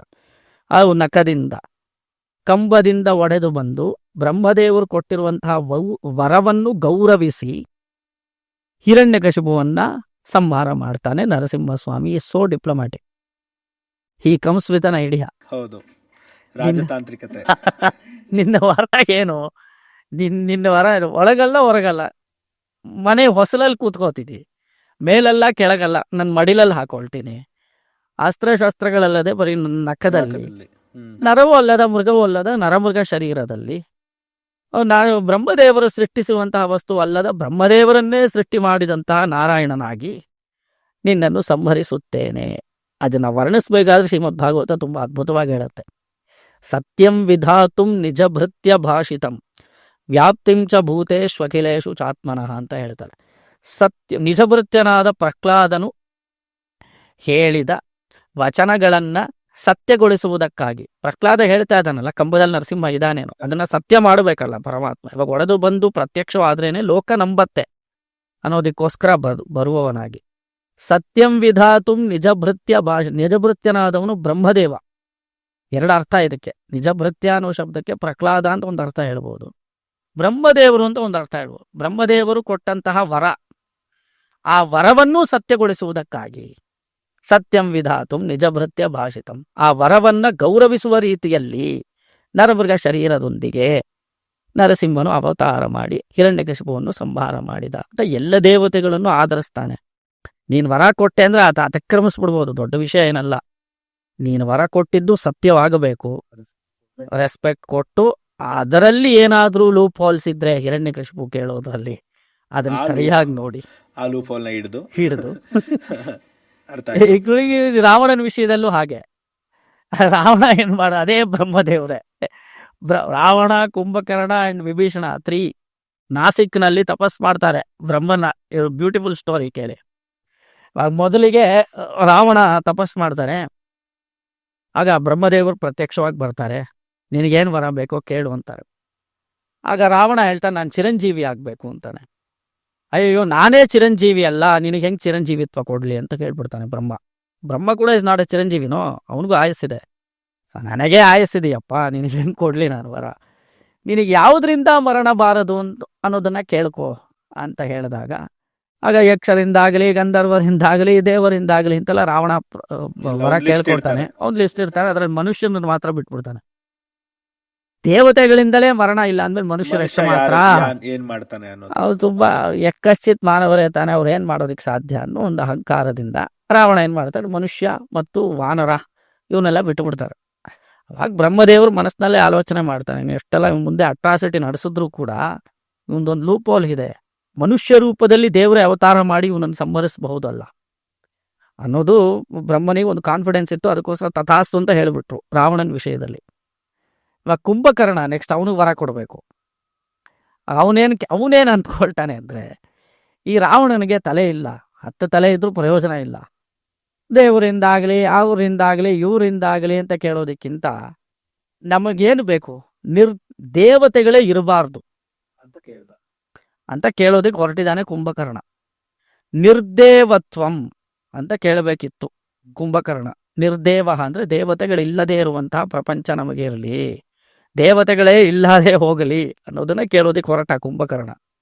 ಆ ಸಮಯದಲ್ಲಿ ದೇವತೆಗಳೆಲ್ಲ ಬ್ರಹ್ಮನನ್ನ ಪ್ರಾರ್ಥನೆ ಮಾಡಿ, ಸ್ವಾಮಿ ಆ ಥರ ಏನಾದರೂ ನೀವು ತಥಾಸ್ತು ಅಂತ ಹೇಳ್ಬಿಟ್ರೆ ನಾವೆಲ್ಲ ಹೋಗ್ಬಿಡ್ತೀವಿ, ನೀವೇನಾದರೂ ಇದಕ್ಕೆ ಉಪಾಯ ಮಾಡಬೇಕು ಅಂತ ಕೇಳಿದಾಗ ಸರಸ್ವತೀ ದೇವಿ ಕುಂಭಕರ್ಣನ ನಾಲಿಗೆ ಒಳಗಡೆ ಪ್ರವೇಶ ಮಾಡಿ ಈ ವರ ಕೇಳೋ ಸಮಯದಲ್ಲಿ ನಿರ್ದೇವತ್ವಂ ಅಂತ ಹೇಳೋದಕ್ಕೆ ಹೊರಟು ನಿದ್ರೇವತ್ವಂ ಅಂತ ಕೇಳ್ಬಿಡ್ತಾನೆ ಕುಂಭಕರ್ಣ.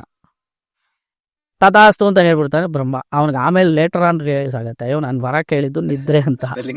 ಅಯ್ಯೋ ಸ್ವಾಮಿ, I am very sorry, you must pardon me ಅಂತ ಕೇಳಿದಾಗ, ಸರಿ 6 ತಿಂಗಳು ನಿದ್ರೆ 6 ತಿಂಗಳು ಎಚ್ಚರವಾಗಿರುವಂತ ಅವನಿಗೆ ಸ್ವಲ್ಪ ಕಾಂಪನ್ಸೇಷನ್ ಮಾಡಿ ಕೊಟ್ಟು ಕಳಿಸ್ತಾ ಅಂತ ಇಟ್ಕೊಳ್ಳಿ ಕುಂಭಕರ್ಣನ ವಿಷಯ. ಹಾಗೇನು ವಿಭೀಷಣ ಇವಾಗ ಅವನಿಗೆ ವರ ಕೊಡಬೇಕು. ಎಲ್ಲ ದೇವತೆಗಳು ಹೆದರ್ತಾ ಇದ್ದಾರೆ. ರಾವಣ ಒಂಥರ ಕೇಳ್ಬಿಟ್ಟ, ಕುಂಭಕರ್ಣ ಇನ್ನೊಂಥರ ಕೇಳ್ದ. ವಿಭೀಷಣ ಇವನಿಗಿಂತ ಭಯಂಕರನಾಗಿರಬಹುದಲ್ಲ. ಈಗ ಬ್ರಹ್ಮ ಹೇಳಿದಂತೆ Vibhishana is a good person, ಅವ್ನು ಸರಿಯಾಗೇ ವರ ಕೇಳ್ತಾನೆ, ಸ್ವಲ್ಪ ತಡ್ಕೊಳ್ಳಿ ಅಂತ ಹೇಳಿದಾಗ ವಿಭೀಷಣ ಹೇಳ್ತಾನೆ, ಅವ್ನು ವರ ಕೇಳ್ತಾನೆ, ನೋಡಿ ನಾವು ದೇವಸ್ಥಾನದಲ್ಲಿ ಈ ಥರ ಇರಬೇಕು, ದೇವಸ್ಥಾನದಲ್ಲಿ ದೇವ್ರ ಹತ್ರ ಯಾವ ಥರ ಪ್ರಾರ್ಥನೆ ಮಾಡಬೇಕು ಸ್ವಾಮಿ, ಭೀಷಣನಂತೆ ಪ್ರಾರ್ಥಿಸಬೇಕು. ಭೀಷಣ ಕೇಳ್ತಾನೆ, ಯಾವ ಅವಸ್ಥೆಯಲ್ಲೂ ನನ್ನ ಚಿತ್ತದಲ್ಲಿ ಧರ್ಮ ಪ್ರಜ್ಞೆ ಅಳಿಸದೆ ಹೋಗಲಿ, ನನಗೆ ಸದಾಕಾಲ ಧರ್ಮ ಪ್ರಜ್ಞೆ ಎಂದಿರಲಿ, ನಾನು ಎಂಥ ಸಿಚುವೇಶನ್ನಲ್ಲೂ ನಾನು ಧರ್ಮ ಬಿಡಬಾರದು, ಆ ಥರ ಒಂದು ವರ ಕೊಡು ಅಂತ ವಿಭೀಷಣ ಕೇಳ್ತಾನೆ. ಬ್ರಹ್ಮ ತಥಾಸ್ತು ಅಂತ ಹೇಳಿ ಅವನು ಬೋನಸ್ಸು, ನೀನು ಚಿರಂಜೀವಿ ಆಗುವಂತ ಆಶೀರ್ವಾದ ಮಾಡ್ಬಿಡ್ತಾನೆ. ರಾವಣ ಮೊದಲು ಅದನ್ನು ಕೇಳಿದ್ದ, ಹೌದು, ಬಟ್ ಅವನು ಕೊಡಲಿಲ್ಲ. ವಿಭೀಷಣ ಕೇಳದೇನೆ ಬೋನಸ್ ಕೊಟ್ಬಿಡ್ತಾನೆ ಬ್ರಹ್ಮ. ಸೊ ಇವಾಗ ಮನುಷ್ಯ ಅನ್ನೋದೊಂದು ರೂಪದಲ್ಲಿ ಇದೆಯಲ್ಲ, ರಾವಣ ಕೇಳಿರೋದ್ರೆ, ಸೊ ಮನುಷ್ಯ ರೂಪದಲ್ಲಿ ಅವತರಿಸಿ ಅಲ್ಲಿ ವರವನ್ನೆಲ್ಲ ಗೌರವಿಸಿ ಮನುಷ್ಯ ರೂಪದಲ್ಲೇ ಅವತರಿಸಿ ಸಾಮಾನ್ಯ ಮನುಷ್ಯನಾಗಿದ್ದು ವಿಷ್ಣು ರಾಜತಾಂತ್ರಿಕತೆನ ಮೆರೀತಾರೆ. ಅಷ್ಟೇ ವಿಷಯ. ಅರ್ಥ ಆಯ್ತಣ್ಣ. ಅಣ್ಣ, ಈ 108 ದಿವ್ಯ ದೇಶಗಳು ಅಂತ ಕೇಳ್ಪಟ್ಟಿದ್ದೀವಿ. ಸೊ 108 ದಿವ್ಯ ದೇಶಗಳು ಅಂದ್ರೆ ಏನಣ್ಣ? What is it? ನಮ್ಮ ಶ್ರೀ ವೈಷ್ಣವರ ಸಂಪ್ರದಾಯದಲ್ಲಿ 108 ದಿವ್ಯ ದೇಶಗಳಿಗೆ ಒಂದು ಸ್ಥಾನಮಾನ ಗೌರವಗಳಿದೆ. ಎಷ್ಟೋ ದಿವ್ಯ ಕ್ಷೇತ್ರಗಳು ನಾವು ಭರತಮಂಡಲದಲ್ಲಿ ದರ್ಶನ ಮಾಡಬಹುದು. ಭಗವಂತ ಇರುವಂತಹ ಯಾವುದೇ ಸ್ಥಳ ಅದು ಕ್ಷೇತ್ರವಾಗತ್ತೆ, ದೇಶವಾಗತ್ತೆ, ದಿವ್ಯ ದೇಶವಾಗತ್ತೆ. ನಮ್ಮ ಮನೆ ಕೂಡ ಒಂದು ದೃಷ್ಟಿಯಲ್ಲಿ ದಿವ್ಯ ದೇಶವೇ, ಸಾಲಿಗ್ರಾಮ ರೂಪದಲ್ಲಿ ಭಗವಂತ ಇರೋದ್ರಿಂದ. ನಾವು ದೇವರ ಕೋಣೆಯಲ್ಲಿ ಬಿಂಬಾರಾಧನೆ ಮಾಡ್ತೀವಿ, ಸಾಲಿಗ್ರಾಮ ಸಂಪುಟದಲ್ಲಿ ಭಗವಂತ ಇರ್ತಾನೆ ನೋಡಿ. ಭಗವಂತ ಎಲ್ಲಿ ಸಾನ್ನಿಧ್ಯ ಮಾಡಿರ್ತಾನೋ ಅದೆಲ್ಲವೂ ದಿವ್ಯ ದೇಶವೇ. ಆದರೂ ನಮ್ಮ ಶ್ರೀ ವೈಷ್ಣವ ಸಂಪ್ರದಾಯದಲ್ಲಿ 108 ದಿವ್ಯ ದೇಶ ಅಂತ ಕೆಲವು ಕ್ಷೇತ್ರಗಳನ್ನು ಯಾಕೆ ಕರೀತಾರೆ? ಅಸೇತು ಹಿಮಾಚಲ ಪರ್ಯಂತ 108 ದಿವ್ಯ ಕ್ಷೇತ್ರಗಳು ನಮ್ಮ ಸಂಪ್ರದಾಯದಲ್ಲಿದೆ. ಅದೇಕೆ ಎಂದರೆ 12 ಮಂದಿ ಆಳ್ವಾರರು 4000 ದಿವ್ಯ ಪ್ರಬಂಧಗಳನ್ನು ರಚನೆ ಮಾಡಿದಂತಹ ಭಕ್ತರು. ತಮ್ಮ ಮನಸ್ಸಿನಲ್ಲಿದ್ದಂತಹ ಭಗವದ್ಭಕ್ತಿಯನ್ನ ದಿವ್ಯ ಪ್ರಬಂಧದ ಮೂಲಕ ಅಭಿವ್ಯಕ್ತಿ ಪಡಿಸಿದಂಥವರು ಆಳ್ವಾರರು. ಅವರನ್ನು 12 ಮಂದಿ ಅಂತ ಗುರುತಿಸಿದ್ದಾರೆ ನಮ್ಮ ಸಂಪ್ರದಾಯದಲ್ಲಿ. ಅದು ಭಗವದ್ ರಾಮಾನುಜರು 12 ಮಂದಿ ಆಳ್ವಾರರು. 12 ಮಂದಿ ಆಳ್ವಾರರು ಹಾಡಿರುವಂತಹ ದಿವ್ಯ ಪ್ರಬಂಧ 4,000 ಪದ್ಯಗಳು, 4000 ದಿವ್ಯ ಪ್ರಬಂಧ ಅಂತ ಕರೀತಾರೆ. ಈ 4000 ದಿವ್ಯ ಪ್ರಬಂಧದಲ್ಲಿ ಮಂಗಳಾಶಾಸನವೇ ಇದೆ. ಆಳ್ವಾರರೆಲ್ಲ ಆಯಾ ಕ್ಷೇತ್ರದಲ್ಲಿ ನೆಲೆಸಿರುವಂತಹ ಪರಮಾತ್ಮನಿಗೆ ಮಂಗಳಾಶಾಸನ ಮಾಡಿದ್ದಾರೆ. ಮಂಗಳಾಶಾಸನ ಅಂದ್ರೆ ಏನದು ಗೊತ್ತಾ? ಇವಾಗ ನಾವು ದೇವಸ್ಥಾನಕ್ಕೆ ಹೋಗ್ತೀವಿ, ನಮಗೆ ಕಷ್ಟ ಇದೆ ಅಂತ ಇಟ್ಕೋ, ನಿನಗೆ ಎಕ್ಸ್ಪೀರಿಯನ್ಸ್ ಬಂದಿರತ್ತೆ, ತುಂಬಾ ಜನ ಇರ್ತಾರೆ, ನನಗಿದೆ ಅದು. ಹೌದು, ದೇವಸ್ಥಾನ ಪೂಜೆ ಮಾಡೋದ್ರಿಂದ ನನಗೆ ತುಂಬಾ ಎಕ್ಸ್ಪೀರಿಯನ್ಸ್. ತುಂಬಾ ವಿಧವಾದ ಭಕ್ತರು ಬರ್ತಾರೆ. ಕೆಲವರು ಭಯದಲ್ಲೇ ಬರ್ತಾರೆ. ಸ್ವಾಮಿ ರಾತ್ರಿ ಮಲಗಿದ್ದೆ, ರಾತ್ರಿ ಸ್ವಪ್ನದಲ್ಲಿ ಒಂದು ಸರ್ಪ ಬಂತು, ಅದಕ್ಕೆ ಏನಾಗತ್ತೋ ಅನ್ನೋ ಭಯ. ಅವ್ರಿಗೆ ಶಕುನಶಾಸ್ತ್ರ ಅವ್ರಿಗೆ ಹೇಳ್ಬೇಕು, ಅವ್ರಿಗೆ ಹೇಳಿ ಸಮಾಧಾನ ಮಾಡಬೇಕು, ನೀನು ಈ ಥರ ಮಾಡೋ ಆ ಥರ ಕೆಲವರೆಲ್ಲ ಭಯ ಪಟ್ಟುಕೊಂಡೇ ದೇವಸ್ಥಾನಕ್ಕೆ ಬರ್ತಾರೆ. ಇನ್ನೂ ಕೆಲವರು ಏನಾದರೂ ಅಪೇಕ್ಷೆ, ನಮ್ಗೆ ಅದು ಸಿಗ್ಬೇಕು ಸ್ವಾಮಿ, ಇದು ಸಿಗ್ಬೇಕು ಸ್ವಾಮಿ ಅಂತ ಹೇಳಿ ಬರೋರು ಉಂಟು. ಇನ್ನೂ ಕೆಲವರು ತುಂಬ ಡಿಪ್ರೆಸ್ಡ್ ಆಗಿಬಿಟ್ಟಿರ್ತಾರೆ. ಜೀವನದಲ್ಲಿ ತುಂಬ ಕಷ್ಟ ನಷ್ಟಗಳನ್ನು ಅನುಭವಿಸ್ಬಿಟ್ಟಿರ್ತಾರೆ. ಅವರು ದೇವಸ್ಥಾನಕ್ಕೆ ಬರ್ತಾರೆ, ದೇವ್ರನ್ನ ಬೈಯೋದಕ್ಕೋಸ್ಕರನೇ ಬರ್ತಾರೆ. ನಾನು ಅದು ಮಾಡಿದೆ, ನೀನು ಇದು ಕೊಟ್ಟೆ ಅದು ಕೊಟ್ಟೆ, ನೀನು ನನಗೇನು ಕೊಟ್ಟಿಲ್ಲ ಅನ್ನೋ.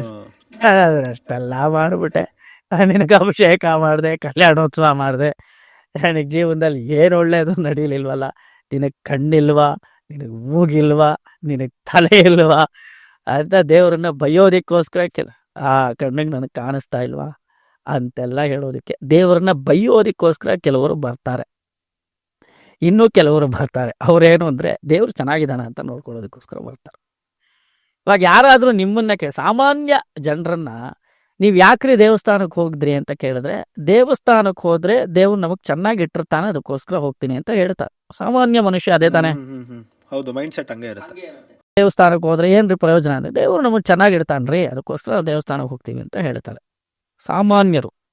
ಭಕ್ತರು ಯಾರು ಗೊತ್ತಾ, ನೀವು ಯಾಕ್ರಿ ದೇವಸ್ಥಾನಕ್ಕೆ ಹೋದ್ರಿ ಅಂತ ಕೇಳಿದ್ರೆ, ದೇವ್ರು ಚೆನ್ನಾಗಿದ್ದಾನ ಅಂತ ನೋಡೋದಕ್ಕೋಸ್ಕರ ಹೋಗ್ತೀನಿ ಅಂತಾರೆ. ಇವರನ್ನ ಭಕ್ತರು ಅಂತ ಕರೀತಾರೆ. ನಾವು ಚೆನ್ನಾಗಿರೋದಕ್ಕೋಸ್ಕರ ದೇವಸ್ಥಾನಕ್ಕೆ ಹೋದರೆ ಅವನು ಸಾಮಾನ್ಯ. ದೇವರು ಚೆನ್ನಾಗಿದ್ದಾನೆಯಾ ಅಂತ ನೋಡೋದಕ್ಕೋಸ್ಕರ ದೇವಸ್ಥಾನಕ್ಕೆ ಹೋದರೆ ಅವನು ಭಕ್ತ. ಭಕ್ತಿಯ ಲಕ್ಷಣಗಳು. ಅದೇ, ಒಬ್ಬ ಭಕ್ತ ದೇವರಿಗೆ ಮಂಗಳಾಶಾಸನ ಮಾಡ್ತಾನೆ, ಬೈಯೋದಿಲ್ಲ. ಮಂಗಳವನ್ನು ಬಯಸುವುದು ಅಂದರೆ ಏನರ್ಥ, ನೀನು ಚೆನ್ನಾಗಿರು ಅಂತ ಹೇಳೋದು.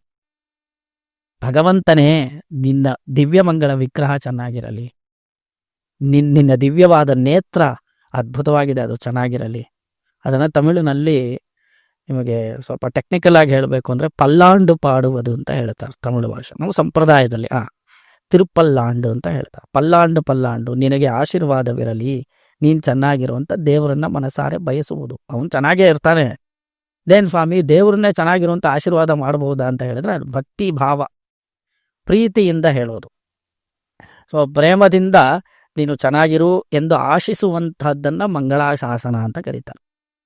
ಸೊ ಈ 12 ಮಂದಿ ಆಳ್ವಾರರು ಆಯಾ ದಿವ್ಯ ಕ್ಷೇತ್ರದಲ್ಲಿ ನೆಲೆಸಿರುವಂತಹ ಪರಮಾತ್ಮನ ಬಳಿ ಹೋಗಿ ಮಂಗಳಾಶಾಸನವನ್ನು ಮಾಡಿದರು. ಆ ಮಂಗಳಾಶಾಸನವೇ ದಿವ್ಯ ಪ್ರಬಂಧ, 4,000 ದಿವ್ಯ ಪ್ರಬಂಧ. ಈ 12 ಮಂದಿ ಆಳ್ವಾರರು ಯಾವ ದೇವಸ್ಥಾನಕ್ಕೆ ಹೋಗಿ ಮಂಗಳಾಶಾಸನ ಮಾಡಿದ್ದಾರೋ ಆ ಸ್ಥಳವನ್ನು ದಿವ್ಯ ದೇಶ ಅಂತ ಕರೀತಾರೆ. 108 ದಿವ್ಯ ದೇಶ. ಅದೇ 108 ದಿವ್ಯ ದೇಶಗಳು. ಅದು ಆಸೇತು ಹಿಮಾಚಲ ಪರ್ಯಂತ 4,000 ದಿವ್ಯ ಪ್ರಬಂಧಗಳಲ್ಲಿ ತೋರಿಸಲಾದಂತಹ ಕ್ಷೇತ್ರಗಳು, ಮಂಗಳಾಶಾಸನವನ್ನು ಪಡೆದಂತಹ ಕ್ಷೇತ್ರಗಳು ಆಳ್ವಾರರಿಂದ. ಇದು ಬರೀ 12 ಮಂದಿ ಆಳ್ವಾರಿಗೆ ಮಾತ್ರನೇ. ಅದೆಷ್ಟೋ ಇವಾಗ ಮೇಲ್ಕೋಟೆ ಅಂತ ಒಂದು ಕ್ಷೇತ್ರ ಇದೆ ಕರ್ನಾಟಕದಲ್ಲಿ, ಅದು ದಿವ್ಯ ದೇಶ ಆಗೋದಿಲ್ಲ. ಯಾಕೆಂದರೆ ಅಲ್ಲಿ ಆಳ್ವಾರ ದಿವ್ಯ ಪ್ರಬಂಧ ಇಲ್ಲ. ದಿವ್ಯ ಪ್ರಬಂಧದ ಮೂಲಕ ಆಳ್ವಾರರು ಮಂಗಳಾಶಾಸನ ಮಾಡಿಲ್ಲ ಮೇಲ್ಕೋಟೆ. ಅದನ್ನು ಅಭಿಮಾನ ಸ್ಥಳ ಅಂತ ಕರೀತಾರೆ. ಭಗವದ್ ರಾಮಾನುಜರು ತುಂಬಾ ಅಭಿಮಾನಿಸಿದಂತಹ ಸ್ಥಳ. ಕೆಲವೊಂದು ವರ್ಷಗಳು ಇದ್ರು ಅಲ್ಲಿ ಅನ್ನೋದು, ಆಚಾರ್ಯರಿಂದ ಅಭಿಮಾನಿಸಲ್ಪಟ್ಟಂತಹ ಕ್ಷೇತ್ರ. ಅದು ಅಭಿಮಾನ ಸ್ಥಳ ಅಂತ ಕರೀತಾರೆ, ದಿವ್ಯ ದೇಶ ಆಗೋದು. ವಿದೇಶ ಅಂತ ಯಾವುದನ್ನು ಕರೀತಾರೆ, 12 ಮಂದಿ ಆಳ್ವಾರರಿಂದ ಮಂಗಳಾಶಾಸನವನ್ನು ಪಡೆದಂತಹ ಕ್ಷೇತ್ರಗಳನ್ನು ಮಾತ್ರ ದಿವ್ಯ ದೇಶಗಳು ಅಂತ ಕರೀತಾರೆ.